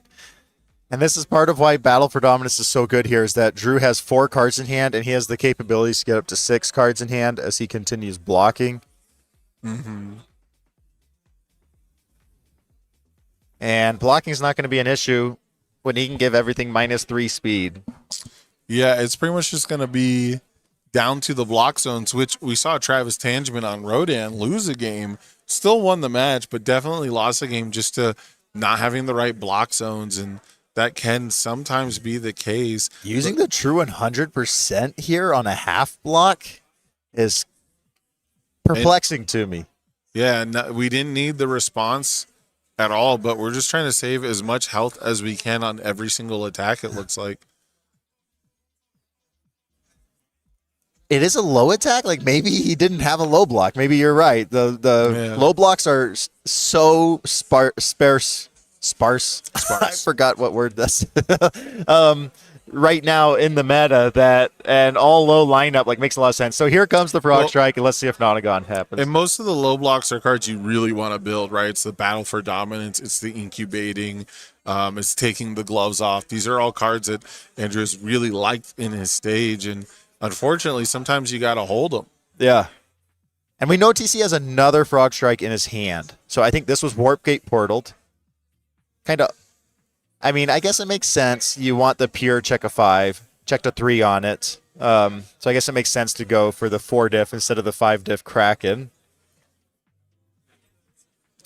So here's a cute little play again with the incompatible, but I have to imagine. Oh, nope, he didn't see it. Andrew Porrett did not flip it with the taking the gloves off, which was a play we saw in an earlier game, even though he had the invisible You infiltration. can immediately flip it, right? Yeah.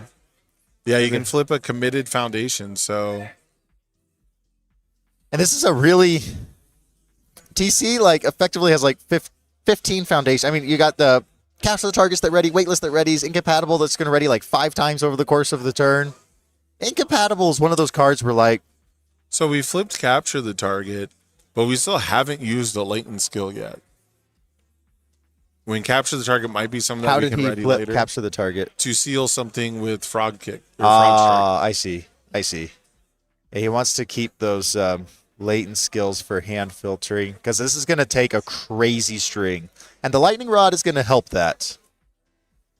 Yeah, lightning rod looks good here. I mean, death from above is usually a good call early game. Or if you think the attack can land, getting a big damage pump is huge.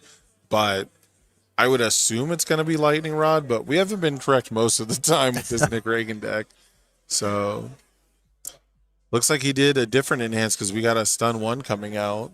Yeah, and the shutdown has been sealed, so we are free to play the second frog strike after this.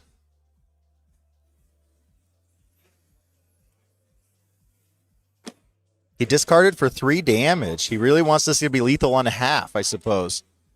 Quote unquote lethal. Oh, or was it invincible bodied, or was there? Did I miss something? No, quote unquote, because he has 3 counters left. Yeah. Lethal Yeah, for a lethal, head, yeah. Lethal from a certain point of view. He also gets the deadlock here to ready 3 foundations, which is funny. It didn't happen on this attack, but like Right. maybe you sequence the frog strike late for the deadlock enhance. I always forget that it has a deadlock enhance, so Yeah, absolutely. Double frog strike here. on Like, A6, it checks a 2. Let's see if he remembers the deadlock. He can ready everything that he commits. He just has to remember the deadlock.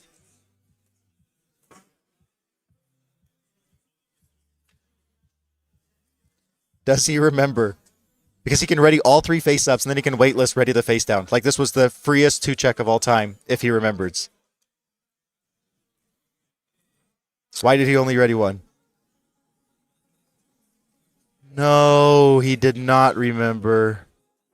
Womp womp. You know, I've heard so many players call for stronger deadlock, but what's the point if we're not even going to use it? What's the point if we're going to forget? He just forgot. Forgot. He's just not counting. Yeah, there's so many foundations on Andrew The Porrett's play side. was so there, too. The tilt is the blame, right? Well, 90% of the time you're playing, I mean, you just think of those remembered. 2. He just Yeah, remembered. yeah. He spent all those resources to ready everything else, and he just remembered. It's tragic. It's like watching a boat sink. Yeah. It's like watching the SS Because he Nick wasted, Reagan yeah, he just go wasted down, so much yeah. value. You know, it's like watching this steamship that's been powering through the waves all weekend just slowly cripple and die and buckle under the crashing waves of the sea. You know, when boats sink, they like snap in half at one point. There's like a For the word pressure? for it. Yeah, Yeah. it's like the weight is like underwater is Hey, being this is held good. up. We got Kraken. We're going to take down that. Nottingham's already taken down. Hey, our whole lightning stage rod. is Let's just ready. lightning rod it. Who Or- cares how we did it? But our whole stage is ready, so let's go. Yeah. I mean, it's going to be difficult to pass checks, but let's just check 6s.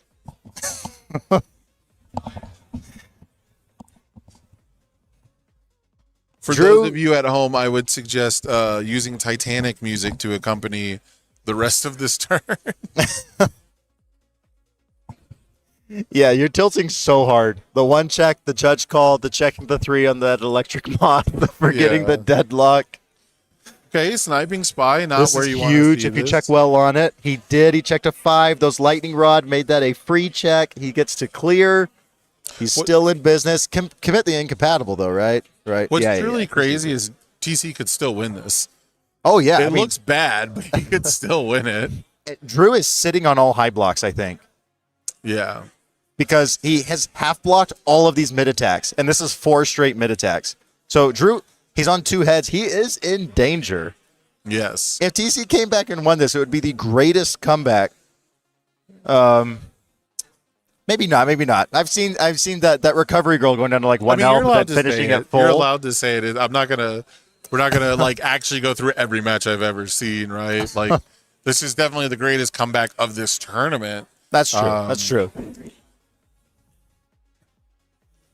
Let's see. He hit some solid ones here. Drew can. I mean, he has defending pageant queen. Blocking's not the issue. It's the zones. Correct.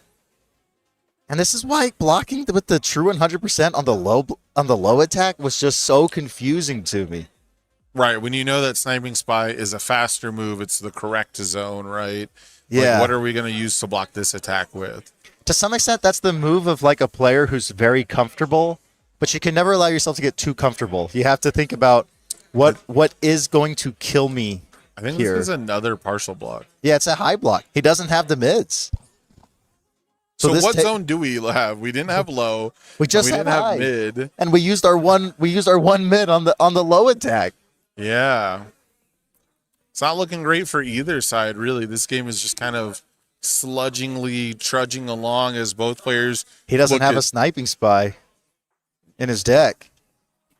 Yeah, so time for a lightning rod, maybe? Yeah, he hardly has any attacks in his deck. I don't even think he has a lightning rod. He's going for Kraken. Yeah, if we had a way to change the zone, a death from above might be No, good. he's rethinking. He's going Frog Strike because I think he's keying in on where are the mid blocks. Deadlock.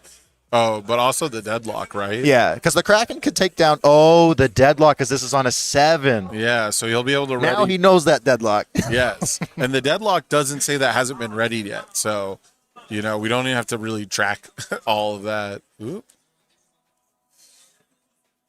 Oh, Nope, there goes.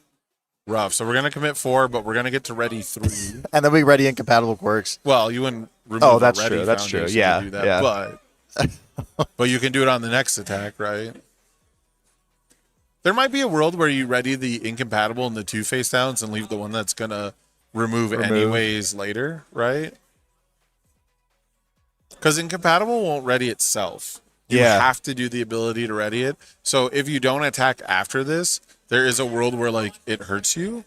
But this is like the normal way to do this.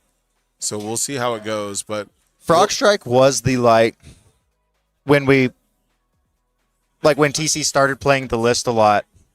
Frog Strike was not in the original list. right, It was usually about doesn't like 3 make weeks it. ago. Yeah, it was like, wait a second, Frog Strike unlocks everything against the Right. prison decks. Like, this is the key, is getting a baby Kraken with deadlock on it that also has damage pump. Did we hit a supersonic? It looks like we did. We get to draw another card. That's going to be helpful because we're going to want to discard for damage where we can. Going to get the stun one coming down here. Did he whiff other than the supersonic? Maybe it did. I didn't see Yeah. anything jump out at me. He normally puts it perpendicular. Yeah, Sticks it out, perpendicular. yeah. Yeah. Well, he also doesn't have to decide until this enhanced step, but He's discarding for damage. Yep, get it to take a head. Is there a world in which you back off after this? there's a world where you have to. Yeah, that's true. I guess it depends what. But I mean, this is incredible with how bad the luck has been for TC. He's still probably going to put Andrew down to 1 head counter again. Yeah, Sealing the pageant queen is the best foundation left. he got the incompatible flipped though. That's big. Oh, and he did have a mid block. The Ichigaki coming in. Maybe it was off of Battle for Dominance, drawing it in. Let's see what this True. is. We could have drawn it later. It's on a 9. Smackdown. Got to check a 5. Gets it. Might as well go for it. Get this head. Call it a day. See if he can kill you. Yeah, unfortunately, we did lose the incompatible. So if we do hit a card draw off Nick Reagan, it's probably not going to matter too much. We do have to change the zone Gets to a the mid, but that's not the worst thing in the world when it feels like Andrew Porter had to raw draw a mid block off the top. Do you spend the powerful here? Do we even remember this attack as powerful? Let's see. That's the question. We did get Electric He Moth. got a card draw Something? he can't use. Oh, he doesn't have cards in He hand. can't pay the cost to do the enhance. This has been the most bricks I've ever seen from a Nick Reagan deck, and it's like the furthest I've seen a Nick Reagan deck go in a regional. So Yeah, this is, let's see if it can take ahead. No, here comes a high Here's a block. partial. But does this take him only down to 1? He forgot the powerful. He did forget the powerful. He goes to 1 off of the powerful. TC. What are you doing? It's the tilt. He What else can you forgot say? powerful. That He's got is the tilt. game deciding, going down to 1. I mean, it would require Andrew Pratt to do something proactive at this point, right? Yeah. He's been in this position like 7 times across 2 games, and Andrew's just played 1 attack and then built. So Yeah. you But that know. could be so different if he remembered the deadlock and then remembered the powerful. Correct. Such- Absolutely. Massively Yeah. different. We have our latent skill to keep drawing. Correct. It would be massively different, right, if we had 1 more card to draw to, exactly. If we just had 1 more Death from Above hit earlier. If we even hit a Death from Above and added damage, right, Yeah. to a different move. So Drew draws up. He always has access to true 100%, which doesn't get a lot of damage. As long as he can play an attack in front of it. If he Yeah. full bricks here, which I don't think happened, but if he full bricks, it is possible that he can't do the enhance.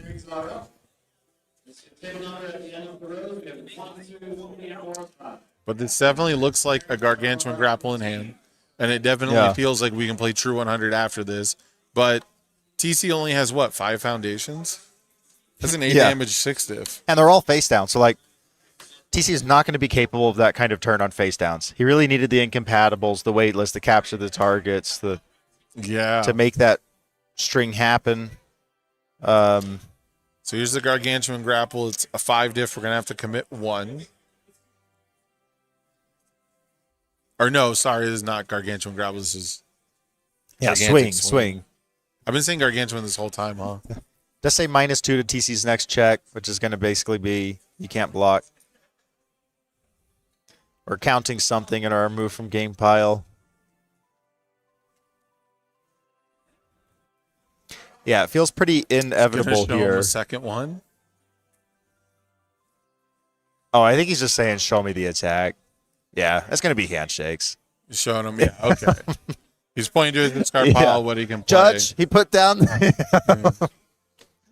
That would be the worst. That'd be actual angle shooting, right? But there you have it. Andrew Pratt for a second time in a row, at least for American, North American regionals.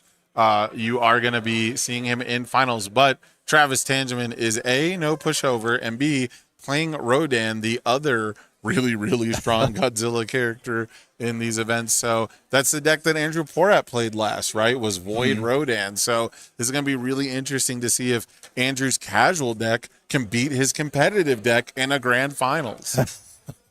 That's true. Yeah, Travis's deck. It's different. It's not like a send like Drew's was on like a send to battle, Right. and Travis is on a very punch focused. I could deck. never get a send to battle to work. That's the one thing that before Denver, Andrew Pratt tried to get me to play, and it was like nobody will do anything defensive to any of my attacks before it. So when I go to play send to battle, it's like there's a Nonagon, there's an invincible body, there's pageant queens. They still have all their resets in hand, and like I couldn't get there. I was trying so hard to convince him to play Aerial Goblin Bolt to protect the ascent to Correct. battle. Oh, I love but he Goblin was Bolt. addicted to World's Weakest Hunter, and he won the event. So what do I know? What do we know? We're just here. We're just talking about it. But you guys are going to get to watch it very soon. We're going to have the grand finals for your Albuquerque Regional real soon. You're not going to want to miss it. Don't go anywhere.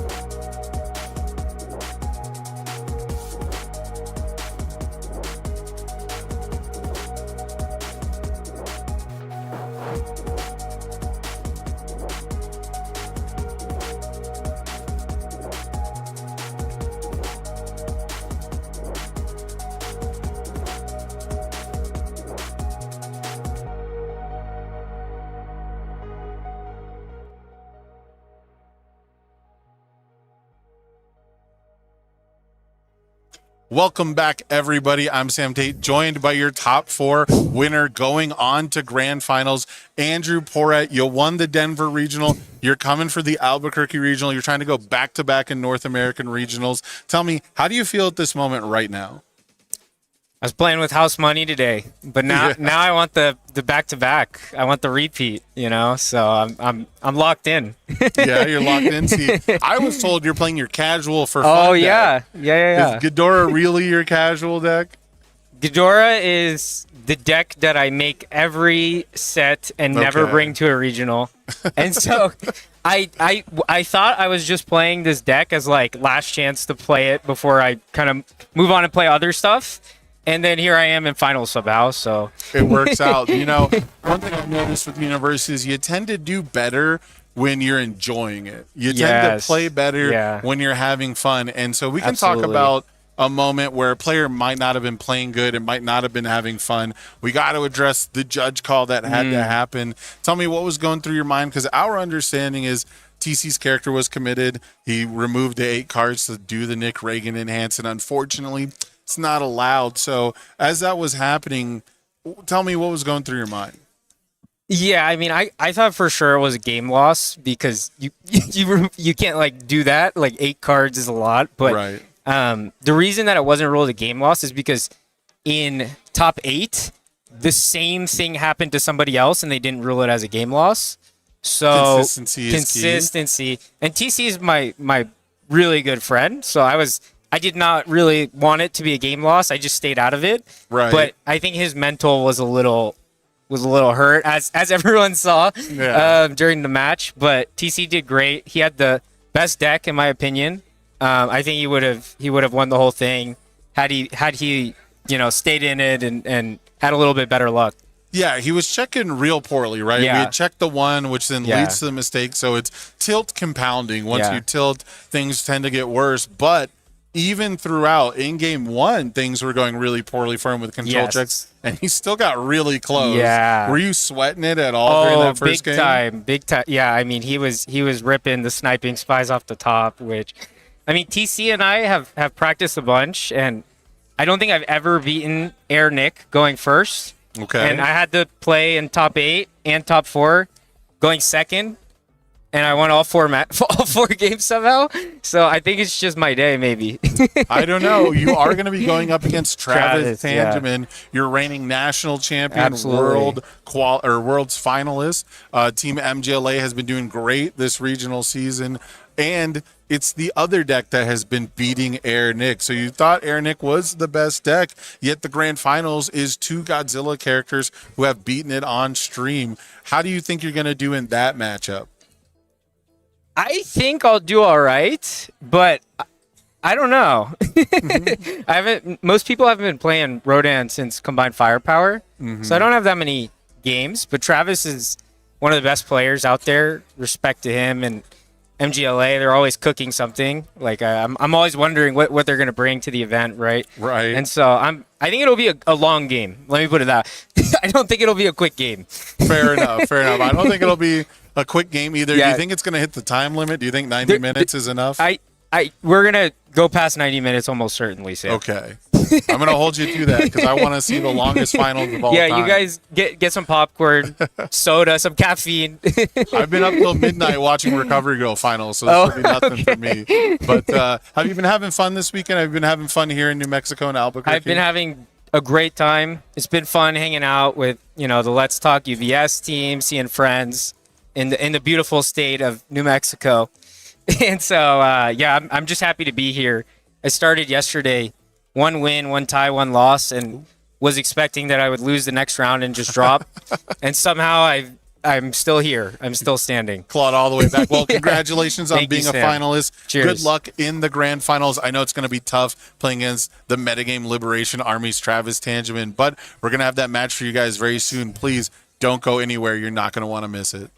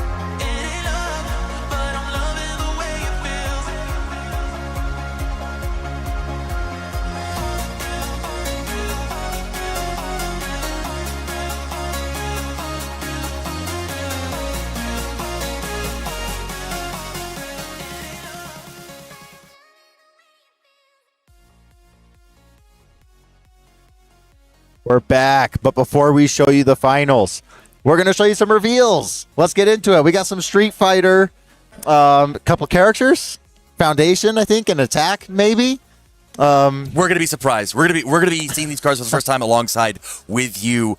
We saw Chun-Li And Jamie. yesterday. It's the fella's turn. It's Luke and Ryu today. Let's take a peek at my boy Luke, the newcomer. Any Have you played much moment. Street Fighter? What's that? Have you played much Street Fighter? I've never played Street Fighter. It's incredibly fun. I highly recommend picking up Street Fighter 6. It's been a blast. But let's take a peek at the cards. Luke Sullivan, Gym Coach, has the Brawler keyword, 6 hand size, 30 health. They got the all Earth and Fire attuned symbols. Says enhance. If this attack gets +1 or -1 speed. If this attack speed is 5, it gets +2 or -2 damage. I will say not 5 or greater, not 5 or less. 5. It's going to be exactly 5. So love the idea of the manipulation of plus or minus speed. Imagine playing some big, fast move, making it even a little bit slower to hit it a little bit harder. And then response once per turn. After an attack, mine or yours, is completely blocked. Look at the top card of your deck. You may discard it. What are your thoughts, man? The response is very, very interesting. I'm wondering how that's going to be built into a deck, or if it's just going to be nice that, hey, I'm not going to check a 3, or I can maybe get a 5 on here, or I can if I'm using that response on defense and I'm not going to block again, maybe I want it to be an attack. So if it's a Foundation, I get rid of it because I want to draw into attacks going into my turn. But plus or minus 3 stats total is not nothing. It's going to be interesting but you have to get it exactly 5. Yeah, fun mini game. Yeah, this is going to take a lot of deck building to have an opinion on. I mean, think about how many 4 mid for 4s there are. Well, Luke gives it +1. It's 5. It's +2. It's actually it's a 5 for 6. Right. All of your 4 diff 4 for 4s are 5 for 6s. All of theirs are 5 for 2s. Like, there's this really interesting back and forth that I think that you can play where Luke gets to play a lot of cool footsies, a lot of the neutral that Street Fighter is known for with your rivals' attacks. I dig it. I think it's a cool design space, and I'm excited to see what cards come inside of his kit to really exacerbate this enhance. Yeah, we could choose I want -1 speed to block, or I'm going to give you +1 speed so that you get -2 damage because I'm not going to block. Yeah, a lot of modes. But Luke's the newcomer. Let's look at the old head. We have Foundations? Oh my goodness. Not now. Yeah, we got a pair of blue eyes staring at us here. Not now. I'm gaming. All right. Just like I always tell my mom. Response, commit, check a 7, flip. That's a lot of costs. After an attack is played, add it to its owner's hand, and that's on a spam Foundation.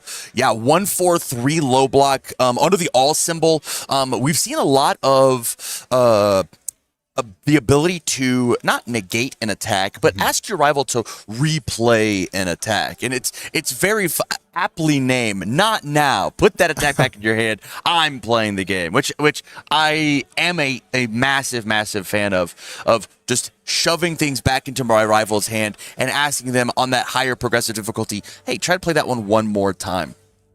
Yeah, and very aptly costed. It definitely deserves the costs here. I totally agree. We'll move on to the next card.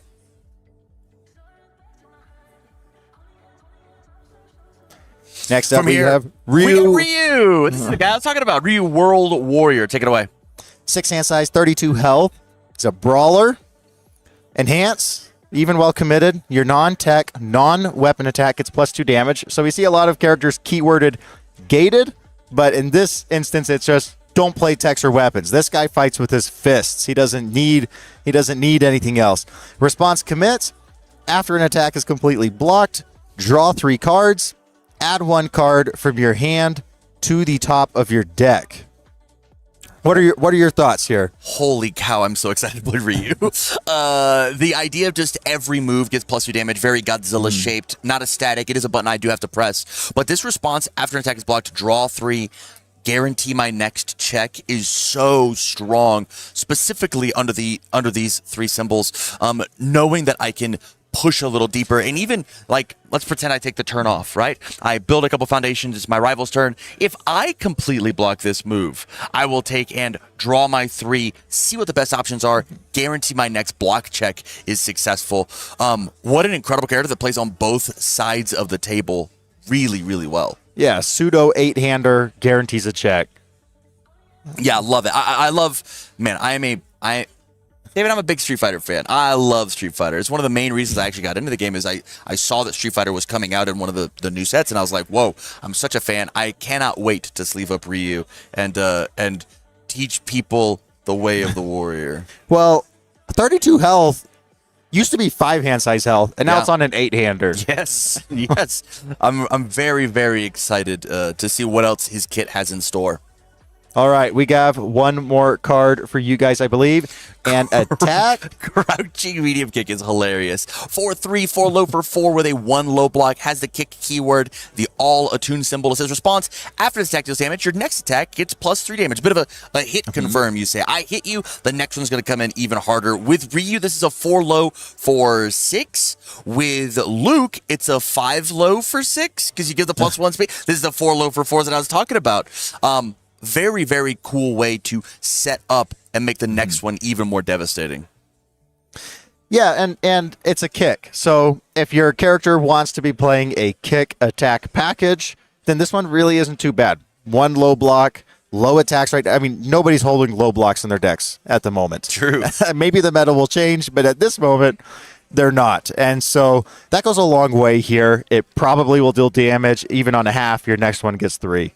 Yeah, love it. Absolutely love it. I cannot tell you, since the My Hero Challenger deck, I have not been more excited for a Challenger series product in the history of the game, truthfully. Yeah. I cannot wait for more Street Fighter. I want more Street Fighter. Wish we had a full Street Fighter set, but I will settle for these awesome Street Fighter cards. Very cool, very excited. I cannot wait for more.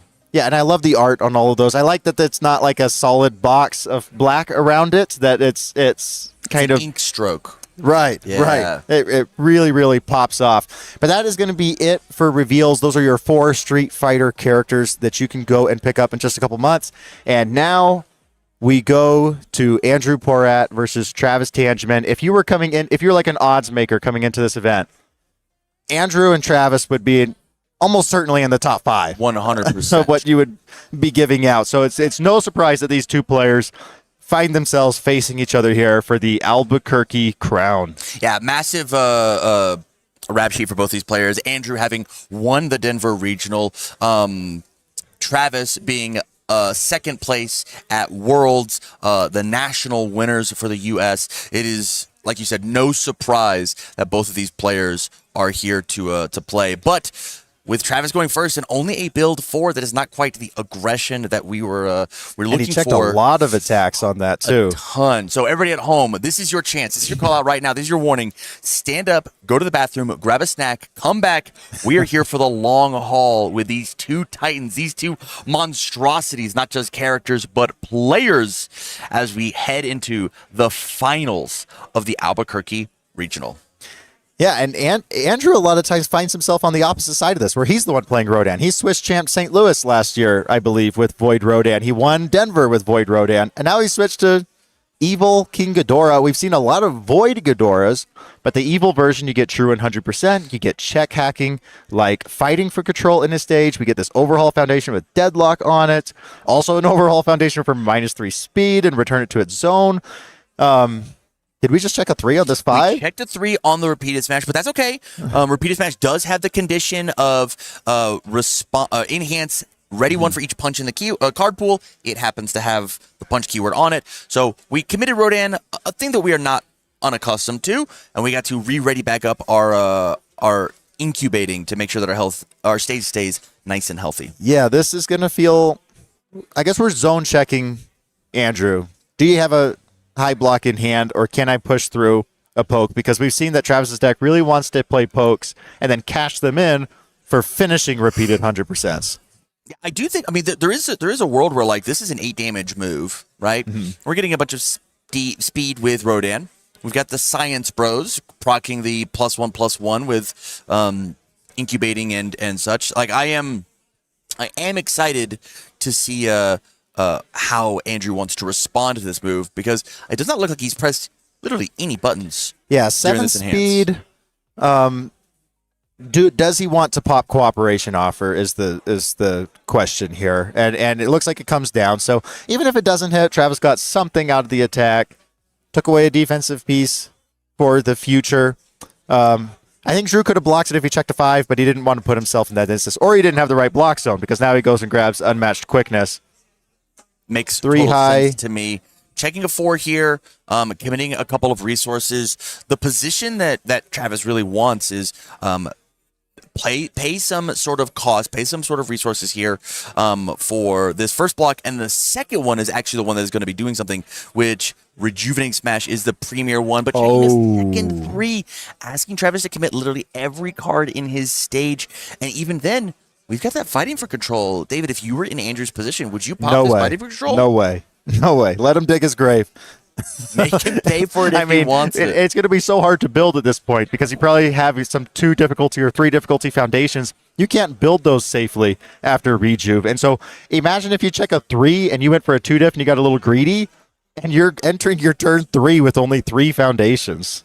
Yeah, but gain 2, draw 2 available, giving us a potential to have more options. And at this point, this attack is getting kind of quick, and with a card already in the card pool for Progressive, Ghidorah being committed, only 2 ready foundations, I think it's possible that we're going to see at least some sort of damage leak through, unless Ichigaki Got to check the checks 5. the 5 Yep. and commits both. A perfect block, incredible, perfect defense over here from Andrew. Now imagine if he was Ryu and he would get to draw 3 and take 1 card, put it on top of his deck. He would just like fully set up for his next turn. Oh, I'm so excited. We're playing it pretty safe on this build. We had to build that 0. That is not the second foundation we want to play. And now we go on a 5, check the 5, and now on a 5. All right, the checks ran pure. Makes sense. We made it. We Makes escaped. sense. And we sequenced correctly. Yeah. Oh, obviously these players are going to think us correctly. They're sitting here, the finals of the Albuquerque Regional.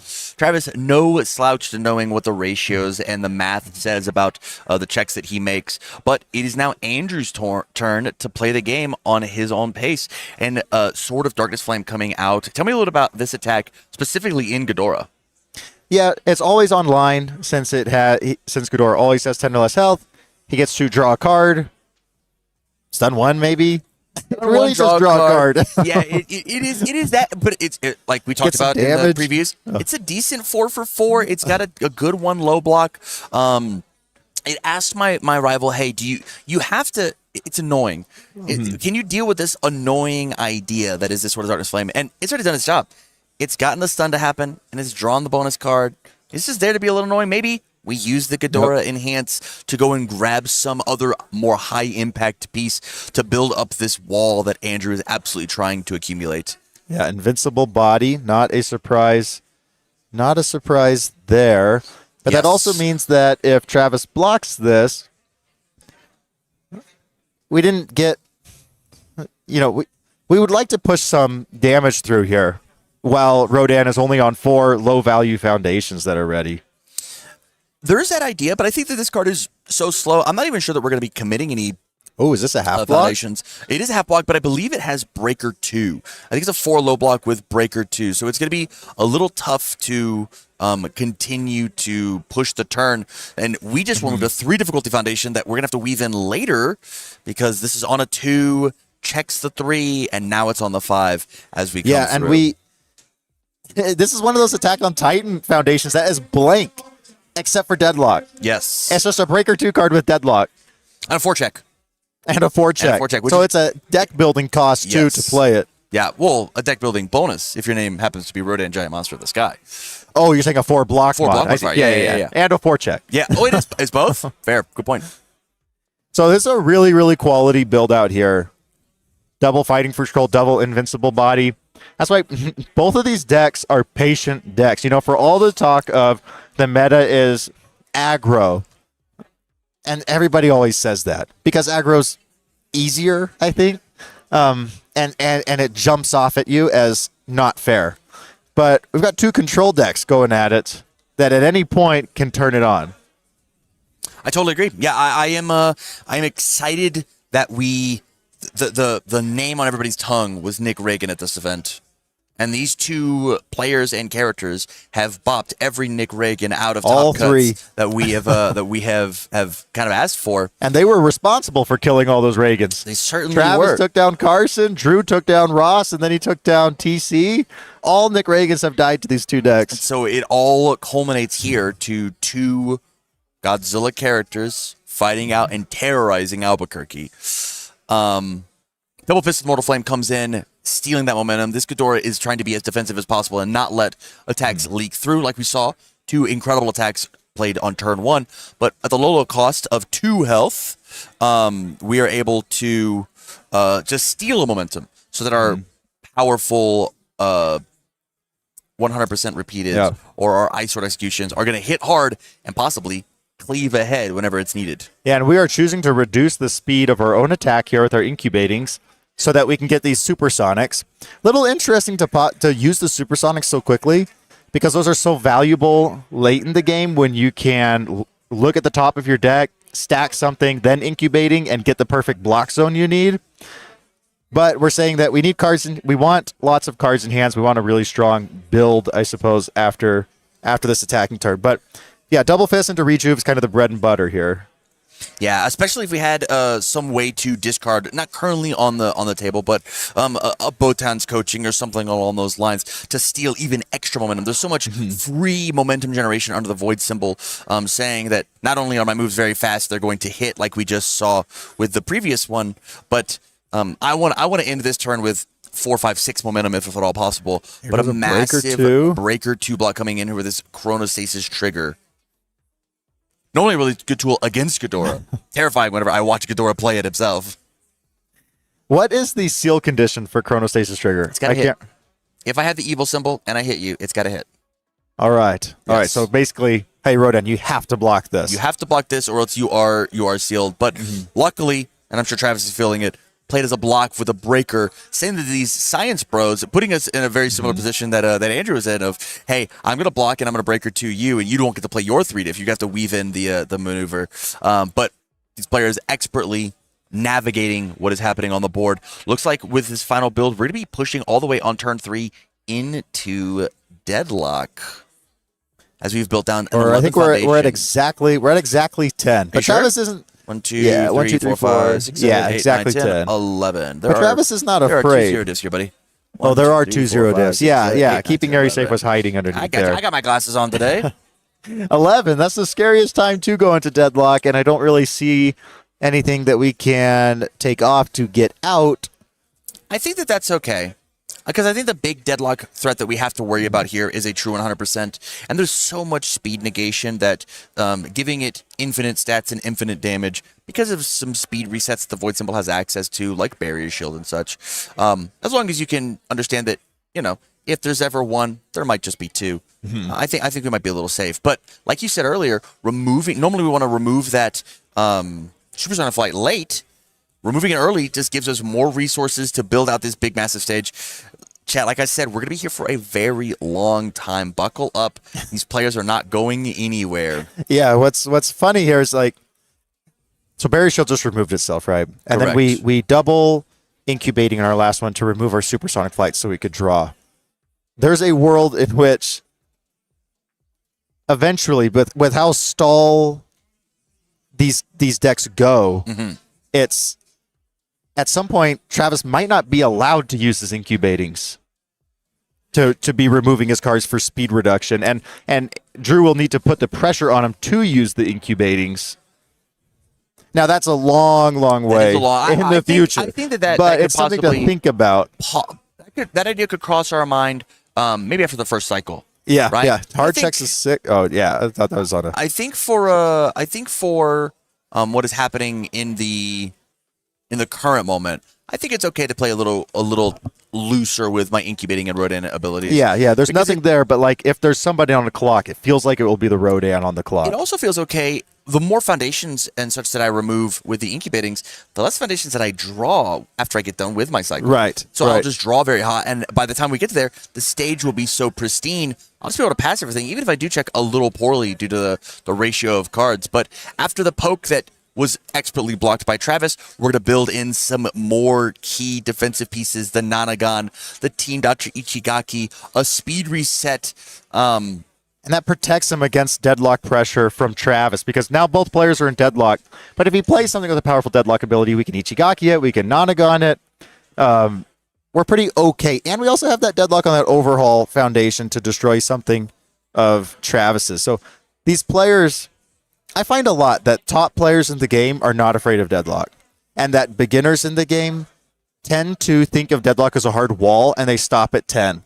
And Totally agree. sure, their rival might have some deadlock, but it's like the benefit of being able to have a stage at 15 to 20 foundations is so much greater than the odds of them drawing their deadlock thing. And you're locking yourself down by staying at 10, and you're allowing your rival to run free on their stage. So I just find a lot of the best players in the game are not afraid to turbo go into deadlock. Yeah, I think it's just the right thing to do. There are reasons to want to play in that play space of pre-deadlock, and there are reasons to want to play in the space of in deadlock. I think we're going to Ichigaki or Nanagon this, because we do not like to see sweeping daggers. Well, it's interesting. What good targets have we seen checked by Andrew? What True do we care 100. about? True 100's Have we seen there. one? I think we've seen. He has to be on 4 of them. And even if it is a true 100, we could just, Ichigaki that one. We could just Ichigaki the enhance on it, right? Yeah. It looks like The Tri-Gravity Beam Tri-Gravity. is the answer. Yes, which, you're right. There's really not that much Tri-Gravity. Nothing to be scared of there. not impactful on this attack specifically, but on the attacks that on the later turns, right? 4 turns from now, when that Tri-Gravity Beam could have made its way back in rotation or be removed from Ghidorah to be replayed. This is Travis not playing for now, but playing for later. Heads up play. Love it. Yeah. Yeah, sweeping daggers could come up big, and that's something that King Ghidorah does not get access to, being on the evil symbol. Correct. There's this idea of like Void Mill Ghidorah, which was played, I believe, by Ryan Fields at this event, where, hey, I can always go pick up my sweeping daggers. And then I get Sins of the Past too, and I can remove everything, all your attacks from your deck.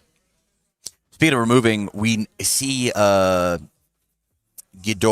we see Rodan using the incubating offensively, removing foundations out of his discard pile to give -1 speed, but +1 speed, +1 damage, because we built a Science Bros last turn. So now, because of triple incubating combined with Rodan, we've got +X+4 on every single attack that is unanswered by Andrew. We've kind of, in a blink of an eye, assembled kind of a bit of a killing force of every move is going to start trying to take ahead here. Yeah, Science Bros plus the incubatings has been his kill, because on Rodan you need to find your damage. Where's your damage going to come from? Well, most of the time people can't block, even if since I get to add the Rodan speed, the incubatings basically just take it down to printed. We're going to check a 3 on Rejuve. That never feels good. For a long time, people were saying that Rejuve was overrated. I wouldn't say it's overrated, because it's been in a million top cuts and finals and winning lists. But when you check a 3 on it, it definitely hurts. Especially if you check a 1 responding with fighting for control. The question here is this card worth 5 committed resources? He says yes. He says yes. And I, for one, agree. I think the redraw is going to be worth it. And he got the keeping area safe. With double keeping area safe, the fighting for control meant nothing. He still committed 3. And then he just readied the keeping area safes. Because it's not stun hate, it's just commit hate. It's when this is committed due to a rival effect. Is that allowed?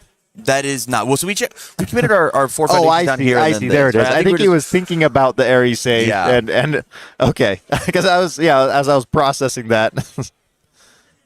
So from here now, Travis has got to make some decisions. How many attacks am I willing to remove? Do I want to just spend the cash on this EX here? And it looks like the answer is yes. I'm going to spend some amount +3 speed. Now a 7 for 6. Haven't even pressed the button on Rodan. But we do have to be dancing around these invincible bodies, removing those for put the stats back down to 0 is a game of chicken that we should be aware of. Yeah, and continuing to not be afraid of removing, because that is the engine of the deck, Science Yep. Bros. I'll be curious if Travis took his deck size up because of Science Bros. Because Travis had top eight Atlanta, I think, with Void Rodan. And pretty similar. It's a punch package, but he's playing like Female Titan. I'm not sure if he took Female Titan out. I haven't seen it. But I wonder if with the inclusion of the Science Bros comboing with incubating, I wonder if he took his deck size up. It's possible. But Andrew said, hey, I'm at 2. I don't want to lose a head quite yet. Defending Pageant Queen, setting this card back down to 0 speed, blocking with a breaker to block, prompting Travis to then build now 3 foundations back. I'm sure this is probably the last build because you do got to hold a little bit for blocks, right? And our stage is healthy enough. I think, We have quad incubating. We got found all 4 of them. This is now plus X plus 5. As long as I'm willing to absolutely decimate my discard pile to remove it into the void, get it, and give a bunch of extra stats. And I will say we did land a move. This is +1 momentum to be had on a later attack. And that 2 and the 2 diff Citywide Crisis can be very powerful against true 100%. Yes, playable while committed, speed reset. But you still can't commit it. If you commit it, well, I guess the deadlock on the 4-check overhaul foundation can still get taking the gloves off. Can still take it down now. And here it is. If the third, if not fourth, darkness, Sword of Darkness. Yeah. Very curious that he just checked the Ravages of War. That is not a attack that I've seen in a Ghidorah. Yeah, well, so Ghidorah has this sub-theme of discard, right? Tri-Gravity Beam, his most powerful, ultra rare. Well, he's coming not out on. of that. I don't. Oh yeah. Tri-Gravity Beam is his attack. It's not his symbol. It's Yeah. his card, right? He does have the weight symbol. We got the tendencies, and being able to activate and utilize this to get extra cards out of the hand, but instantly that card's gone. That card instantly got removed from the game by the singular incubating that Andrew has, because we've played Sweeping Daggers over and over and over again, and I do not want my Sweeping Daggers to get my rival spends a momentum, discards a card, destroys the foundation on a 4 diff. I had to pay an 8 diff for that. That's crazy. Yeah, against this Sweeping Daggers, I'm going to remove my good attacks first. Yeah, 100%, which I think is totally valid. And here it is. We're continuing to build that invincible wall, that giant younger Togoro body to be potentially played later. Invincible Body feels not weak into this, but a little bit, because a lot of Travis's deck is adding stats at a time. And so Travis can play around the first enhanced nature of Invincible Body. He can play around it pretty dang well. I agree with that, but I do think that it is there's a reason to keep that piece on the board and ready, so that you do have to make your rival play that chicken, and that is the extra stats that you wouldn't normally get off of the incubating Science Bros tactic. But once we've gotten our Darkness Sword poke, it does connect. It is going to go to momentum. We're going to build out some cards and then pass it right back. I will note that this is the first inhuman speed that we have seen touch the table. No inhuman speed, no relentless challengers over here on this Ghidorah list, which is a lot of the primary offense of this list, which is probably why we are seeing Andrew not be hyper aggressive in this game. We're seeing some pokes. They're leaking some damage through, but it feels like Travis's offensive engine is online and Andrew's is not doing so hot. Yeah, he is. Cleaning back up our board here a little bit. We've got 3 foundations to be built in, and it looks like What's he saying? He's bit of saying a something happened to the sleeve. sleeve rip. That's okay. Came Appreciate our prepared with judges. the extra sleeve too. Yeah, That was as you fast. should, as you should. I love the organization of Andrew's stage. I love the organization, honestly, of Travis's stage. Putting like-minded pieces together reduces that potential mental load challenge on your rival, and make sure that everybody's playing the game at the absolute highest, best caliber possible. And a build 3 pass from Travis, sending it right back to King Ghidorah, asking, "Hey, man, your offensive lineup is not there. I didn't quite draw the gas that I need to kill you with. I'm down to play the game a bit longer." Yeah, I mean, I didn't quite draw the gas. Like, I didn't draw 7 attacks. I didn't rip like the absolute hero draw and be comfortable passing them, because both of these stages are so difficult that we could see this game slow down quite a bit. And Drew is comfortable doing that. Travis is comfortable doing that. There's no rush from either of these players. They're not going to feel pressure to go first, because sometimes players will feel pressure to, like, if attacks haven't happened in a while, like, I need to just advance, like, I'm just bored, so I'm going to advance the game state. And then Absolutely. all that does is get you off balance and then you die. I've had so many players just throw games against me because I want to do something. Yeah, it's very easy to get impatient in board states like this. I think my favorite quote of the weekend is "drag you out to deep waters." I loved that quote from you. And both of these decks are absolutely fighting for who gets to try and drown the other. As we open up, Andrew, with a Patchwork Baby, the OG, not quite the New Year's promo. Huge piece in this character. Stun 2, EX3, Powerful 3, get stats for things that have happened inside the card pool. Great opener, great ender, but as the opener, this kind of is leading up to. I'm not sure where this turn's going. I couldn't tell you, and that's the decision that Travis has to figure out. To some Where's it extent, going? like, if you just build back, allow you to build, and then I'll build, and then you build, you're both just sculpting your hand. So sometimes you just want to de-sculpt whatever Travis has over there. Do something. Get him to spend some defensive resources on it. Get him to get some cards out of his hand. That is true, but with this size specialist that we have in Travis's stage, we're able to take and have premium block foundation cards to block, build them in, size specialist, add it back to my hand, and then on my next turn I can build it back once again. And so it's possible that the poke game that Ghidorah has kind of set up and is known to play exceptionally well is not going to be there. But spending momentum on the EX says that, hey, I kind of want this one to matter a little bit. I want you to be a little afraid. We are starting to remove for the incubating, so that's another thing. The more we attack, the more Travis removes his cards in his discard pile.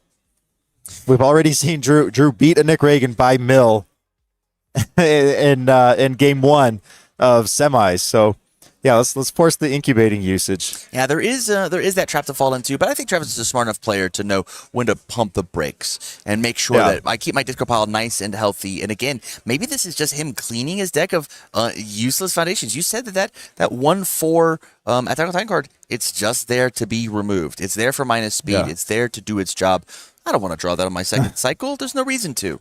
Well, it's got some deadlock. I forgot what the deadlock is, but I know it's there. Clear 2 cards out of your card pool. Oh, I believe okay. at form speed.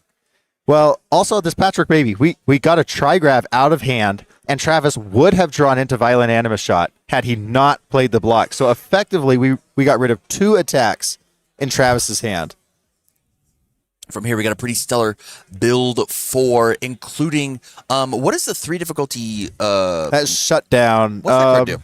Says if Travis plays something that shares a keyword with another attack in his card pool, skip the enhanced step. Whoa. So, like, if he plays Sweeping Daggers and he has a weapon in there, no more sweep. We're basically gonna flash this move. Wowzers. That's very, very strong. Yeah, and he's playing cool punches. piece. So, like, the repeated 100% coming in as the finisher, it's obviously going to share punch with something in the card pool. But you called it Sweeping Daggers coming in. Is Travis going to get to play the Patchwork Baby on his own? We've got the momentum to maybe spend and put a little cash, or is there something a little bit more valuable as this leadoff attack? Something we want to keep Ghidorah off of on a later string. Big question to I ask. think we see Nonagon or Dr. Ichigaki happen on this one.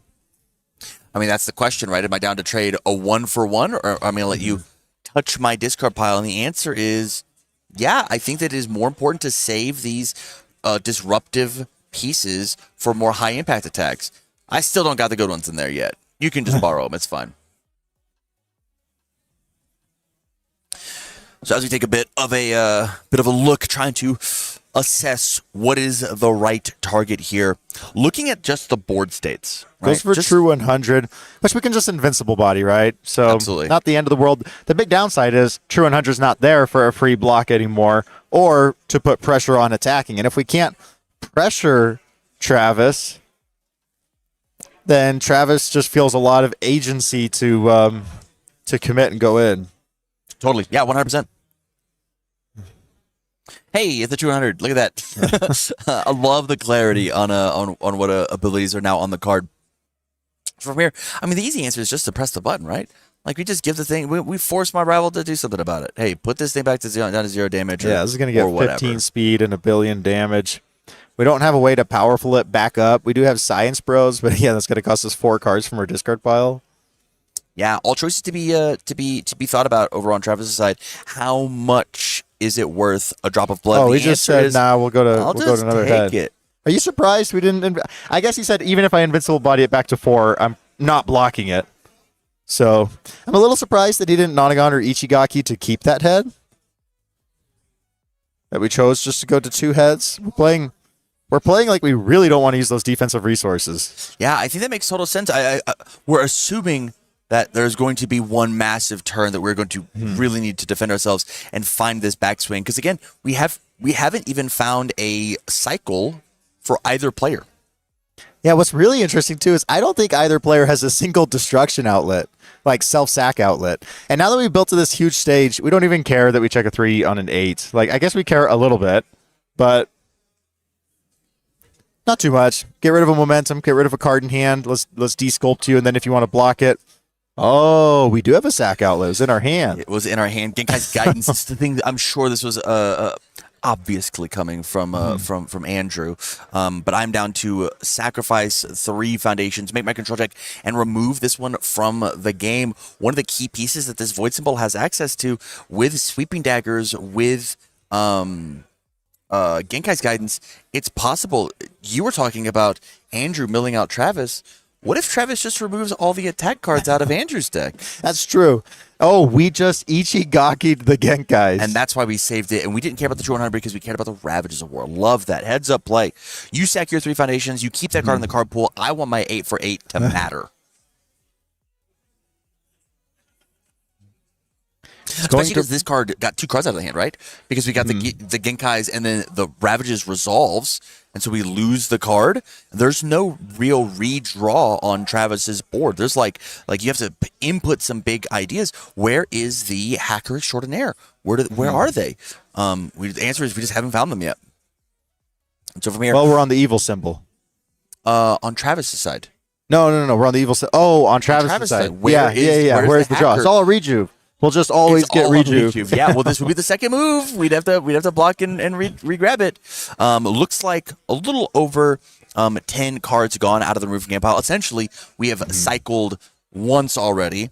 Soon to cycle a second time. Again, there's that power that you were talking about with Rodan. We do get to burn through a lot of our deck in order to find these really impactful abilities at plus or minus speed.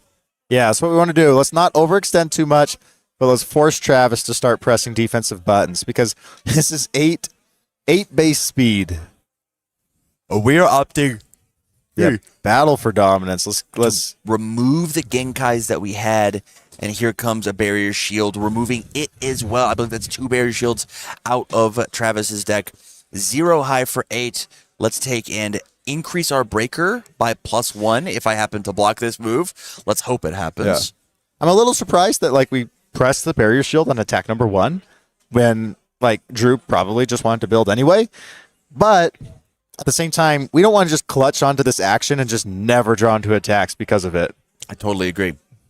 And we're not sure where the rest of this board happens. We checked a 3 on this, committed a bunch of foundations, and I think we still have 13 foundations up and ready, even after checking a 3 on an 8 diff. So the turn, if there's gas in Andrew's hand, this could be a very impactful turn, and I think that Travis is feeling there's no reason for me to risk accidentally getting gotcha'd, not in the finals of the Albuquerque UniVersus Regional.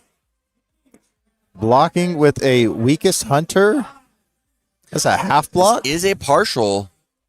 Dropping down all the way You think to 12. Sometimes in these matchups, you almost want to go down. When you have such a strong defensive board and your win condition is your rival overextending, sometimes you want to take a little early damage. Oh no, I'm so weak. You can definitely get me. And then you just shore up your defense and then kill him on the backswing. Yeah, that is true. But this is kind of telegraphing to me that Travis just doesn't have a high block in our hand. Yeah, you're right. I mean, he didn't have the draw foundations. He doesn't have the hacker. If we did, right? We'd have to use those errant sidesteps, which say if I Yeah. block, I redraw. It has to be completely blocked. That's not +1. That like goes, that replaces itself, right? Right. Same thing with that Botan's coaching. We peaked the top card of the deck with a Rodan, and we valued drawing that card, but it still wasn't a high block, right? Yeah, and it looks like Travis is very close to being the first player to cycle. Yeah, what is this? What are the signals that Travis is giving Andrew, and can Andrew pick up on them? Is Travis being truthful with the signals? Hey, man, I don't have a high block. Okay, I'll play a couple of high attacks and overextend a little bit. And does Travis get gotcha? There's some real mind games going back and forth of what should be the next form played.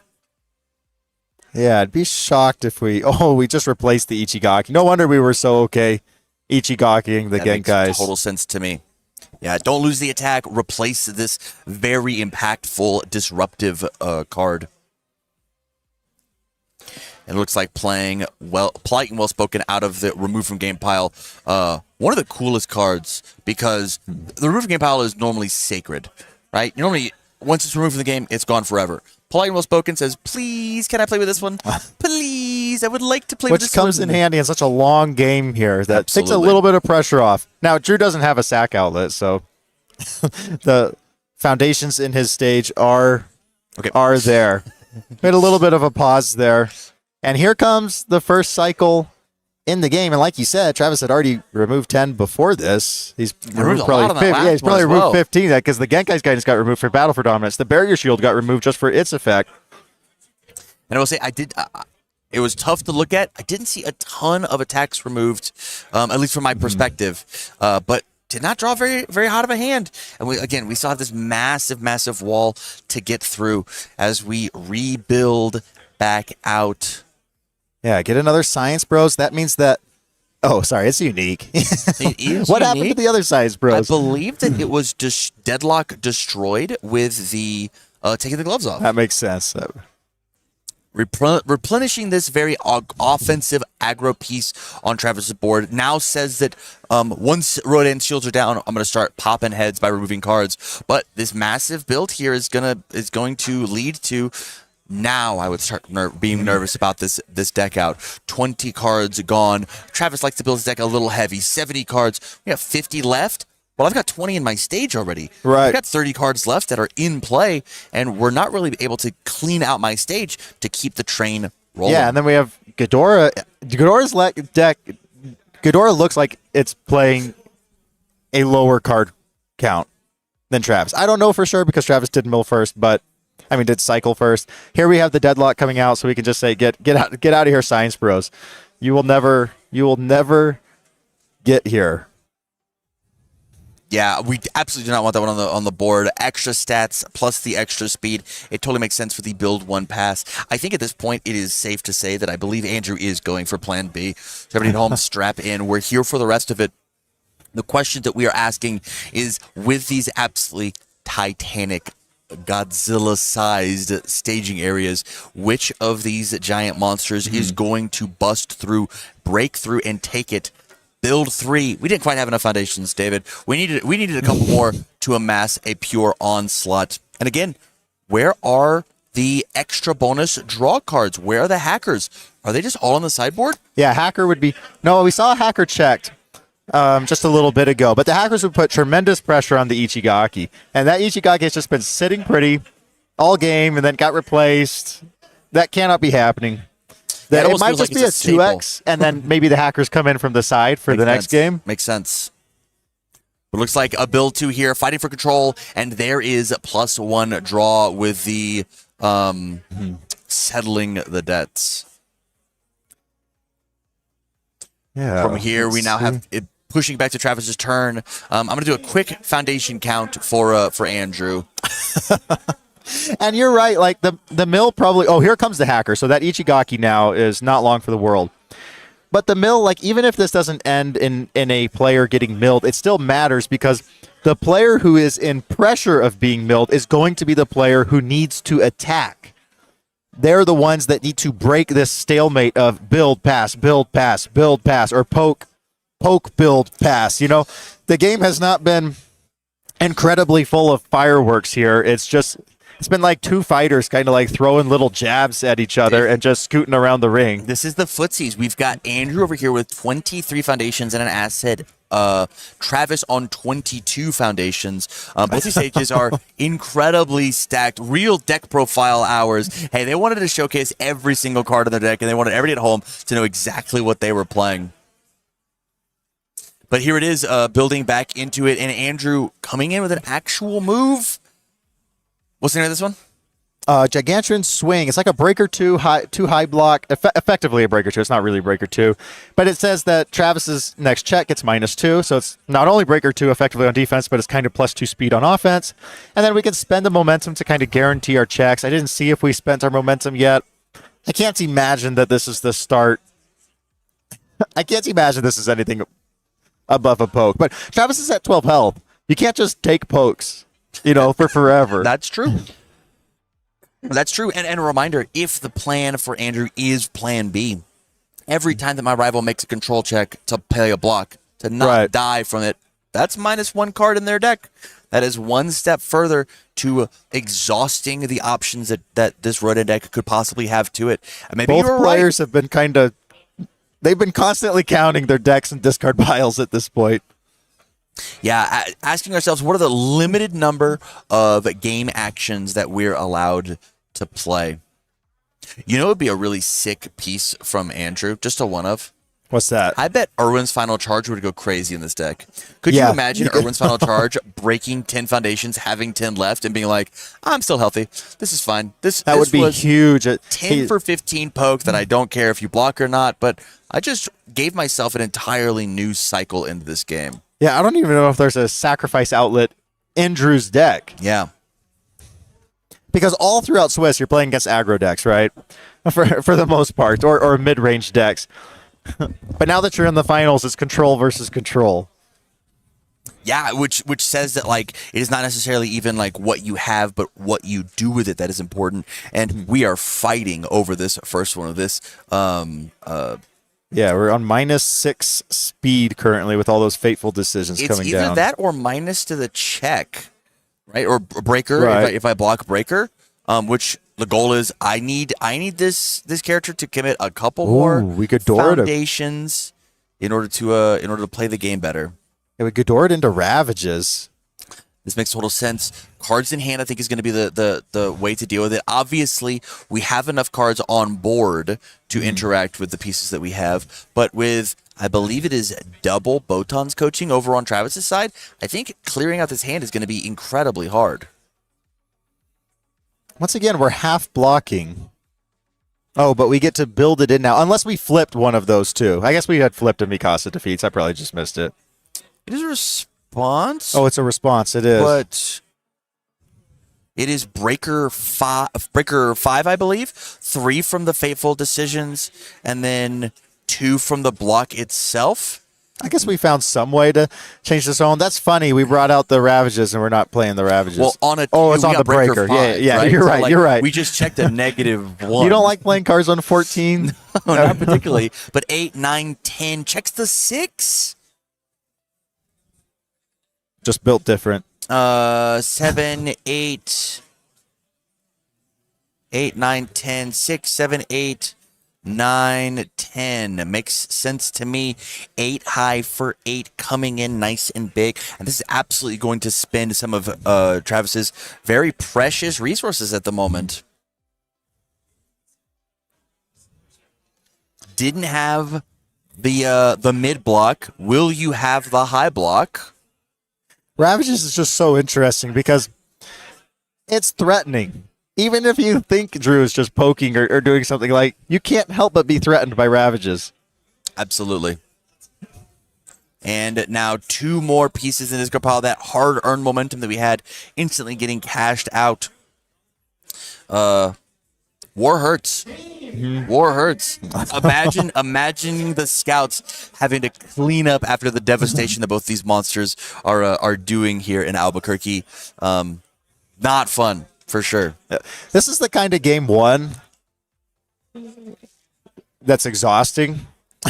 where if you lose game 1 and you have to go 2-0 and you feel like I have to go through 2 more rounds of that slog. Like, it's incredibly disheartening, and that can affect your play in And- future games for whichever player loses this game 1. The difference between good players and great players is great players take that challenge, understand that not blocking this Ravages of War and dropping all the way down to a measly 4 health is the way to It's really succeed in the pressuring game. Drew. Like, don't you want to keep attacking? Don't you want to extend? And Drew says, yes, but I'm going to selectively rip something out of your hand. So this is offense that is also defense, best of both worlds. Yeah, this is a tri-gravity beam has come in, destroying a foundation. Hey, we found a destroy out. They just happen to be on our attack cards. Destroy a foundation, reveal my rival's hand, get to peek, remove one, another piece That gone. remove. Hey, this is kind of our own swiping daggers, if you really want to think about it. Yeah, and Swoopy Travis daggers. reveals a very sculpted hand, which also means that any attack that Drew plays beyond this is going to force a block from Rodan because of the health size, and it's going to force an attack block. That is true. The question is do you fight back the own tri-gravity beam, make sure that your defense is healthy? Do you stop the rejuve smash from potentially getting you to gain that health back? I'm just not 100% positive what I would be doing here, but it looks like Andrew's chosen tri-gravity beam as the answer. Yeah, I get to remove your cards. Don't touch mine, please. And big, we didn't see a sweeping daggers. Otherwise, sweeping daggers would have 100% been the hit. Probably. 100% probably. 100% probably. Yeah, that's the next big card. We had 100% repeated, And we got now we- 100%. 100% probably is the next one. Yeah, we just removed our own supersonic flight to draw so that we don't have to block with an attack That because we makes total really want sense this to to me. be sculpted. But it's coming at the cost of a card in our hand, and we have to fight through 2 heads. Ichigaki Nonagon shut down, triple invincible body. And 2 copies of In Control, which probably the least of our worries with Yeah, our stage yeah. is massive. It's our own. But it looks like Rejuve is the answer here. We do get to heal 2 and draw 2. It's Back- kind of hard for me to believe that was the second card played this turn, but maybe it was. Well, we had the block from the Breaker 5, remember? Block That's and then we right. built it down with the side specialist. And here these polite and well-spokens come back in from the removed pile. Very successful turn for Drew, in my opinion. We got some momentum. We're down to killable range, so Travis can't be comfortable. And I think the big thing to note, is Andrew got to figure out what's in Travis's hand. Right, he I knows get the to- exact block zones to hold. I know 3 attack cards or 2 attack cards that are going to be coming. I need to deal with World's Weakest Hunter, which I'm pretty sure Travis has 3 removed by now, as well as a True 100 with no momentum. Yeah, I'm almost okay like Drew, like, yeah, please draw 3 cards. Yeah, I would love for you to get 3 cards out of your deck. yeah, that's very, very true. We'll have to just see. A thing of note about Andrew's deck that I think is really interesting. Where's the combined firepower?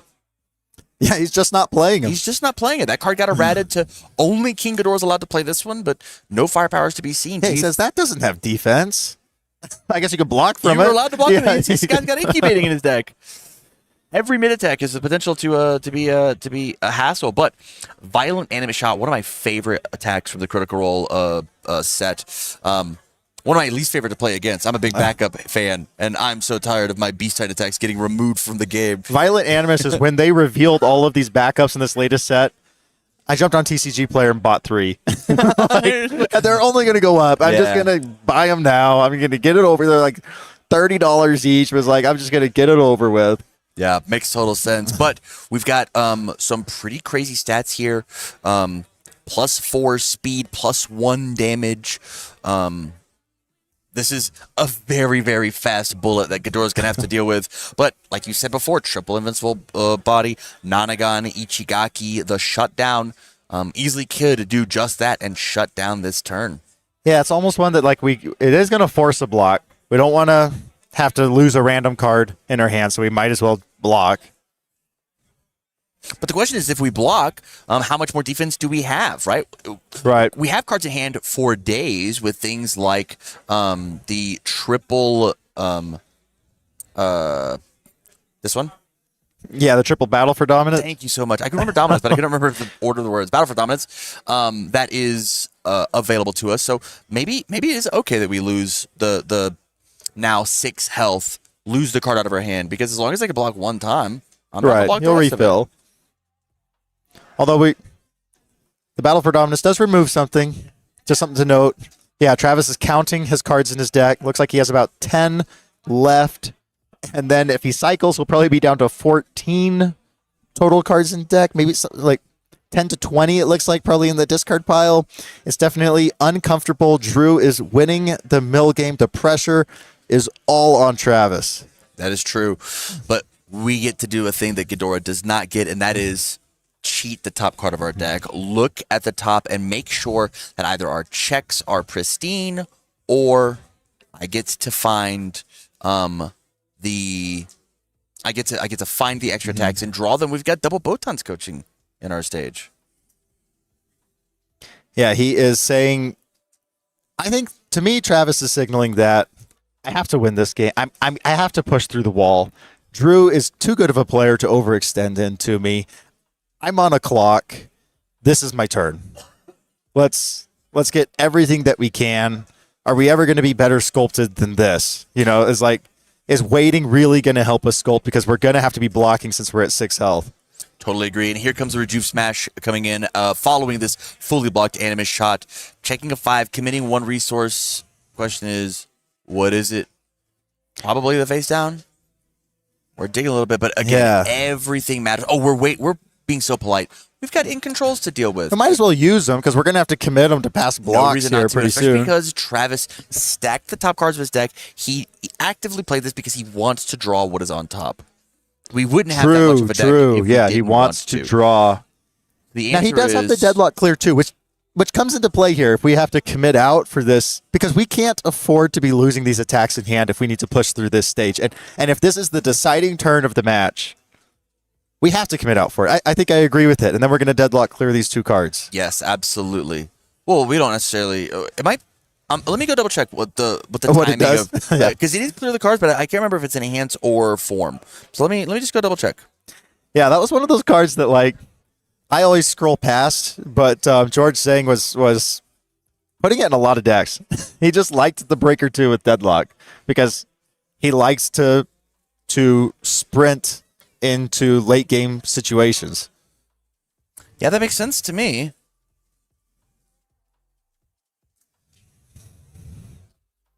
Vertical training. 1 4 low block, Breaker 2, Deadlock form, sacrifice, clear up to 2 cards from your card pool. Let's say up to. So we could just clear the 1 if we care about it. Could. I mean, not the Invincible Body comes in, taking it down. Invincible Body takes it to 0, correct? takes it to 0. Okay. And now he's saying, yeah, incubating. You can you're going to need that damage. A little surprised that we didn't just take it or wait for it to get to a full head.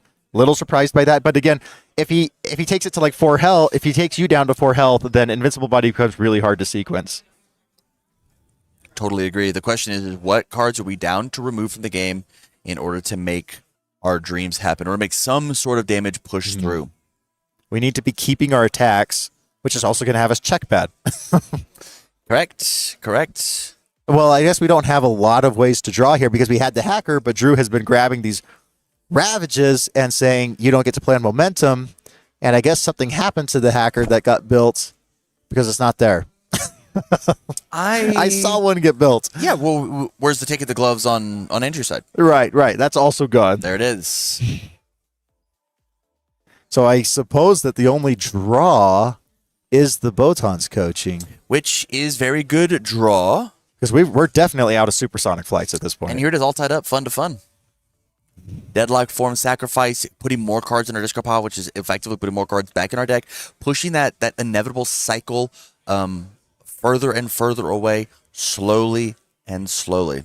Yeah, and that shows that this is definitely the deciding turn of the game. Yeah, I'm not sure we're allowed to pass back to Andrew and the game not be over. And we have to sequence this properly against Shutdown. Correct. We always have to be aware that he's going to flash. He's going to pseudo flash something. And he's going to get to seal something. Ichigaki.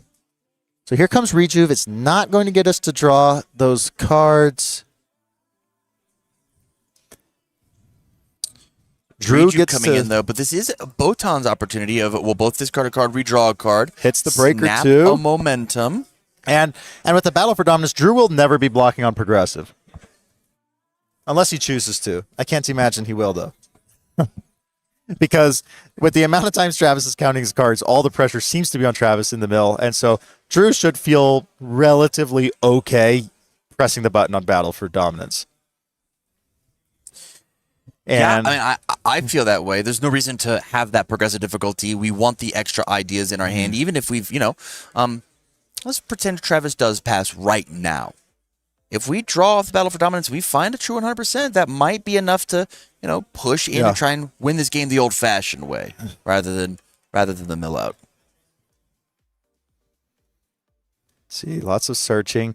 Every single decision at this point. I mean, the end is approaching, whether or not the players kill each other. So every decision matters. Battle for dominance being activated. Clearing that card out of the card pool.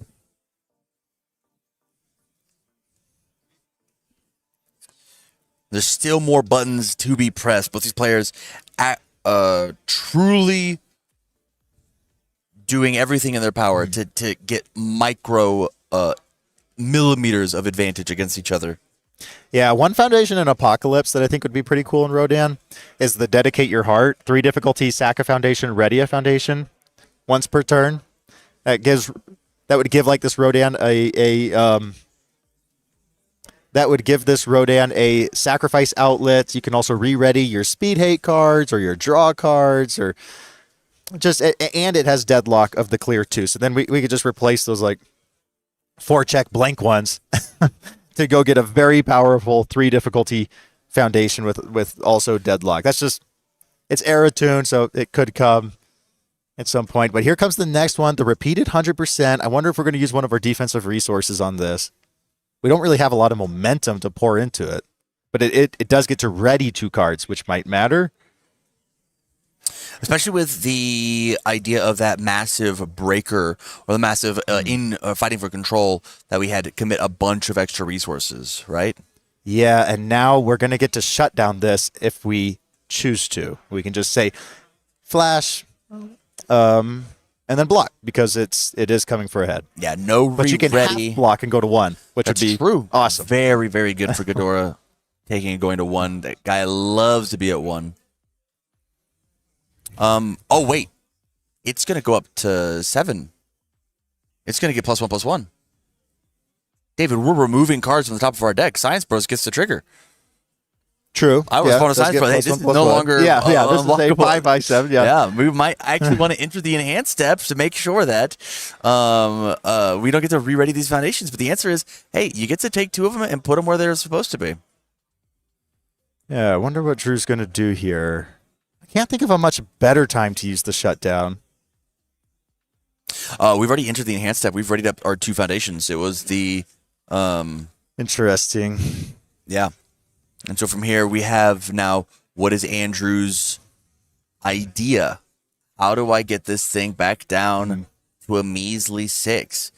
I mean, there is the world where we could take and use the invincible body, put it back down to 0, make you work for it, right? Yep, there it Looks goes. like that's the idea. Hey, you have no cards in your discard pile to remove with this yeah, you incubating. can't pump this back to 4. You're going to powerful 3 it. And then remove 1 for the speed, but it's an extra card that's gone. Yeah, now it gets up to 4. I mean, so now it's still coming for a head. I wonder if Drew thought about that. Thought about that not only does he get access to the momentum, but then that fuels Science Bros. From here, we get to respond, remove, respond, commit, after my rival adds a card to their hand, take a card from their hand and put it in their card pool face down, which I think we're A-okay with. Yeah, we can remove it again with the other one. Yeah, and that is the idea. That's what we're going to do. Hey, get rid of this one, not that important, and then redraw. Here's my big question for you. In all of this calculation that we are doing of how do I get past all of the defense and yada, yada, yada, we've only looked at the board. How many true 100% have you seen checked? Not very many. It feels like Drew's only running like 2. How many do you think are in Drew's hand? That's true. We That's play true. a big, crazy mid that is faster than the speed Yeah, of light. he's almost certainly clutching some for I'm gonna defense. block with a true 100%, which has got to be some calculations that Travis has got to be doing. But Travis has to play like they're not there. Oh, and well, it is there. He's here going to it half is. block. He's going to go down to We are removing like it. 2 or 1. Yeah, there he goes. He keeps that head, and I think we're. Well, I don't our want to say stage is Travis healthy? can't get there, but I think that we can actually. I think that our stage is indeed healthy enough that we can. But he's play. played 4 attacks, and he only entered this with 3, and then he drew 4. He didn't get to draw off on the second rejuve. I'm just not sure he even has the attacks in hand to push through. I think I see 4 more attacks, David. I think that rejuve drew us 2 attacks. Try gravity beam coming in.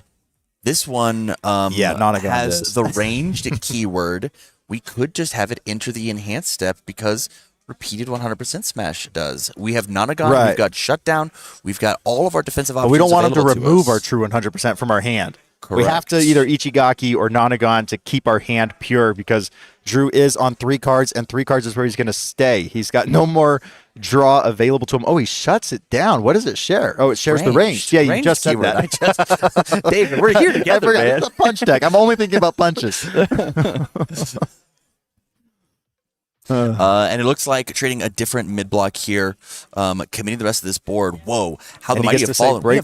We have No, he 4 doesn't. ready foundations in Ghidorah's stage. I know. 4. It's all going to come down to true 100% in hand, Nonagon, invincible body, and we still have a head. But the blocking days are effectively over because we're almost certainly going to be using invincible body and Nonagon not to pass checks.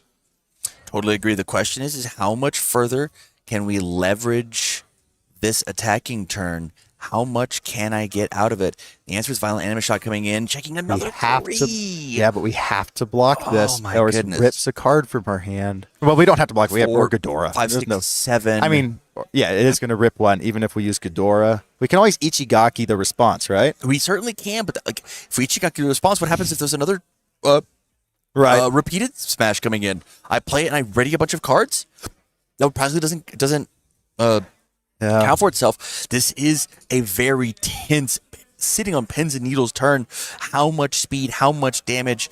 If this one connects, Yeah, this is our last attack that has access to Science Bros and incubating, and it's not. And Drew has a head. I think So that I this is- saw 7 cards left in Travis's deck.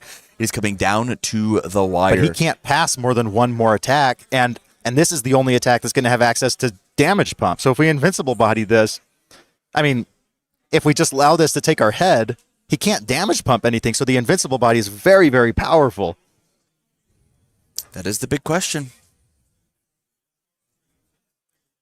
What matters? Yeah, Drew has to And he locate that. He's says- going to have to take something out of his hand now. No, he's going to Ichigaki to take something out of his hand. I think you're right. He's definitely just clutching true 100s. He's clutching the true 100, or even crazier. We haven't seen like a singular barrier shield come out of Andrew. Spicy Yeah, one of. Your move gets way too fast. All right, I will use the barrier shield and go for this last block, and then Breaker, you've got too many cards in your card pool. It might just be over. Yeah, we don't mind losing a card in hand because Travis isn't playing 2 more attacks. He's playing 1 more attack, and he has to get it to 10 damage. He absolutely Through has invincible, to. but I just don't see an out. Now, Travis sees things I don't see. He's a much better player than me by a landslide, but I think that this is basically going to be GG's. And he We'll said, see. I will pass back. Incredible defense. I mean, we got -3 plus whatever we have from Rodan, plus the Aaron sidestep, a little bit of extra draw with the Science Bros if needed. But man, that was a lot of input for not a lot of damage. And it really felt like we got a lot of defensive and disruptive pieces off of Andrew's board, but we didn't really tax his hand all too much. Yeah. That sculpting, I think we lost what? We lost 2 attacks. If we find 1 attack, Ghidorah's is going to go find a true 100 and just slam it. Or If I'm Drew, I'm going full steam attacking. That might be a little counterintuitive, but Travis only has the incubatings out to help him on his speed. So, and he's at 8 health. He's so vulnerable, and Every defending control his check- position is going to be so hard. Every control check's an extra card gone. Every incubating is a card definitely gone. How much can I represent 8 over and over and over again? He drew a true 100. That is the question that we have. What could possibly So, hey, let's get rid of a exist in barrier Travis's shield. It hand? removes itself. You're going to have to draw an extra card, and it's gone. Yeah, so here comes the true 100. Check Checking a 3 on it. That's okay. Nobody We could still care. Have a ton, well, I guess eventually, right? sure Like Andrew Travis cares a on the little, 8th attack right? started caring about control checks. starts as a 3 mid for 3. Gets speed for every readied card in your stage and damage for every card in their stage. This might just be game over unless we have an answer. It looks like we are showing Yep. it up and scooping it. There it goes. And he had With double true 100. true 100%. I knew we were clutching onto them the whole time. Because Travis had to overextend that turn. There was no choice. It really came down to who was on the clock in the mill game, who is feeling the pressure, and I think those early, just removing the supersonic flights with the incubatings did end up mattering. And you're right, you shouldn't be thinking about the mill plan early. You should be thinking about killing and playing, but Drew's deck is just purely thinking about defense. Yeah, 100%. And it paid off, right? We milled the one who normally mills. We took Rodan and drug him out to deep waters. And we didn't even try. We're not playing like remove stuff other than try gravity beam. It's just I'm going to play how much time has come off the clock? Is there time limit There in is finals? no time limit in finals. We played an incredible 1 hour long round 1. That's what's so disheartening is like Travis knows that like if I'm going to win this finals, I'm here for 2 more hours. And my brain is so freaking tired. I mean, I think that there is a world where Travis very quickly, Rodan is such a strong, potent character in our game that he can find it on turn 2, turn 3 before this wall gets amassed by King Ghidorah. I get a momentum, I snap, I get Ice Sword execution, I slam these moves and I kill you on turn 2. It happens. Would you It be totally siding happens. in to be more aggressive here if you were Travis? Absolutely, I would be. Having pieces that control the board and make King Ghidorah's life a living hell as I push through and I swing. Because the defense on Travis's side takes care of itself. I'm Ghidorah. I'm Rodan. I'm good. I'm going to block it all out anyways. I can't tell if he sided him in, but I do think I saw an Irwin's final charge in Drew's sideboard. I think he didn't put it in, but he might have had like 3 and he put in a couple or something. I think that's really interesting. I would be nervous about that card because what an incredible sweeping daggers target. Our job here is to, reset our board and get it back to, livable spot. Yeah, If don't let our rival have a we let our discard rival outlet. do it, it's going to be very, very scary. So from here, what's Travis got to do you think to clutch up this game? Yeah, he has to do something that's antithetical to what he's built. He has to do, like he said, put some pressure on Ghidorah early. But his deck is a poke and then explode deck. Is a poke, build momentum, and then I'm going to have 4 momentum, and then the repeateds are going to come down, and then I'm going to destroy you, or I'm going to sweeping daggers and get something big on your side. But Travis's deck is such a poke deck, but he's going to have to play it very differently. Yeah, I think that's going to be the adaptation that Travis is going to have. And then on Andrew's side, I don't know, man. All things are casual. Let's keep it flying nice and steady. That kind of went exactly to our game plan to the point where we technically didn't win on mill out. True, we technically killed. My opponent scooped because my true 100% was too big. I killed him via damage. The active game plan that Ghidorah He's always putting in wants. some runaways. Interesting. Who's putting him away? Drew, he just cited in double runaway. So the big thing about runaway in this matchup is we just said that we wanted Ghidorah Ronan to be aggressive. I want big 10 damage ice swords. Well, let's make them 5 damage. Okay, got me there. Yeah. Let's not let ourselves get turn 2'd. He's counting his sideboard to me. He definitely had Irwin's final charge in there, but it is sticking in the side. Does not look like it came in. That makes total sense to me. So from here, I wonder if he's taking a bathroom break or something. Yeah, it looks like our players are down to chill. Let's chat. Let's chat a little bit about how was your Albuquerque experience. This is your first time ever casting in person. What are your thoughts, man? I had a really, really fun time. One of the big things is that when I come to one of these as a player, at least when I did, rewind my life about a year and a half. Sure. When I'm coming to a regional, there's only a regional every couple months, or that I can travel to. Yeah.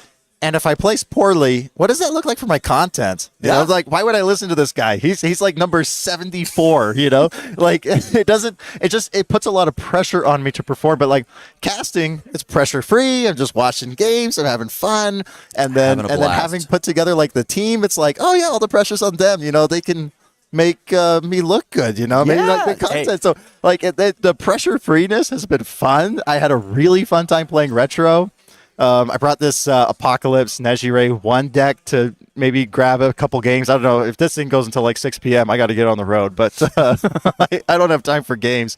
But a very, very, very fun time, and I feel like organized play is going in a upwards trajectory. How about you? Yeah, I feel like everybody in the room has got big smiles on as they're playing the games. The atmosphere is very nice. The cosplay contest went incredibly well. There were we're grabbing waters. We're here for the long haul too. Everybody cheers.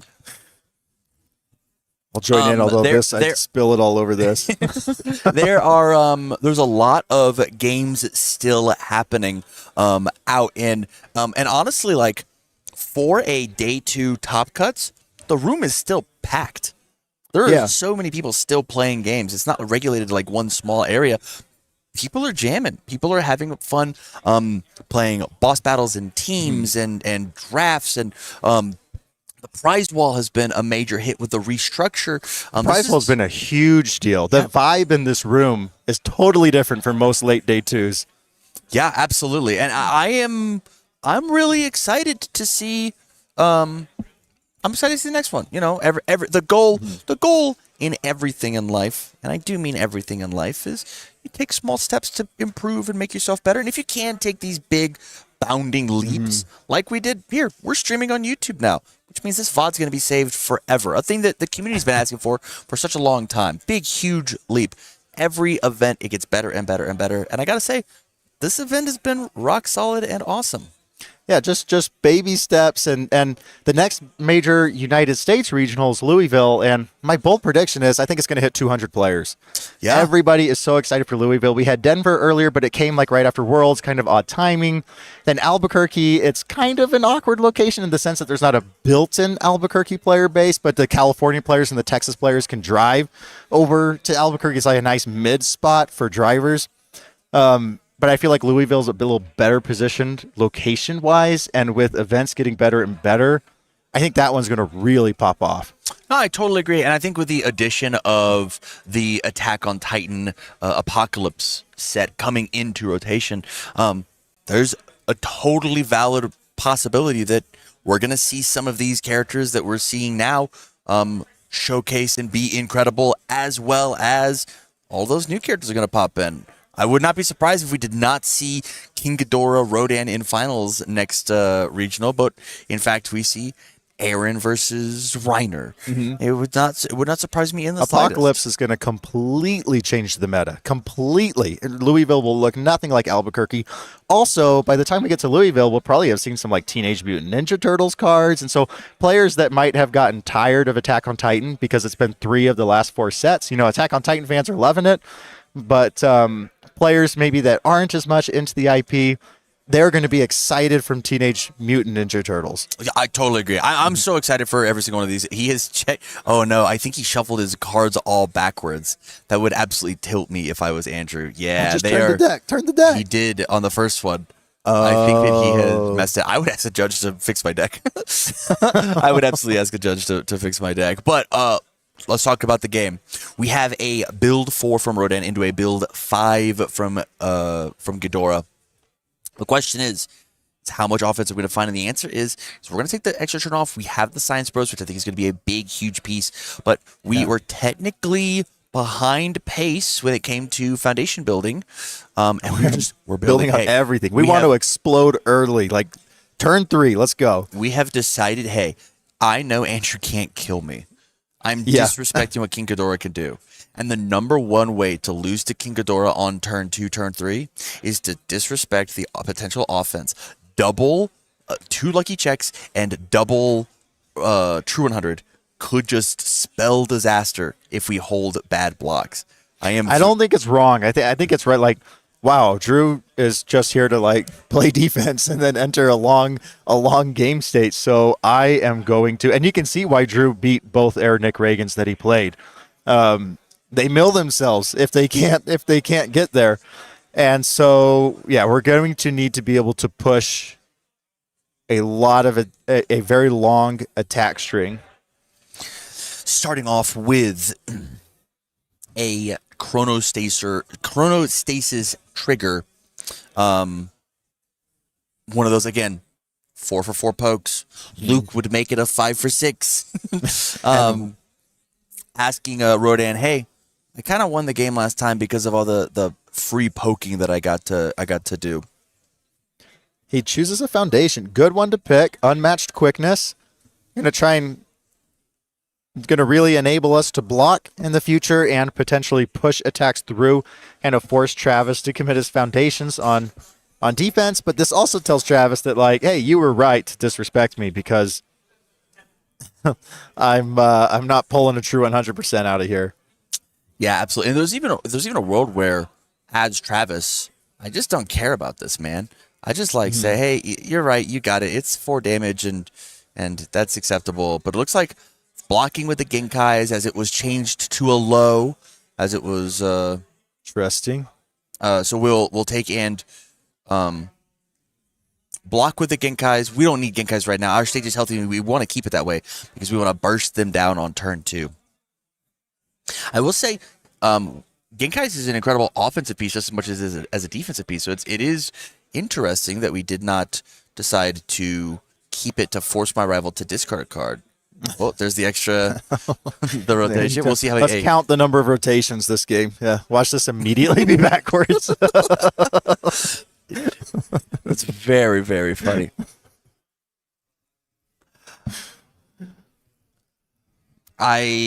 Double Pageant Queen, double minus damage. Double Relentless Challenger into an unmatched quickness.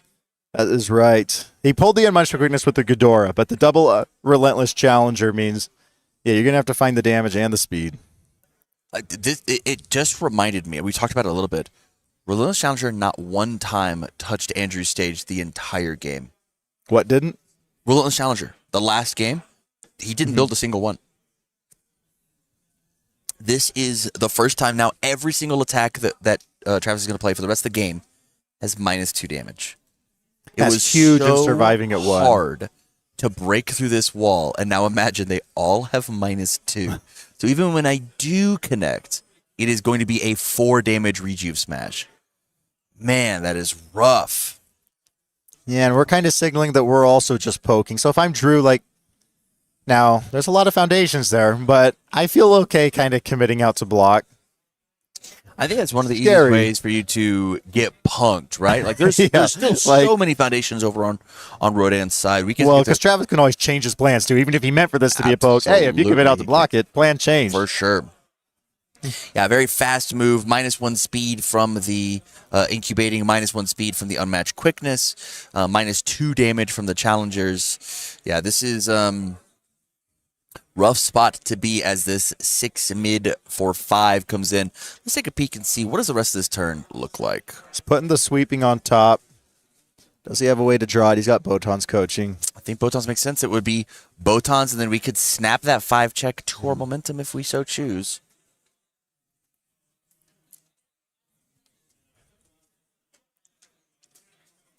Make it So from here, let's both discard a card and then redraw a card. We want that sweeping daggers very much so. Get rid of these foundations. We already have enough. And I think this is a turn that I'm going to be attacking an additional time. Yeah, the foundation in there is sneaky because the sweeping daggers might change the math, and with Drew like not having much of a counter punch, I could see just throwing it on a 6. Yeah, I think that there's almost no reason not to. I mean, Sweeping Dagger is getting rid of something that's important out of the discard pile, followed up by if we check well enough, there is a Tri-Gravity Beam that could be coming in afterwards to, get some pieces out of the hand. We don't have that powerful attack disruption. There's no Nanagon. There's no Ichigaki. But here, we could sniff it. We could smell it coming. True. Why 100%. is he committing? We're not playing it. I want to keep this card in the deck. If I just block with it, it'll go to the discard pile afterwards. Well, Sweeping's just going to remove it anyway. Don't let it go to your discard Well, what pile. if I remove it and I get to play off the door? I don't want it to go to the discard pile. He's got the Sweeping in hand. But we know he does it. It looks like we are going to take and just rebuild back out.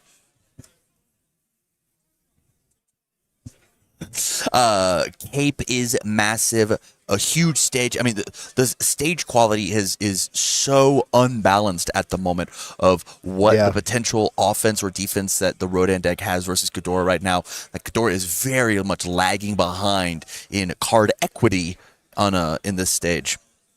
Yeah, it looks like some interesting things we drew. It looks like he has got a true 100%. It looks like he's got a runaway. So the runaway immediately went to the back of the hand. Looks like we're going to choose just to build out here.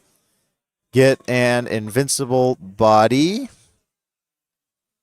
Settling old debts. I think they're both past 6 foundations. Beta shift. Battle for Dominance. That's 3 straight draw foundations. That's one of the big things. Is that Ghidorah is very much a 6-hander. And if you want to survive for forever as a 6-hander, you need lots of draw in your stage because there's going to come a turn if you want to play late where you're going to need to block 5, 6, 7 attacks. Yeah, I mean, not all of us are privileged to be the 7-hand size giant monster of the sky, right? So we gotta make up for it in other ways. But from here, it looks like I think that we are slowly being dragged out again. Here's a massive build for Travis, understanding the gameplay that he wants to have. I was so close last time. They got a little lucky with the pieces that they had on their board. I think next turn, though, it might be the make or break point. I am nervous about Ghidorah finding these disruptive pieces. We already have a singular invincible body on the board. We've got double pageant queens. I am nervous about what the rest of it looks like. It looks like we're playing a poke to go tutor some other crazy disruptive piece. The flood is starting to seep through the cracks. Yeah, and Travis has adjusted his playstyle. He's not just removing everything for that Science Bros incubating combo in his stage this game. Now it's because he knows I only need to use these on the turn that it matters. Yeah, 100%.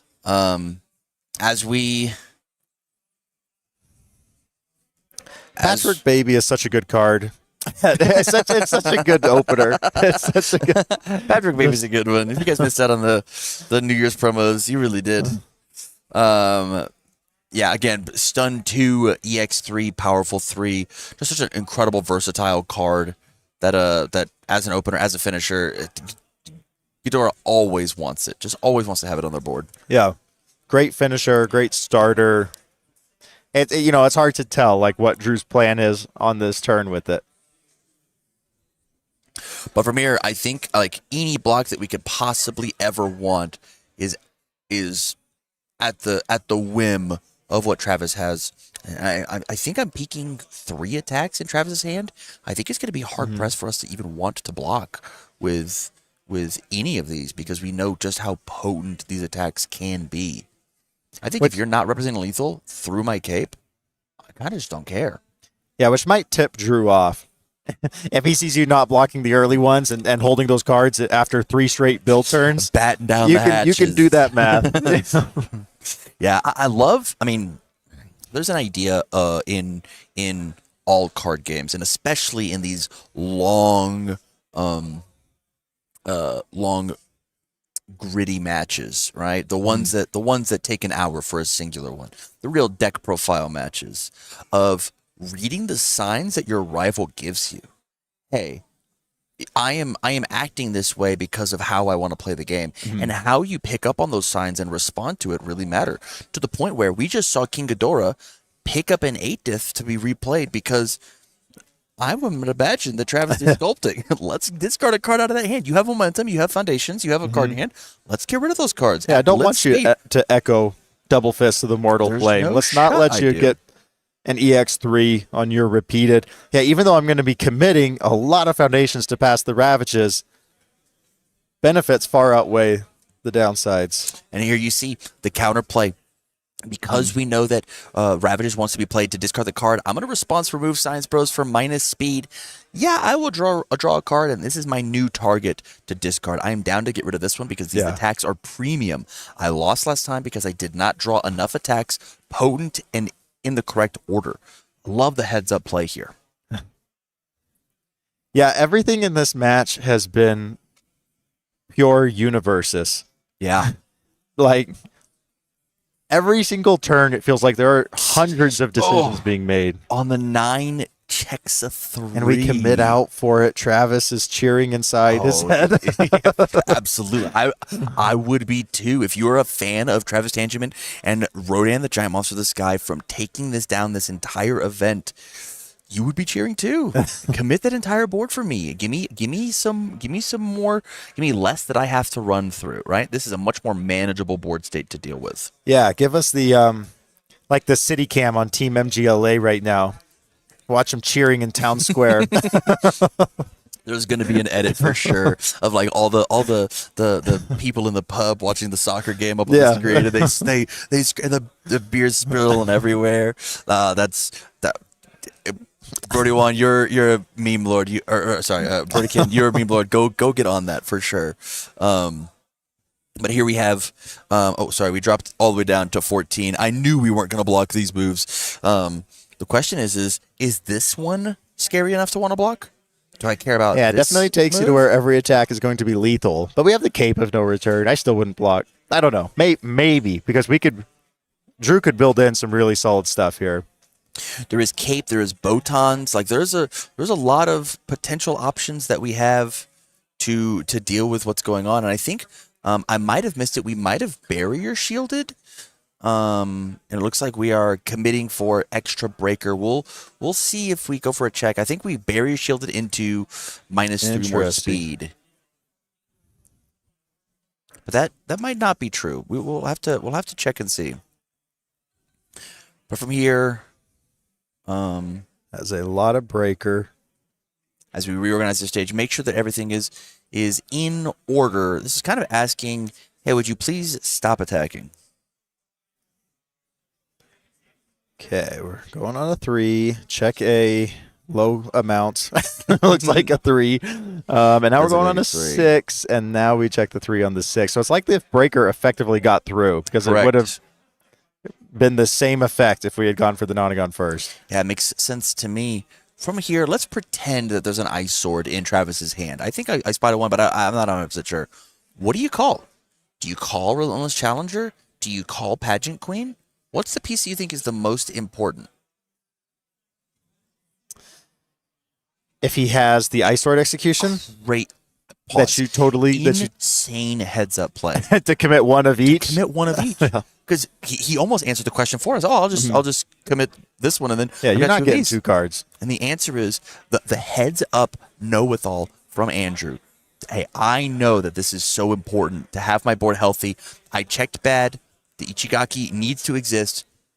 Crazy. Yeah, there's no other reason you wouldn't have just committed both Relentless Challengers. 100%. It's because you constantly have to be thinking about what kills me and how do I play around what kills me. That was so cool. And this just tells you that Andrew Porat's a better player than I am. Because I would walk into that ice sword every turn.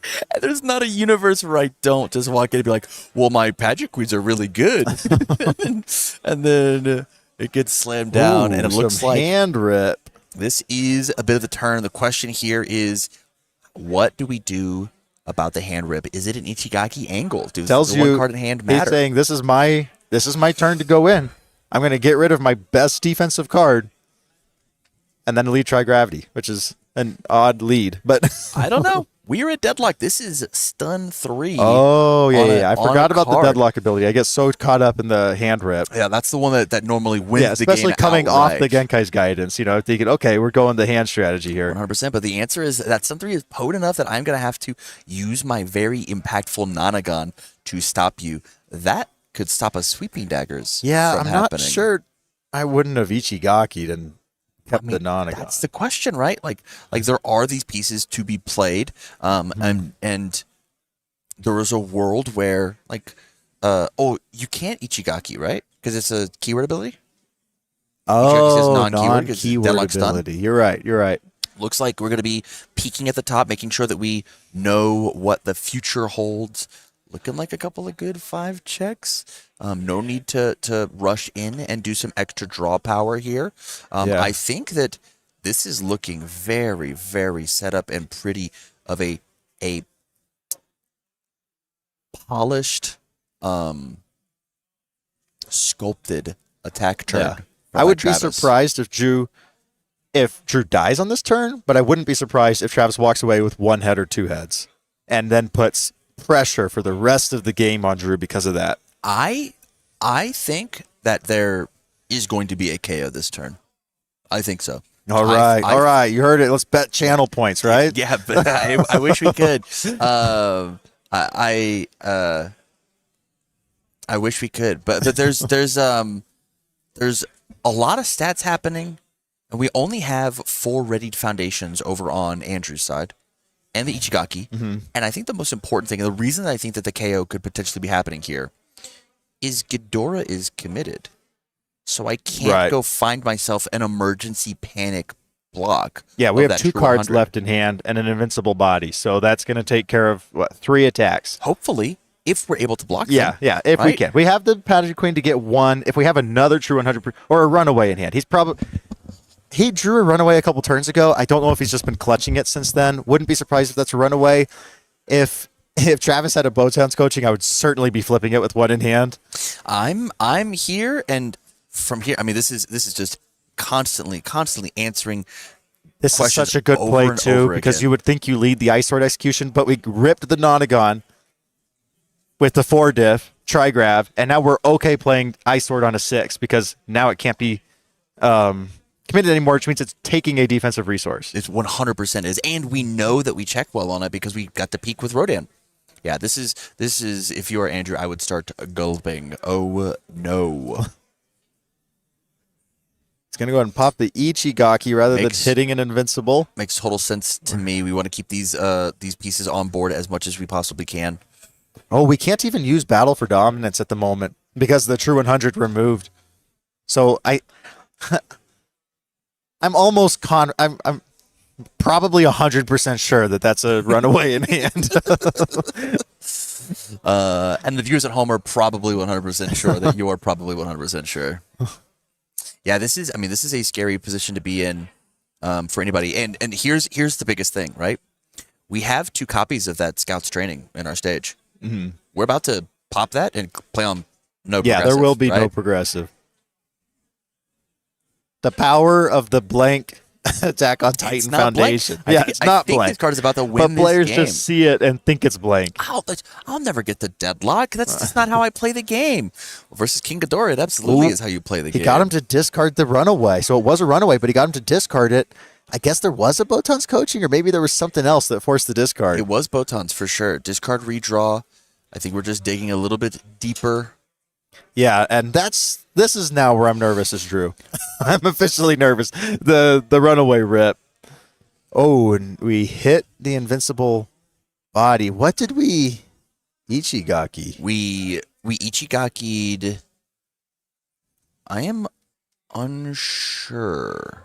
I thought we Ichigaki'd the selective commit. I would imagine. I'm sure the players have got to figure it out. Is there a hacker? Oh, there's a hacker. So we should have. I think there's a hacker in stage, which means that we should We have. must Ichigaki the hacker, so we don't get the +1 to our draw. That must have been Ah, it. I see. That must have been it. Whoa. Insane. But then we should have Ichigaki'd and not Nonagon the. Well, I guess Well, how did we know? I don't know. Travis has if there is a hacker there, it's kind of hiding. I mean, look, he's got 20 foundations. You have to put him on the stage somehow, but it's kind of hiding under there. You are such a couch coach, man. Reclining chair coach. Well, you should. Yeah, obviously. If I was playing Evil Ghidorah. If I was playing and I had this bird's eye view and I got to peek at his hand once every 2 shuffles, obviously I would have fallen for that one. But yeah, I am excited to see the tempo storm that Travis is going to be showing on the rest of this turn. And there it is, all the way down to 3. Massive kaboom in here. Sweeping daggers coming in, checking sweeping daggers. This is okay. We have the stage built in to do so, but it is interesting that we are here. I think the reason we didn't clear, because we can choose a trigraph from his discard we're pile. Grab a trigraph and say, hey, none of this. Discard, just as good. Just as good when there's one in hand. Yeah, Ravages. It's at blitz speed, and I don't have to break a foundation. All right, I am so. now with you. I think we have a dead Ghidorah. I think Travis found the line, and the last Drew card was cannot get cards in 100%. hand. 100%. Yeah, we ripped a runaway. We ripped a true 100%. Now he can't use Battle for Dominance to redraw. The only defense that we have over on Drew's side is a measly -1 damage on every attack played. And with the ability of having access to incubating plus Science Bros in our stage, -1 is not going to save us, David. No, we have no ability to block. And especially with the deadlock abilities. Or did we get out of deadlock? No, we're in deadlock by 1. We're still in deadlock. Maybe we popped the Pageant Queen just to get out of deadlock. There is that world, but we decided to do it at it is form speed. We just took this attack.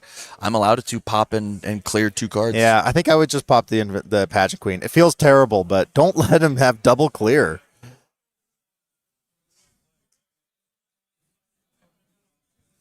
As we're digging into the deck to try and figure out, there might just be another sweeping daggers coming, but I'm unsure. The question is, it does not look like there's a ton of gas inside. Maybe your prediction was right. Maybe we are going to get out of this turn. Yeah, maybe he doesn't have it in hand. We just don't have the extras, but it was worth it. I had just capitulated to your to your point of view of a dead Ghidorah, and he only took 1 head. I'm just real charismatic. I convinced it. It's fine. But I will say, we lost a true 100% that turn. We removed a Ravages of War. We lost a head. I mean, that was probably one of the best things that we could have had happen over on the Rodan side. I just don't think Drew is ever going to be as defenses down as that turn. That was surgical, getting rid of his cards in hand. We lost the Genkai's Guidance in our hand. The Genkai's Guidance told me that, Travis just has it. Yeah, I mean, that is where it is. I think it might have been, a bit of a calculated risk. We have these draw cards on our board. I think just with our Rodan Peak, we just missed. We just didn't get to quite see it. So from here, now Andrew has to figure out how do I play ball again? You got to rip my stage apart. My Ichigaki is gone. I lost a bunch of attack cards, and Travis got ahead and has even more board control. But he's only at 14 health, and the problem is Travis doesn't really have a lot of cards in hand after that extensive turn. I'm not sure how many he has in hand, but it can't be that many because we discarded one to the Genkai's Guidance early in the turn. We have a lot of those Aaron sidesteps, I think, but we have to completely block, and if we don't have the right block zone with 1 card in hand, I don't know. Drew could push in here.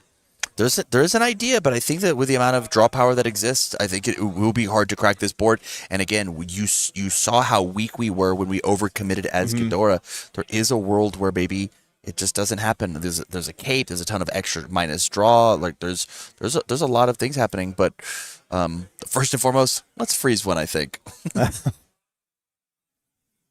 Interesting not to freeze the 1 diff, the deadlock, to go for a lowly keeping Aerie safe. Maybe there's patchwork babies coming, or there's a world of I disrespect this card that everybody passes by when they're looking through their binder of cards that matter or not. Travis could get his character sealed here. I don't think his character much matters on this defensive turn. Yeah. But it's something to think about. We did switch it to a low attack, it looks like. No, He's got a high attack dice on there. Yeah, I believe it is now a high. And so we're taking remove one of these guys for minus stats for Spawn Science Bros. Let's redraw a card. I'm sure Andrew feeling a little bummed that he's not allowed to commit down and freeze that Science Bros now. But maybe if he had just waited. if there is a world where potentially we take and play. There is a world where we take and play a second. Freeze that. Aaron Sidestep coming in, another -2 speed. If blocked, let's redraw. I think that this is... Looks like he's going defensive. He pulls the Nonagon out. Knows that's his strongest card at the moment. So the question is now that we've gone for the full block, we'll get to redraw the card. And how much of a wall, how much disruption am I allowed to put up against what Travis's next onslaught ability is? Yeah, I don't think Drew... He's going for it on a 5 now. Interesting to go. Was there some breaker in there? There's almost certainly some breaker. It's a fate to find. To play those polite and well spoken. Has also been putting in a lot of work in building Drew's stage up without losing cards in hand. Correct. Yeah. What are the big things that we have over the evil symbol, over the void symbol, over the death symbol? Is this access to bonus if removed, redraw or rebuild cards? I'm a little surprised we hit a Battle for Dominus and not a Relentless Challenger. I think -2 is going to be messing with stats because we're at full health, right? Taking things that would normally clear ahead on partial block and making them now from even to odd, I think could very much matter. Looks like World's Weakest Hunter coming in as our first move. 5 mid for 3. If it connects, redraw 3 cards. And then this, we have a healthy enough stage. This is a very scary attack to lead with. If you're Andrew, I have to deal with this in some way. And this thing is going to be very, very fast. Yeah, I have to... I imagine we're drawing 3 cards. We can always take the speed down to 1 with the Pageant Queen. It might be a good use of it. Yeah, we do have double Pageant Queen here to protect ourselves if we do care about it.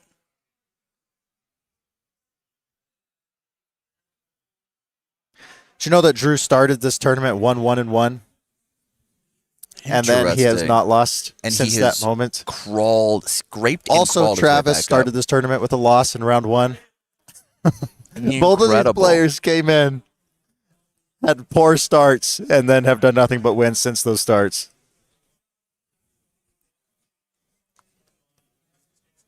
Yeah, this is a very cool opener.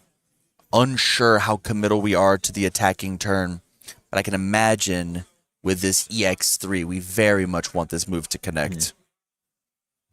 Spending that momentum. He's spent for EX3? Yes, that's what So, that's I think if Travis is wanting it that bad, I'm going to use Pageant Queen. Either that or I will flip a foundation to essentially make you like that's Overhaul's Radiant Visage, right? It's like I get +3, now it's -3. All I did is flip. I didn't even have to mill any cards. And we go for a block. Here is an additional cooperation offer. Committing up those foundations that we just built in. Question is, what's the next one? This makes sense. Committing the bonuses. I will say that it is a little interesting that we decided not to use the second cooperation offer to keep our stage nice and healthy, but I guess there are 4 foundations down there that we don't care about. The only one that had any real amount of value is just the incubating. And so I guess it was, in Andrew's eyes, I committed 1. Yeah, he might have been waiting for Travis to pump the stats a little bit more. But Travis has another small opening here. Invincible Body, Nonagon, double, Pageant Queen. But such a healthy stage on Travis's side with the deadlock clears. Draw 2 off of this. Like, he could definitely push in this turn once again. Here it is. Rejuve. Draw 2. Gain 2. Let's take and toss us all the way back up to 16 now. And again, we've been so non-committal. I mean, this is classic play patterns, right? This is classic. I am here to to play and replay attacks over and over again. When do I open the floodgates and let it all go through? The answer is, how poorly does Andrew check? How great do I check? What are the circumstances that would let me, swing in and clutch up this win? He's got an opener here, but he used all his attacks on his previous turn, so he had to. There was no sculpt going into this one. Did he? Or did he choose to stop? He might have chosen to stop. I would be surprised if he chose to stop. We still had Because he was so defenses down and we had the clear. So we did our job. We cleared ahead. It is the difference between 6 damage and clearing ahead on this turn with having so much active, I think, might just be important, especially as we are taking in. Oh, we're gonna try and pass this. Yeah, I think he's gonna respond. He's gonna respond. That makes sense to me. Keep that board nice and healthy. Keep that board nice and ready, because I think you turn that card sideways, and then it is going to be difficult. It's going to be difficult to try and get it. Here comes Tri-Gravity Beam. Incredible. This is snap getting Nonagon. There's no way that it doesn't. Stun 3, lose a card out of your hand. Get a little bit of extra damage is so important. And Andrew, small sigh of relief. The first cycle. But as you've noted, Travis has not been nearly as aggressive with the removing of cards. This is a much healthier deck. No, he could have been doing it to Science Bros for a while now, but he's being, very, very judicious. Yeah, respect. Oh, that's a lot of text. Respecting what Andrew and what the defense is to be had. 4 attacks out of 10 cards does kind of hurt. Some really good ones in there.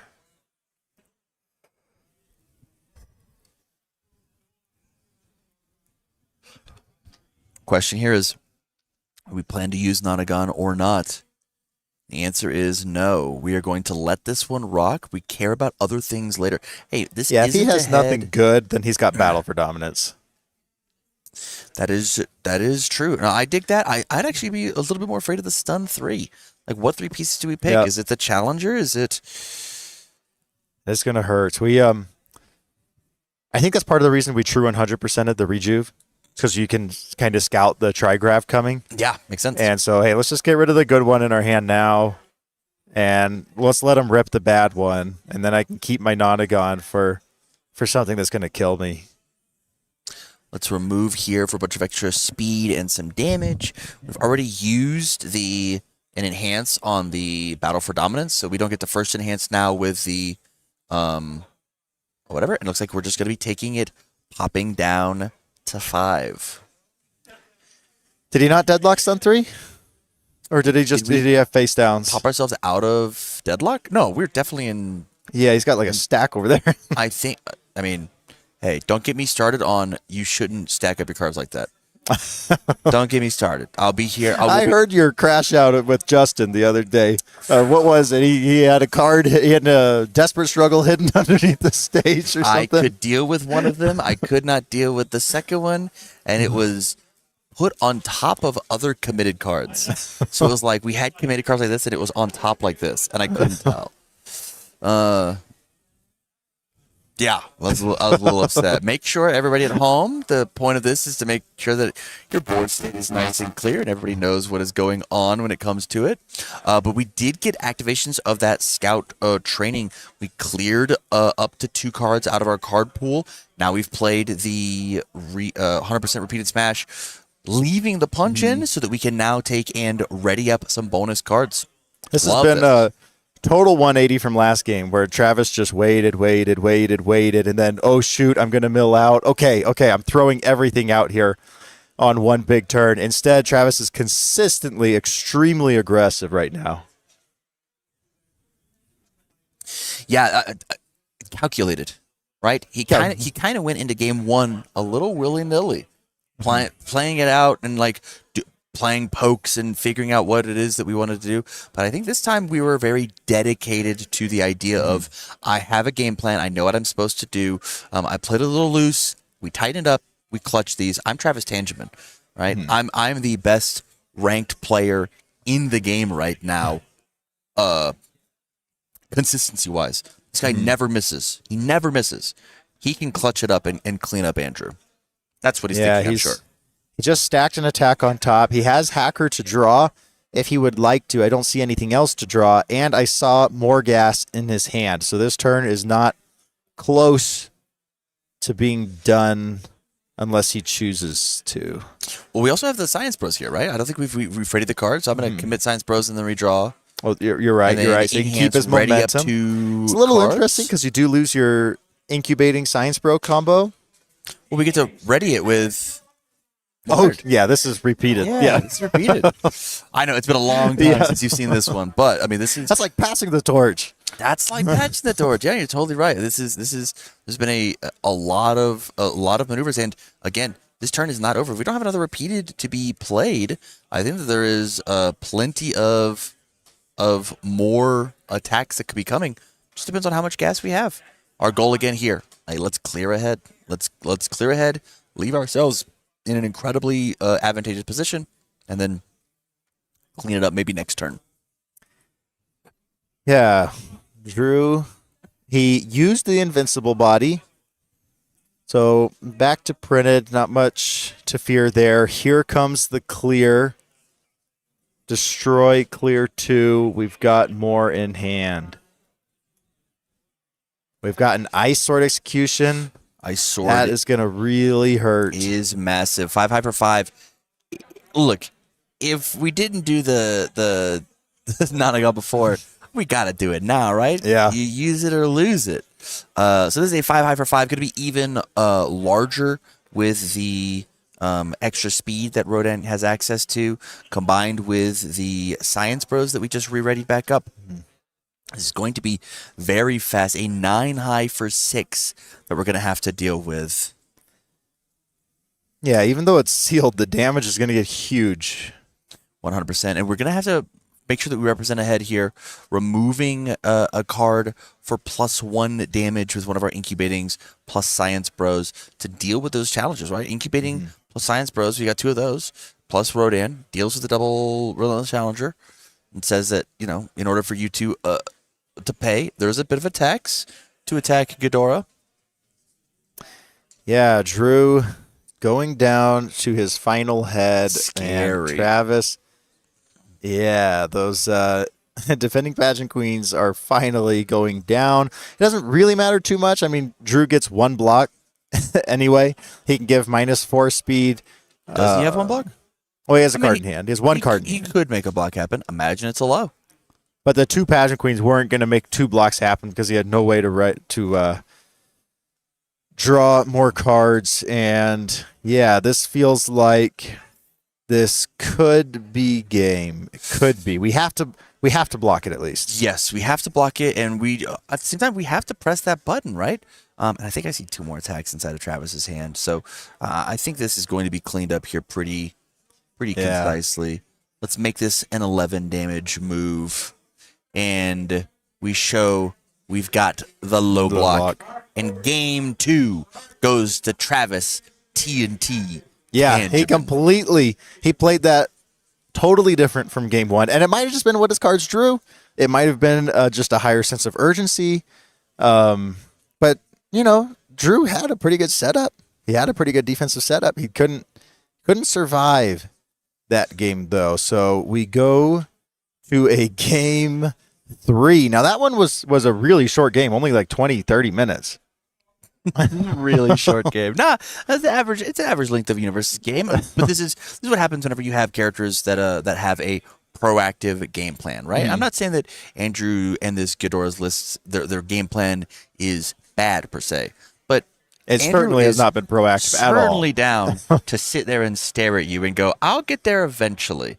I'll trade you these defensive pieces for a win later." But Drew was kind of forced into that in the sense that he was the 8 seed coming into this. He was the lowest tiebreakers of the 5-1-1s. So he has not had a game going first, which means that by the time Drew even got to his turn 2, both games, Travis was so well set up that Drew didn't have much of a choice. He wasn't really allowed to push through. So he, you know, I would be curious if we see a more proactive Drew in this game going first. I would hope so. I think it's important that decks. Plan B should never be Plan A. I believe that. Yeah. I believe that in my heart. I think that if you sit down at the table and your goal is to mill, it is such a hard, scary position to put yourself in, because you just have to play so incredibly accurately. Yeah, I don't think if he was trying to be a Milgadora, you're almost certainly on the Void symbol to get 100%. sweeping daggers and play Sins of the Past and things of that nature. He is trying to kill us, just like with Rodan. Don't get caught, you have to have sure footing. Yeah, for sure. There's a ton of speed, pump and minus that goes into what Rodan has available to us. And I will say, Andrew has showcased this deck of, if you want to play something that can defend against some consider a terror of the format, an unfair character. Go back and rewatch Game 1 and watch how much Travis, as an incredible player, struggled with this quote-unquote unfair, bannable card. Yeah. It just kind of cakewalked him. He's like, hey, you're just not going to get your hands off me. Do not care about it. As these players are finishing up, we were talking a little bit about Louisville. What do you think Attack on Titan 3 is going to do to Louisville? I honestly have no idea. I think that the decks in Louisville are going to be so utterly broken. Broken how? Broken from the new cards, like Unyielding Destruction. It's very good. This take the board down to 4. This Resurrected Titans and Colossal Confrontation searching my deck. We've seen a lot of Warp Gate Portal here. Now you're getting Warp Gate Portal on a 3 check and a 4 check. It's an 8 diff. Yeah, instead of It's an 8 oh, diff. it's a 7 diff. It's an 8 diff. Because it builds one from your hand. It builds itself. So It's an 8 it. diff. Resurrected Titans. Oh no, Resurrected Titans is a 5 diff all day. No, I think both of them are solving their problem, right? Oh, it's okay that we have a deck tutor because they're high difficulty. Oh no, they're too high difficulty. Let's let them build foundations and give minus difficulty to the next attack. It's like, come on, there is a downside, and then the card itself just covers up the downside. I am really excited about Louisville because of these really powerful cards. Because I think that this is going to be a big shift in the format. Wow, build 3, fail a 4th. Not good. I think it's going to be a big shift in the format exclusively because I like almost like maybe like an era shift, right? Of like we imagine what these two decks that we're looking at in Top Cuts, they fight against an unyielding heat deck or unyielding destruction deck. What do they do? That's true. Yeah. What does Ghidorah do when you say, actually, you have 4? Yeah. Actually, you get 4 of them. What does Rodan do? Wait, you get 4. So for one, I'm excited to see what kind of big meta change-up mix-ups that we are going to have, because I feel like our game has like slowly moved just a little bit when it comes to like the power level and how the format has shifted and changed. I feel like this is a big swing in a new, different, robust direction. Whether it is broken, either way, I think it's going to be exciting to see all of these cards be very, very swingy. Yeah, it's interesting how fast the nature of the game has changed in the last year and a half. Nothing about today's gameplay loops feels like MHA era UniVersus. It really took a shift with Yu Yu Hakusho and Godzilla last year, and then Attack on Titan has shifted it again. And Attack on Titan 3, I don't know. Attack on Titan 1 was a huge moment with a lot of the design changes, but Attack on Titan 3, I think, is going to be almost equal to Attack on Titan 1. Wowzers! Back to the game, because we can talk about that. Yeah. In Louisville. Sorry. Second build turn that Andrew has just failed the last card. Yeah, Our board's looking weak. His nature, his advantage of going first has been kind of neutralized here with poor couple builds. This wouldn't be a bad stage going second. Yeah, Tri-Gravity Beam as the opener on turn 3 over here by Travis. Or turn 2, actually. This is turn 2. We had a poke turn from Andrew. Again, not the opener that you would expect, but We want to take a bit of a peek. We want to look. We want to put a little bit of pressure on. Hey, can I get some of these disruptive pieces off the board? We are back in that same slog of Nonagon, Invincible Body, Ichigaki. What can I do to try and maybe get some of these pieces off the board? Use them early rather than where they're hyper impactful and use them late. Yeah, we just stacked a 5. Probably a rejuve coming. Yeah. Go ahead and get a draw 2. We don't have a lot of cards in hand as Drew. It's one of the biggest things about Ghidorah is that he struggles with cards in hand. 100%. Yeah. And again, in the early game, he is very susceptible to this bit of a rush down. I would not be surprised if we either took a head or we got rid of one of these really impactful control pieces, such as Invincible Body. Which de-builds us and makes our early builds even worse. We're not really too capable of aggressing into Drew here again. So, and now here with a cape of our own, or sorry, a Nonagon of our own cape, and then a second copy of Battle for Dominance, and we continue to build, continue to check a little poorly here. All right, maybe pass back in with maybe. Oh my gosh, 3 straight 3 checks. So last one on a 5. Being forced to fail out both of these players, I mean, playing more aggressively. We are failing control checks, which is just a pure sign of I am, by definition, overextending cards in my hand. If I would have not have attempted to play the Last Foundation, I would have an extra card, an extra resource to be played. Yeah, and I think Drew has a Patchwork Baby, so he can Patchwork Baby stun 2 of those resources. Yep, and then he can go and find a big, powerful attack in his discard. Do you think he grabs an attack, or do you think he tries to clean up his board a little bit? I think he's going to go for an attack, personally. I think he's, because of this stun 2, putting Rodan down to 2 foundations, and then force the Nonagon usage. I mean, that is one idea. I mean, you force the Nonagon here, or I would be a little nervous about any sort of breaker that could possibly come in, right? So we really get to take and if we have something along these lines, I would have waited for Ghidorah to choose the card. Yeah. Absolutely, I would have, because now we just pick a foundation and we're fine, right? But imagine he went with your game plan of like, I want to play an attack card, and you go, actually, it's gone forever. Actually, you don't get those. Yeah, now he is choosing with new knowledge. What am I allowed to play through this block Breaker 2? Potentially Breaker 3. Interesting. To go Fighting for Control over Invincible Body. I think it's just strictly due to I need my rival to commit more cards in their stage, because, again, this is tournament life. Yeah, I have to be more proactive. The Fighting for Controls are going to turn to offense. Travis figured out the game plan. He figured out how to have the self-control to not overexert his room from game pile with these excess incubatings and all of this. And so as I take and play, I have to go find a win if I am Andrew. On a 4, checks an attack. Luckily, this one is the Ravagers of War. Yeah, it's like other benefit of the Ravages. Just a little bit of shoring up your checks.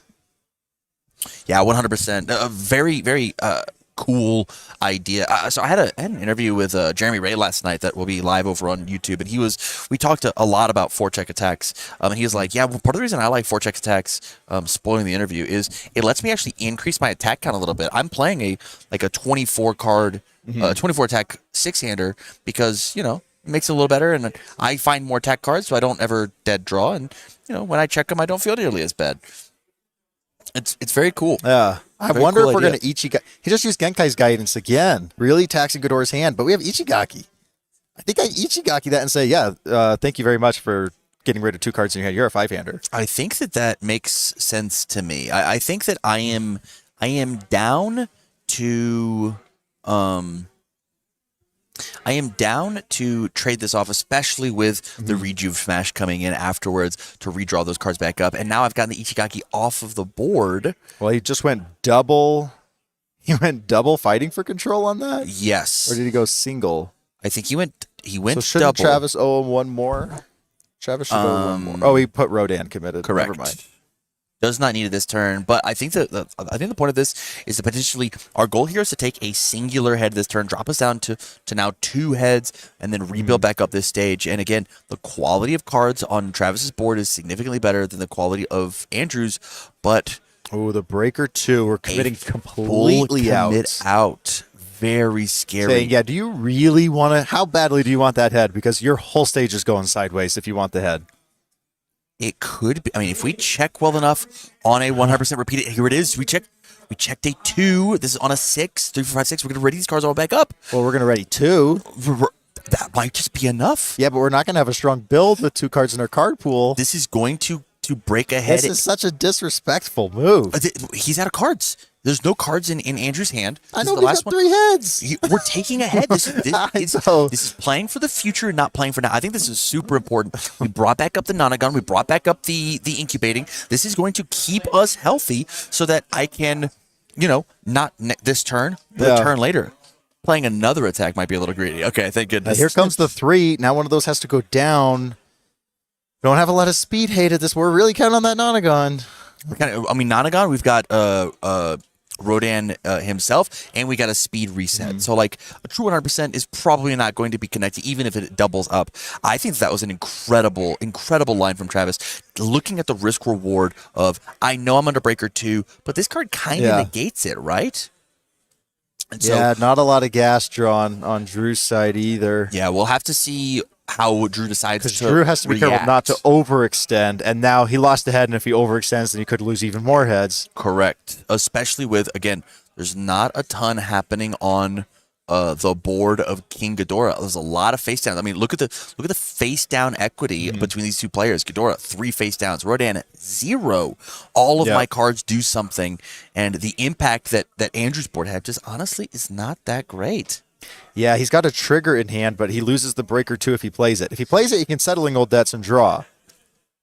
But he's choosing just to build, so... I think I would have played the trigger and gone for the draw, and then I can get Ghidorah and go get another attack, and because we can't just let Travis not...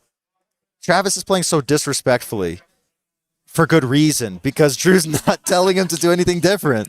This Andrew's game plan is to be reactive to I'm going to take my time, I'm going to build up this invincible wall, and I'm going to get there. But Travis does not have to find 3 heads in one turn. He's got to find 10, and then 10, and then 10, and then survive at the 21, which his deck is apt to do. This is the gameplay that he wants to push through. And Ice Sword Execution, an incredible piece. Let's go ahead and turn off these defending pageant queens, or let's get rid of that Nonagon. Both incredible ideas. Does the committal of Rodan tell you anything like, I am not going in this turn? Because I would commit and stack my deck with an attack if I wanted to go in this turn. I think that there's an idea there of that is what we're telegraphing, but that might even be the point, right? We have enough foundations, and as long as I check well enough, I'll just play like a regular human. Every game that I've played this weekend, I haven't had a chance to look at the top 2 cards of my deck and fix it. Travis is a UniVersus player. He knows how to roll with the punches of if I check a 3, if I check a 5, and he's down to take that risk. But his character is still playable while committed. I think that this is fine, but Andrew's not taking that bait. He says, I'm going to block with this thing, get rid of your agency, get -2 to your next check, and say, hey, you need, if you want to play, no, you have to overextend. Yeah, I'm not sure about using the defending pageant queen there, to be honest. Or if I would have just... Well, I don't know. I don't really think think that Travis is going... I just don't think Travis is going in this turn. It was a 9 speed move. If we check a 3, are we down to commit? Yeah, that's true. That's true. 6 foundations for this, or break a singular defending pageant queen, which I have 2 of, and I used the Nonagon to it gets him out of deadlock too. my defending pageant queen to activate this idea. It also says the more that you interact with me, I've got things like this can be shut down. This can be, if I decide that I need to enter the enhanced step, I can use Battle for Dominance to get rid of this card. Like, there's a lot of options defensively that Andrew has. And yeah, again, Travis wants to draw. Again, I still don't think this is an aggressive turn from Travis. Let's just get some value here. We popped the defending pageant queen on that first one. Now, hey, you got to do something else or I'm going to be drawing. And it looks like he used his Nonagon on it. 2 attacks, 3 resources off the board, but another incredible breaker block coming in. Saying, hey, you've now across this turn, you've had -4 to your check. I would love for you to stop attacking me, but again, I think Rodan last turn built 3, and then now we just broke 3. Yeah. And we are going to proceed to build foundations and make our board stronger and stronger and stronger, including here is this Science Bros that now makes things even more aggressive. As Andrew, this game is slipping away from me quite quickly. Yeah, that was a something very drastic, successful turn for Travis. very, very good. As you look at just the equity of like me pushing pieces forward and taking board control of like as the game is progressing, something drastic is going to have to happen. Took 2 attacks out of his hand. It took 2 attacks out of his hand, 3 incredible defensive pieces with Nonagon, Shutdown, Pageant Queen. Those aren't available for next turn. If Travis comes in and does the exact same maneuver, the exact same idea, those pieces just aren't there anymore. Yeah. It will be detrimental. It will be crazy. It looks like Tri-Gravity Beam is the opener. And let me count real fast. We're at 11. This brings us down to 10, I believe. It got Nonagoned. So Down, no sealed, no stun, whatever. But And I believe this is but we pushed through that. From my sense of Travis's deck, is that it's not 4x Nonagon. It's at like 1 or 2x. Very so true. It's nice to get through it. I think we're mostly playing this attack to go find something with the Ghidorah. My apologies. Recounting, we were at 11 foundations for Travis's side. So even that does not get us out. But Barrier Shield coming in saying, hey, you right. breaker Yeah, he's 2'd still me at 11. so much last turn. How about a little taste of your own medicine? Yeah, he does not want to get stun 3'd. Find that commit and redraw off of the Science Bros. Easily could be could see an extra breaker tacked on with that awesome solo leveling foundation. Commit if you block this move +1 breaker. So now as we come here, we block with a 3 low block, which is going to be a partial unless we block with Mikasas, we respond Mikasas. And now breaker 3. We did not choose anything as Ghidorah yet, which is interesting. We're saving that for defense. I think that makes total sense to me. And then we are just attempting to rebuild back up some board equity, making sure that we are nice and healthy on our choices here. Yeah, this is one of the weakest stages that Drew has had this Entire match. Yeah, this entire match is no invincible bodies, no Ichigaki, no Nonagons. But it says something to the power of this Ghidorah, right? If I was playing the deck that I would have brought this weekend and I was staring down this matchup, this board state that Drew has, I'd have been like, well, this is impossible to get through. Yeah. And we're like, yeah, look how weak this is. It's so terrible. Yeah, I mean, this is an incredibly well-made, formulated deck. It obviously has a game plan that it is sticking to, and it is doing it, and Travis is forced to take the turn off. We are still at 2 heads, and we kind of got away with, it's okay that we have a weak board state. Travis building up for one more massive swing, I'm sure, a little bit later, but as we clear, I believe that is an Irwin's Final Charge Obsidian rare to be played. 5 diff, 5 mid for 5, break my board, an incredible ending bomb for the King Ghidorah, but I don't know how long it's gonna stay in the options because of our own incubatings. Do not want that to be sweeping daggers. Yeah, Ichigaki comes back. You know, a lot of decks that play Ichigaki, they put like 1 in. But Drew's got to be playing 3 or 4 with how often we see it. You're seeing how impactful it is, right? Like being able to cancel anything, any non-character, non-keyword ability is just so potent in our current game. I mean, this Ice Sword instantly. Ichigaki's on the table of a thing that I might just want to do. I want to keep these Divinity Pageant Queens available to have real blocking with. And if I want to use that this turn, the assets just has to leave. Yeah, he points to the Pageant Queens. That makes sense if you want to go in. Yeah, he says that it's not a big deal. We are okay to keep the Pageant Queen committed. I want my Ichigaki. I am nervous about some other sneaky trick that you have. Sweeping daggers. I definitely wouldn't Ichigaki it either. We have so many foundations. We can probably pass the blocks for the cards that we have in hand. The problem is cards that we have in hand. Yeah, that is the question, right? With only a singular copy of Relentless Challenger and Quickness. A quick card. What's the name of this one? Unmatched Quickness. Thank you. Unmatched Quickness.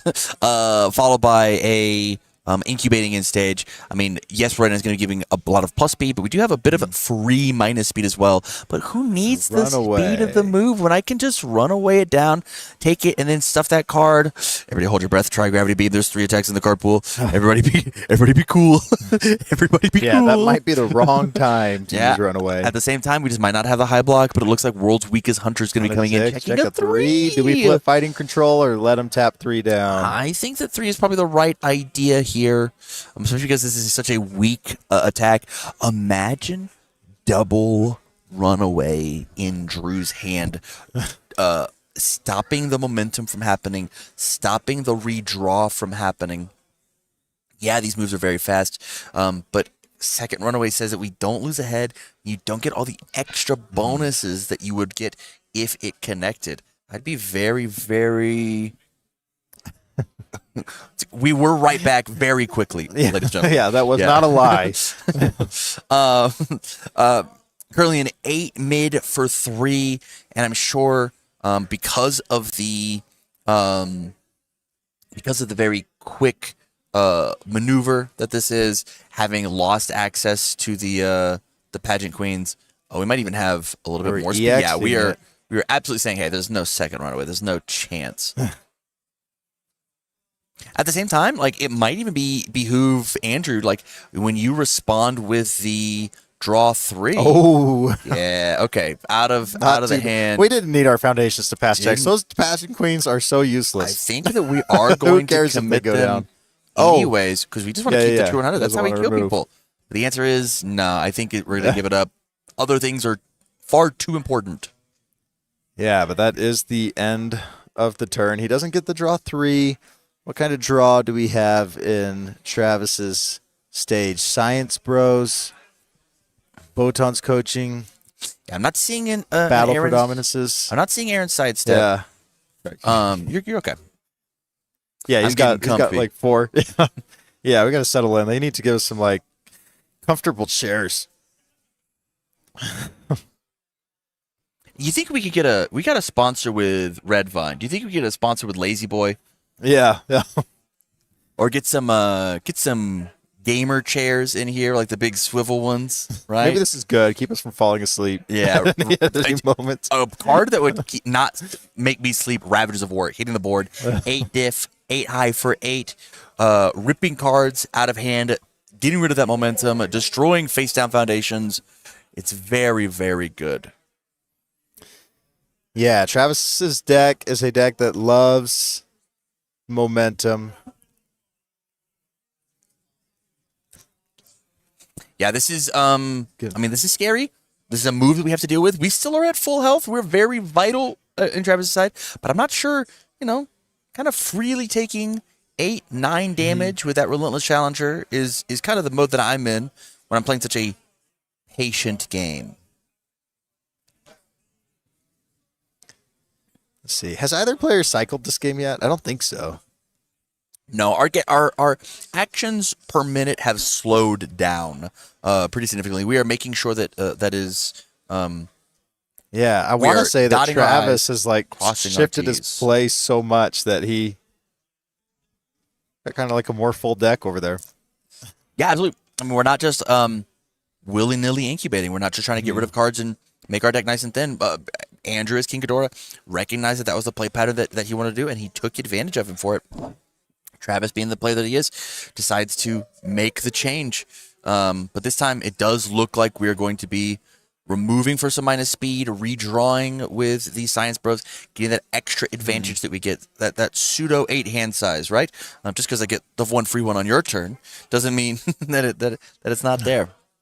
Yeah, and I think the difference maker in this game's 2 and 3 so far, because this game's been all Travis up to this point, has been the speed, just the speed of Rodan. That Travis is putting far more pressure on Drew than Drew can put the other way. Also, just the number of attacks that Travis can sling compared to the number of attacks that Drew is allowed to sling. It feels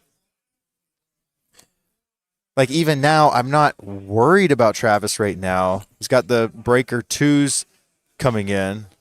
Yeah, bonus breaker here after we committed a bunch of resources for the 8 difficulty. And I will say we got the Mikasa defeat, so instead of taking the 4 damage here, we're just going to respond and take none. Build it down, get build another it down, draw. break the other copy of Science Bros. We didn't need that one. That one's fine. Nope. Clearing our progressive, making blocking that much easier, and just baiting Andrew. Hey, attack me a little bit more. He said no. Attitude selector is where it's at. Let's go ahead and rebuild back up our defensive lines. But back when in game 1, whenever we were trying to swing into this, we had 10 health, 3 heads on Ghidorah's side. We're now 5 health, 2 heads. This is significantly Yeah, it's a totally different game. It's halfway down, right? So from here, we're going to pass it on over to Rodan. The question is what do we review? He said the science specialist did its job at cheating back in that their Science Bros. And how much do I have to aggress? And we've been very aggressive at least 2, if not 3 turns of this game as Travis is Rodan. Did we miss? Did we have enough gas to put a little pressure on it? As Andrew, the real He's trying so hard. to make it nice and clean for us at home. I'm sure these players would be able. The mental load would not bother them, but they care about me being able to see the board and know exactly where we're at. I'm So gonna take. Travis first to cycle still. So the pressure is still on him. He's desperately, please, all attacks. 15 foundations on Travis's side, and then I'm gonna try and look at Andrew's. A little tough because his are committed. I might have to wait for his turn, which is about to be right back. Yeah. Travis has trouble putting back-to-back push turns. Well, one, Drew's stage is just so strong. And Yep. and 2, it's you have to sculpt into it. But the farther this game goes along, we're post 1 cycle, the less time you have to sculpt. Okay, let's take a peek. I gotta count. It's kind of hard with those face downs there. I like how he just throws polite and well-spoken in the face downs. I actually think that with that last build on Travis's turn, we have evened up our foundation counts. We have 18 to 18. The only difference in the stage card types is we've got an Ichigaki over on Andrew's board. No assets to be found. No Cape of No Return, although we wish we had it. Yeah, now it's Drew's turn to cycle. Both of these players now entering post 1 cycle. We can kind of feel the drum beat of game 3 coming to a close of, each of these players probably has, at best, 5 more turns or so. And this is it. This is for the crown. This is, to be the much coveted king of Albuquerque. Absolutely. And while we're going through this cycle, I do want to give a big shout out to across YouTube and Twitch, 150 viewers tuning in to watch the finals here at the Albuquerque Regional. Thank you guys all so much for the love and support. Make sure if you haven't followed the Twitch channel, subscribe to YouTube. These analytics help the broadcasts and help the channel grow and make production more awesome. You know what else is really awesome? What's that? Second invincible body. I Second love unmatched quickness. I love going back to the Twitch chat to see them just roast me missing things on commentary. It's like- Yeah, it is tough to sit here and keep up an articulate conversation about what's going on, and it's kind of like patting your head and rubbing your stomach at the same time, like really looking at the game and then talking about the game and talking about what could happen, what did happen, what might happen. It can be difficult, but And then both of these are these are characters I'm familiar with. I'm much more familiar with the play patterns of Rodan. yeah. Because I have never really been a Ghidorah player myself. I've played against him a million times, but I'll be honest, when my opponent flips over Ghidorah, I immediately I'm so sad. You're so sad. Like, even if I'm confident about the matchup, I'm just like, all right, You just know this is going to be a slog. It's going to be a slog. It is not two. It's not two monsters just trying to sling orange cards at each other. It is how powerful can I make my foundations? How powerful can I make my stage? Homie, I feel the same way. I feel the same way. But the power of Ghidorah is seen, it is felt, and it is possible that Ghidorah is going to be your Albuquerque regional winner. But B, we just taking the gloves off Deadlock, took out Hacker. That way we can keep our Ichigaki. Love that. From here, as we are continuing with this Chronostasis trigger, with this as an opener, if Travis disrespects this move and it somehow leaks a little damage, that's fine. I just don't have the high block or whatever. It is very possible that we could find a dead bird strictly based on sealing Rodin. A lot of his defense comes from that face, and so I think we barrier shielded. I think he's got because he got rid of the. Well, let's see. He hasn't changed the zone, has he? I'm unsure. It might be a high. So I guess Travis doesn't.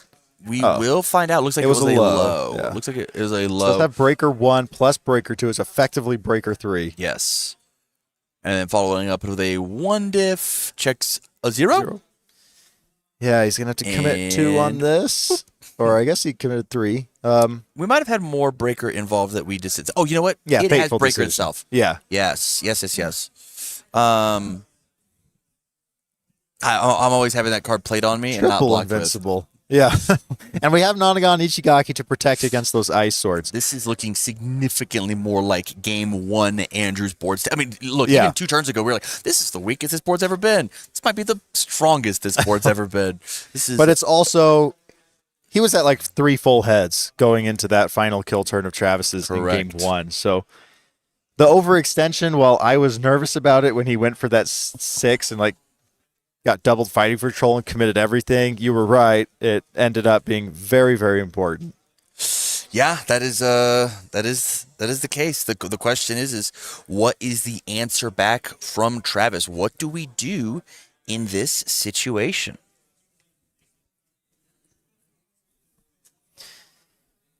He's got some gas in hand. Definitely looks like sweeping makes sense. Let's remove something from Drew's. And if I'm Drew, I may be doing something about this. Depends on what's in my discard.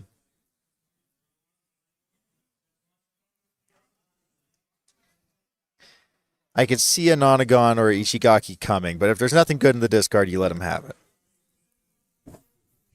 I mean, there is always that crazy heads-up play of the Irwin's Final Charge to like reset our board of a bunch of things that we just don't care about.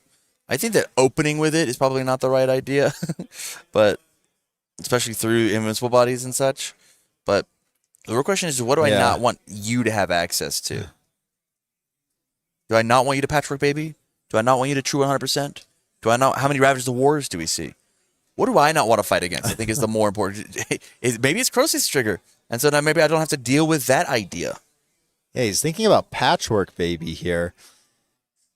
It's a little odd to me to go for the Patchwork Baby if there's really nothing greater than Stun 2 to choose from.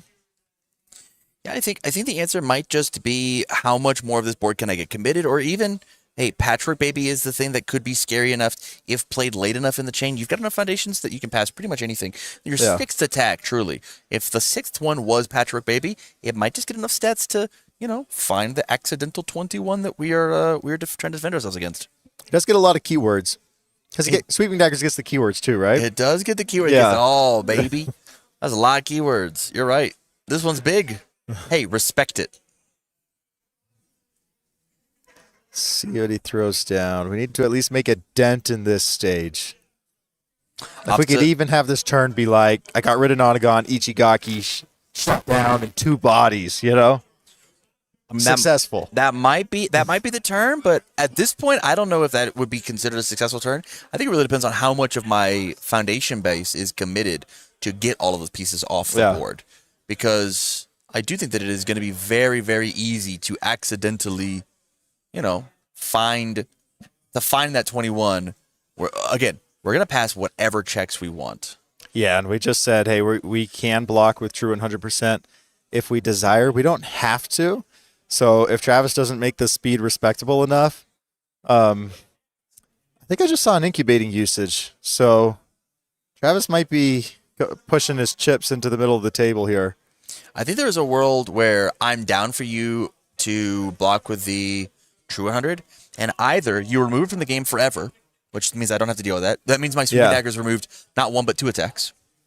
But also, or you leave it there, and now you commit more of your board because I made you actually deal with it. He baited out. He had to make it just fast enough to bait out the true 100 response. There it is. I love that. Because if he doesn't make it fast play. enough, he'll choose to block, and Ghidorah just says you can use it this turn. He doesn't have to use it this attack. Well, if you just regular block versus and you remove it with a Ghidorah, I would just build 1 pass and be like, sorry, man. Yeah. You missed out.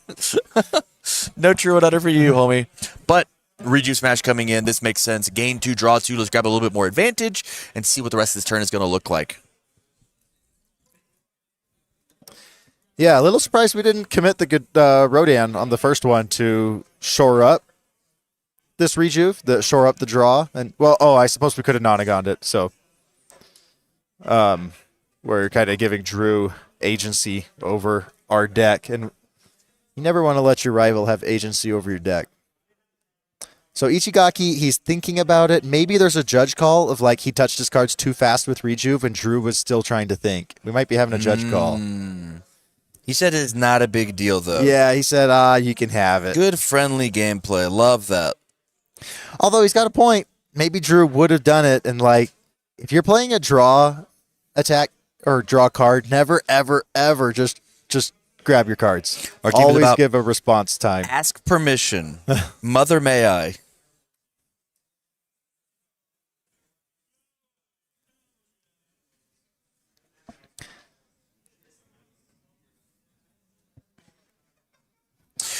So from here, We found a sweeping. We scouted a sweeping. Let's think of how we're going to put this. I imagine we're putting sweeping on top to draw. we're in the tank. Our goal here is we need to get ahead and /or these defensive pieces off before we run out of a deck. And I think, I'm not sure if that die is accurate on Andrew. There's no, we have 6 cards in our hand, correct? No, I don't think I so. think we've got maybe 3. It looks like we might be drawing an additional one. Maybe we'll clean up what our dice number is. 3, possibly 4. You know, the world will never know. Yeah, it looks like he has 3 in hand. I think he only had 2 down there.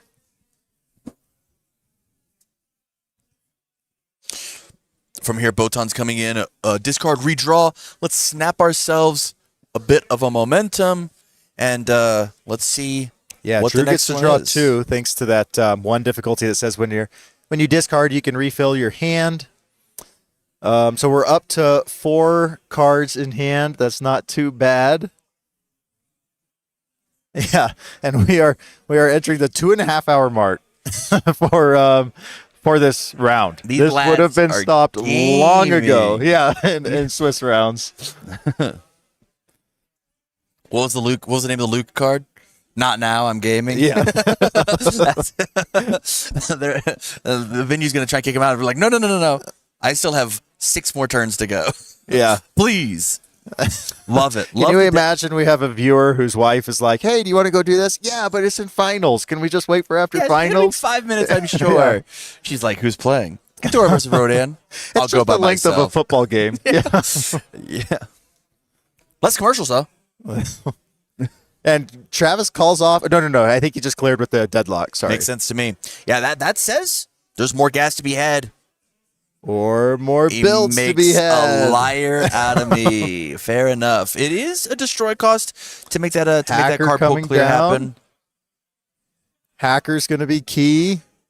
Because now if Drew plays something, Hacker's immediately getting the Ichigaki. That is true. That's true. We have the momentum to pay for it, which was the goal. Unless we can just take a build turn here and build down to taking the gloves off. That taking the gloves off has put in so much work. We draw into a runaway and into a true 100. So very strong defensive hand. Travis's deck looks like he's going to be due for his second cycle. We lose our Ichigaki on our turn. We still have shutdown, Nonagon, and triple invincible, and a true 100% and a runaway. It's going to take a 8 attack turn to make it. Yeah, I think Drew's deck is telling him it's play 1 pass time. Yeah, I think Plan B has officially become Plan A. we have assembled the wall. The onus is on Travis to redraw some cards. So if you were like, I don't know, like I asked Travis what he would do to like fix the meta, and everybody wants to fix the meta. Maybe the meta is fine. I mean, The meta's perfectly for as healthy. long as I've been a player, everybody has said we need to fix the meta. It's like no matter what, people will complain about the meta. That's every game that's ever been made ever. Yeah, but Travis said, I would love to see Sweeping Daggers get banned. I would love to see Nick Reagan be errated. But if you're UVS Games and you're watching this control match, like, man, what would you hit? Like True 100 to make Ghidorah like a little less of a wall, or on like Rodan's side? Yeah, it is. If you don't want this to become your game, if you want players to be a little more proactive, which I think Travis has done a great job at turning up the intensity on games 2 and 3. This has flowed way better than game 1 as a viewing, as a just commentating experience. I've enjoyed the flow of the last 2 games much more. So here's my my idea. Ready? I think what we're seeing here is totally valid. Yeah, I think that this is acceptable. I want it's just good universes. more deadlock so that when we have these games, the game gets leveled up. When you go to, like, 11 might be too much. What if we put a keyword, a number on deadlock? What if it is deadlock? Cycle lock. Cycle lock. Cycle lock is great, right? Deadlock 18, your rival discards 4 cards. Right? Like, you built 18 foundations. You're not going to backhand. I'm going to kill you. Right? I think that the issue is the only real deadlock answers that we have on for either of these boards is I'm going to attempt to play more attacks, which then get blocked out even further, which then the only deadlock we have is destroy, clear 2 cards, which is an incredible piece of deadlock. It's so good. Yeah, and maybe Not it goes high impact to try and truly end the game versus Ghidorah on 2 heads and 5 health.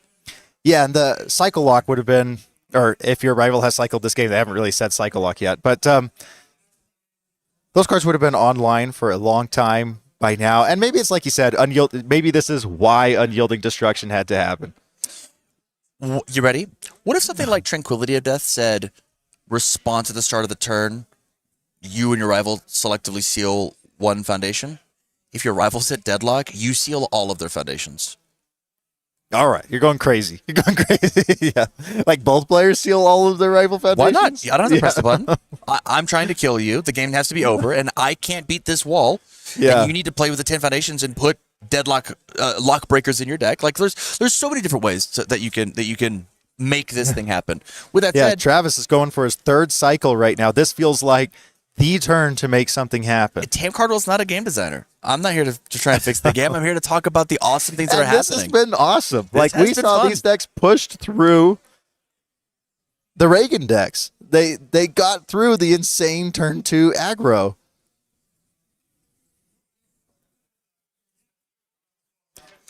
From here, we have roughly this a dozen cards left. Yeah. We got 12. We got 12 of them things. Yeah, you cannot take another turn. That's the thing with Rodan, this Ghidorah matchup. Ghidorah is removing 1 card from his hand every turn. Rodan's removing 3 or 4 cards on average per turn.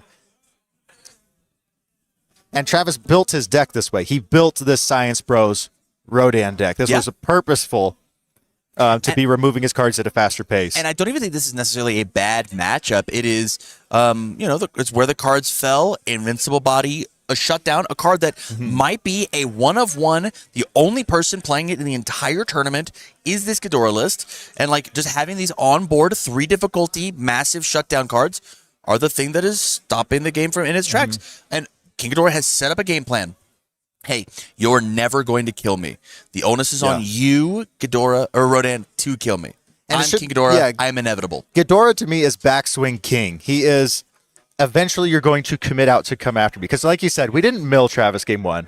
It was an inevitability, but because of that, Travis committed out too far, and then the true 100%, double true 100% was shown, and then it was handshakes before the mill happened. And that's because Ghidorah is the backswing king of... I'm putting you on such a clock, you have to swing, even with no timer on this game. But can you imagine if, like, I'm sure that like in Swiss, a lot of Drew's wins were 1-0. of I win game 1, and then the pressure is so on you to kill me within an hour. That's what would have happened in this. If Yeah, he would have won 1-0 if this was timed. Rejuve coming in though, healing all the way back up to 21 again. From 21 to 21. Not a single point of damage has happened on Travis's side. And we've gained, I don't know, this might be our 5th Rejuve that we've played, 6th Rejuve that we've played. A lot of drawing cards here, and I think the answer is going to be... Drawing cards is scary, though. 12 cards in deck. We got 10 now. Searching his removed pile. This is a public zone, and so Travis can look at his removed pile, and any card that he has in question, he can effectively get a count on what's in his deck. Like, he almost has 100% knowledge of the 10 cards remaining.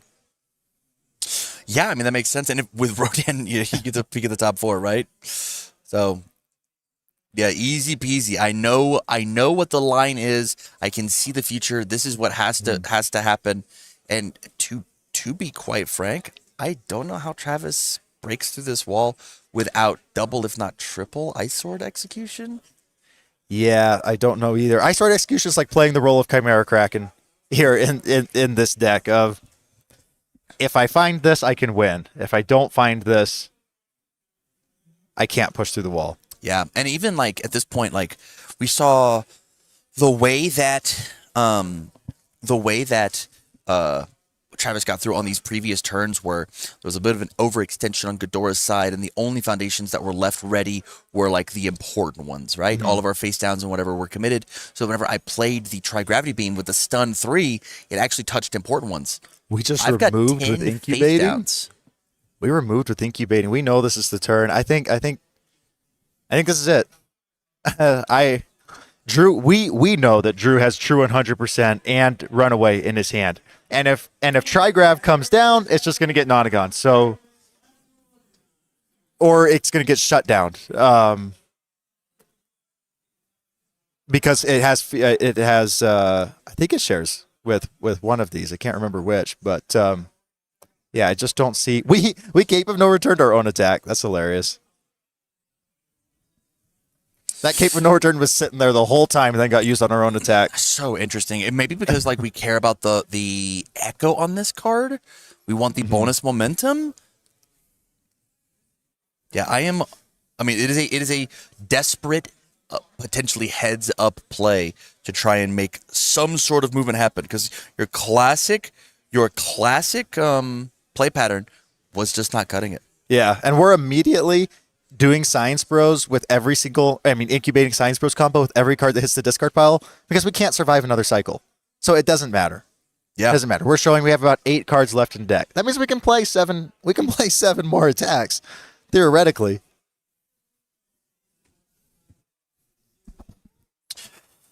Yeah, the question is does 7 attacks actually get us there? I think the answer is... And how do we find 7 attacks? That's the bigger question, right?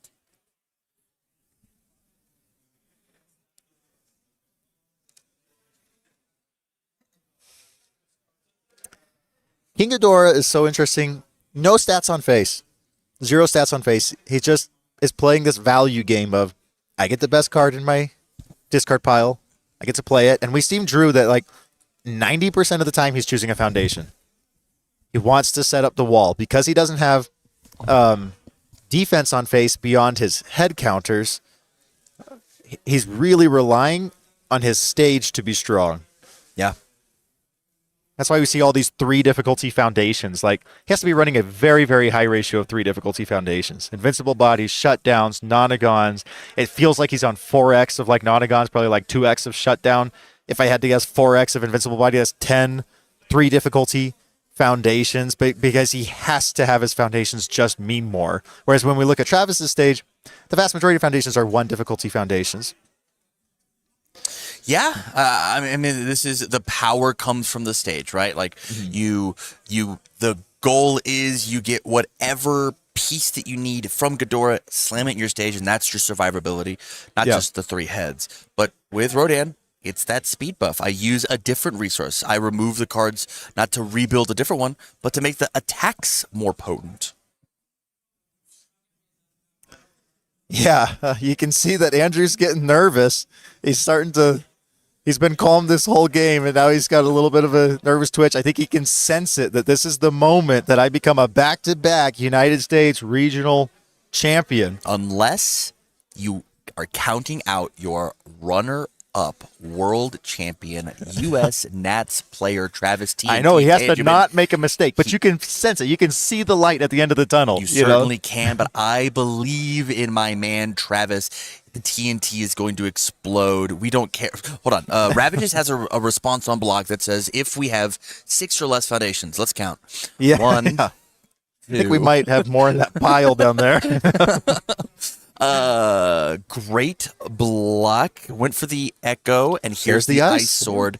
Instantly gets Nanagond and /or shut down to do just that. Yeah, it is a weapon. It is a weapon. It shares along that. Let's just skip the enhanced step. Shut down. In Drew's words, this is the most underrated foundation in the game. He said this is the crown jewel of the what do you call it? Star Trek. Lower Yeah, he decks. said this is the crown jewel of the lower decks challengers, and nobody talks about it.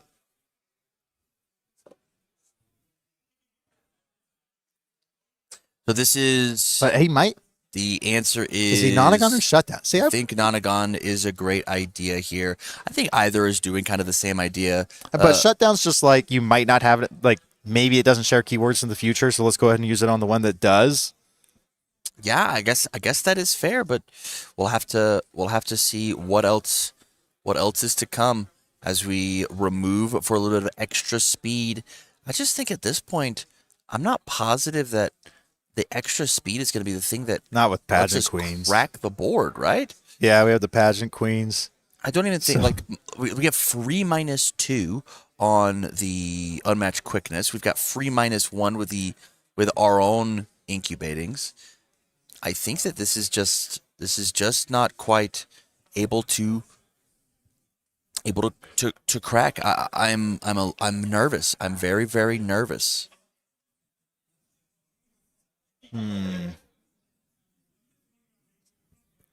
We just have to be really careful of Trigrav Bean.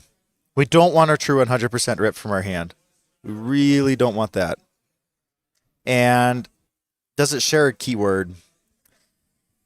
So we're going for a partial block here. That's going to take us down to 1 health. King Ghidorah's favorite spot to be. This said I need at minimum 2 more, and that is through a shutdown, that is through an invincible body, that is through double pageant queens. If I want Here's the Trigraph. See, this is block- what I was worried about. I wanted the Nonagon on the Trigraph. I don't think it shares a keyword. Does it? Is it a Fury? I believe that it is deadlock ranged. I don't believe that it is a Fury. I don't think so either. This is the one that why I would have used Shutdown on the Ice Sword execution. Let's go check. Well, he just used Shutdown, so what do I know? He It thinks might it's be- Fury. Travis is saying, no. It does not have Fury. The Shutdown comes back. Yeah, could not activating Shutdown on Ice Sword have been the difference? Because this true 100% is about to get ripped from his hand. We do have Pageant Queens, so we can get this down to blockable. Travis is working on a lot of cards. We don't even know if he can pass his checks at this point for like 2 more attacks. But man, we wish we had used the Shutdown on the Ice Sword. Oh, he had double true 100%. Double true 100. And a runaway, which Double runaway with this many cards and card pool is going to runaway. hurt. At this point, just Travis handshake. I don't. Well, now Travis is smart. Travis has seen the puzzle. He's seen the answers to the puzzle. There are no answers to the puzzle. He's seen the answers. Runaway is not effective right now. It's not useful. Well, it will be when he goes down to his one head. It will be, but Yeah. if our moves, if I do a 5 damage move, you can't run away it anymore. Yeah. And so, like there is We haven't- a world where we find the Yeah, but his we gas find in the hand out. is Hunter, the weakest Hunter. Which is the best runaway attack. You know, the I'll take question that he has 3. to ask. If we decide to block this with the true 100%, then we can't run away our move. We don't have Yeah. enough health to spend, which means it will connect. I will redraw my 3, and I will find the last attack to potentially, clutch up the game. Yeah, Drew's at least thinking. He went from like, oh, yeah, I got this, to like, okay, wait a second. One true 100%. One true 100% gone. And if you run away the weakest hunter, it's also a mid-block. So we're going to pageant queen. We're going to take this to 0. We are signaling a block. We honestly might just block with like a runaway or something. five block blotters. This makes Something. sense. I mean, you could honestly block with one of the runaways, truthfully, and it would be just as effective, right? It'd be more effective. Yeah, he took it all the way down to 0. This Might would as be well, on a just in case 6. another ice sword comes Check out. a 3, commit 3 face downs. You still have 5 ready face downs. Yeah.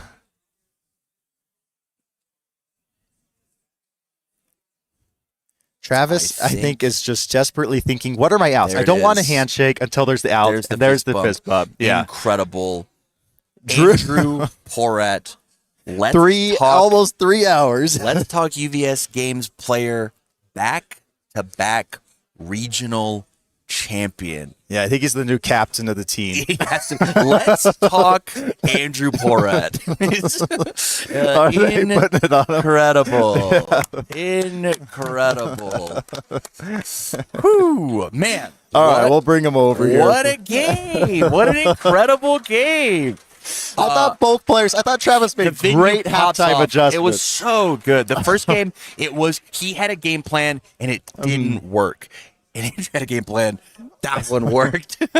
And he was so close to getting there that game 3. There were several opportunities, but it was so hard to 100%. consistently find the gas to go in. Absolutely agree. Absolutely agree. Well, first and foremost, congratulations to Andrew Porat. Congratulations again to Travis Tangerman for the second place finish. Incredible. We're going to take a small commercial break, and I'm sure that somebody wants to talk to their boy about their monumental regional win. All right, I'll do it. So don't go anywhere. We will be right back.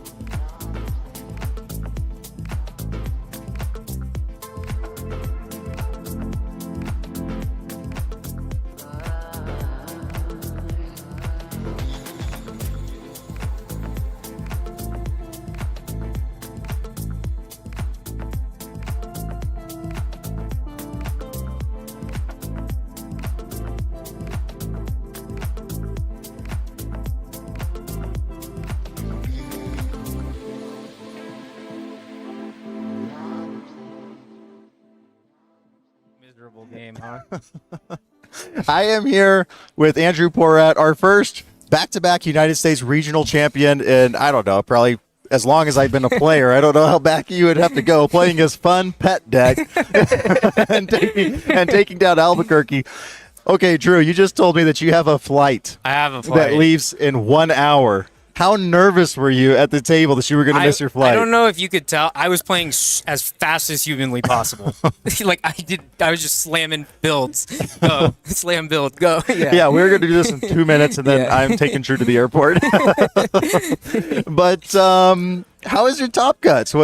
It was ridiculous. I mean, I faced 2 air nicks. Like I told Sam, I'd never beat air nick going second.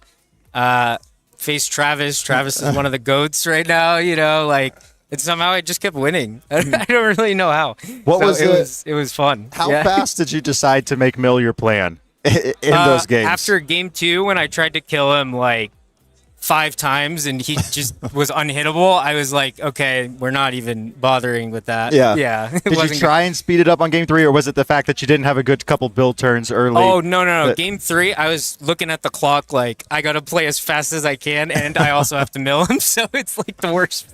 Yeah. I also have to drive back. I'm not getting home till 1 in the morning tonight. I'm sorry. I warned Sam. I was like, this is going to be a long one. I'm sorry. Yeah. But so the onus was on Travis to kill me because I could never kill him through Cape, Barrier Shield, Genkais. So Yeah. it was just like, yeah, and it was impossible to kill me at that. Like, did you see my hand when he tried grab? Yeah, he's like double run away, double. Yeah. Yeah. Tam was like, he can see the puzzle. I was like, there is no no- solution. There is no hope. It is. Yeah. It I just had to like use the one diff to destroy every time you build a hacker to try to keep my like right. asset. Keep your Ichigaki. Yeah, exactly. Yeah, the one Yeah. diffs on both of y'all's ends, the taking the gloves off on yours, not played very Yeah. often. On his end, the attack on Titan deadlock, one diff that's Oh, like blank. that was Otherwise, both of them brutal. were That coming in was huge. brutal. Yeah. So, had you played a control match like that until this point, or was it mostly you defending yourself against aggro, and then this finals was just a control? Brett mirror? and I had a match that wouldn't have ended had he not built backups. And so I chronostasis trigger attack to backup. Oh, and you and sealed Reiner. Yeah. We almost put that match on stream because that was round Yeah. 6. I was like, hey, we got to get Brett on Yeah. stream from the UK. And then I got milled in overtime by Ryan, who was also on Ghidorah. And he got me because he had this like what's it called? Backup that gave him thief. And then he kept playing the thief attack that makes me mill until I hit an attack. And so he milled me in overtime to win. Yeah, Ryan was on a void mill version. Yeah, it was awful. Of It was awful. Ghidorah. That's so So I fascinating that didn't mill- I chronostasis didn't triggered to mill a backup. anyone until top cuts, by the way. The whole day, it was just killing people. Yeah. Established the board, true 100% Irwin's charge, patchwork baby. That's it. And then top cut, I did not win it like a single game. Like I just had TC pumpkin it was scoop mill. Yeah, every yeah. time. TC it was mill. Travis it was mill. Yeah, I Ross would have just loved to scooped, see that yeah. trigger stealing Yeah. Reiner. It We was all- cool, yeah. We almost had you on stream 2 on round 7, and we almost had you on stream for that, and then for top 8, and then Yeah. you just kept fighting to where we had no choice. We Yeah. had to put on Drew. Yeah, I wasn't happy. You guys lied to me. But yeah, I want to give a shout out to you, David, putting the team on. We did a great job practicing, building decks together. I got to shout out Cohen because he's been helping everyone practice on the team. Got to shout out Richard, the Chamber, my friend at home, my local, who always helps me put these decks together, and the whole Let's Talk UVS team. It was awesome. Yeah. All right. Let's get right. you to your flight. Yeah, sounds good. Signing off. We'll maybe Take make care. more content later. All right. We'll see you guys next time. Those are great Albuquerque Regional. Drop some congratulations in the chat for your back-to-back champion, Andrew Porat. See ya.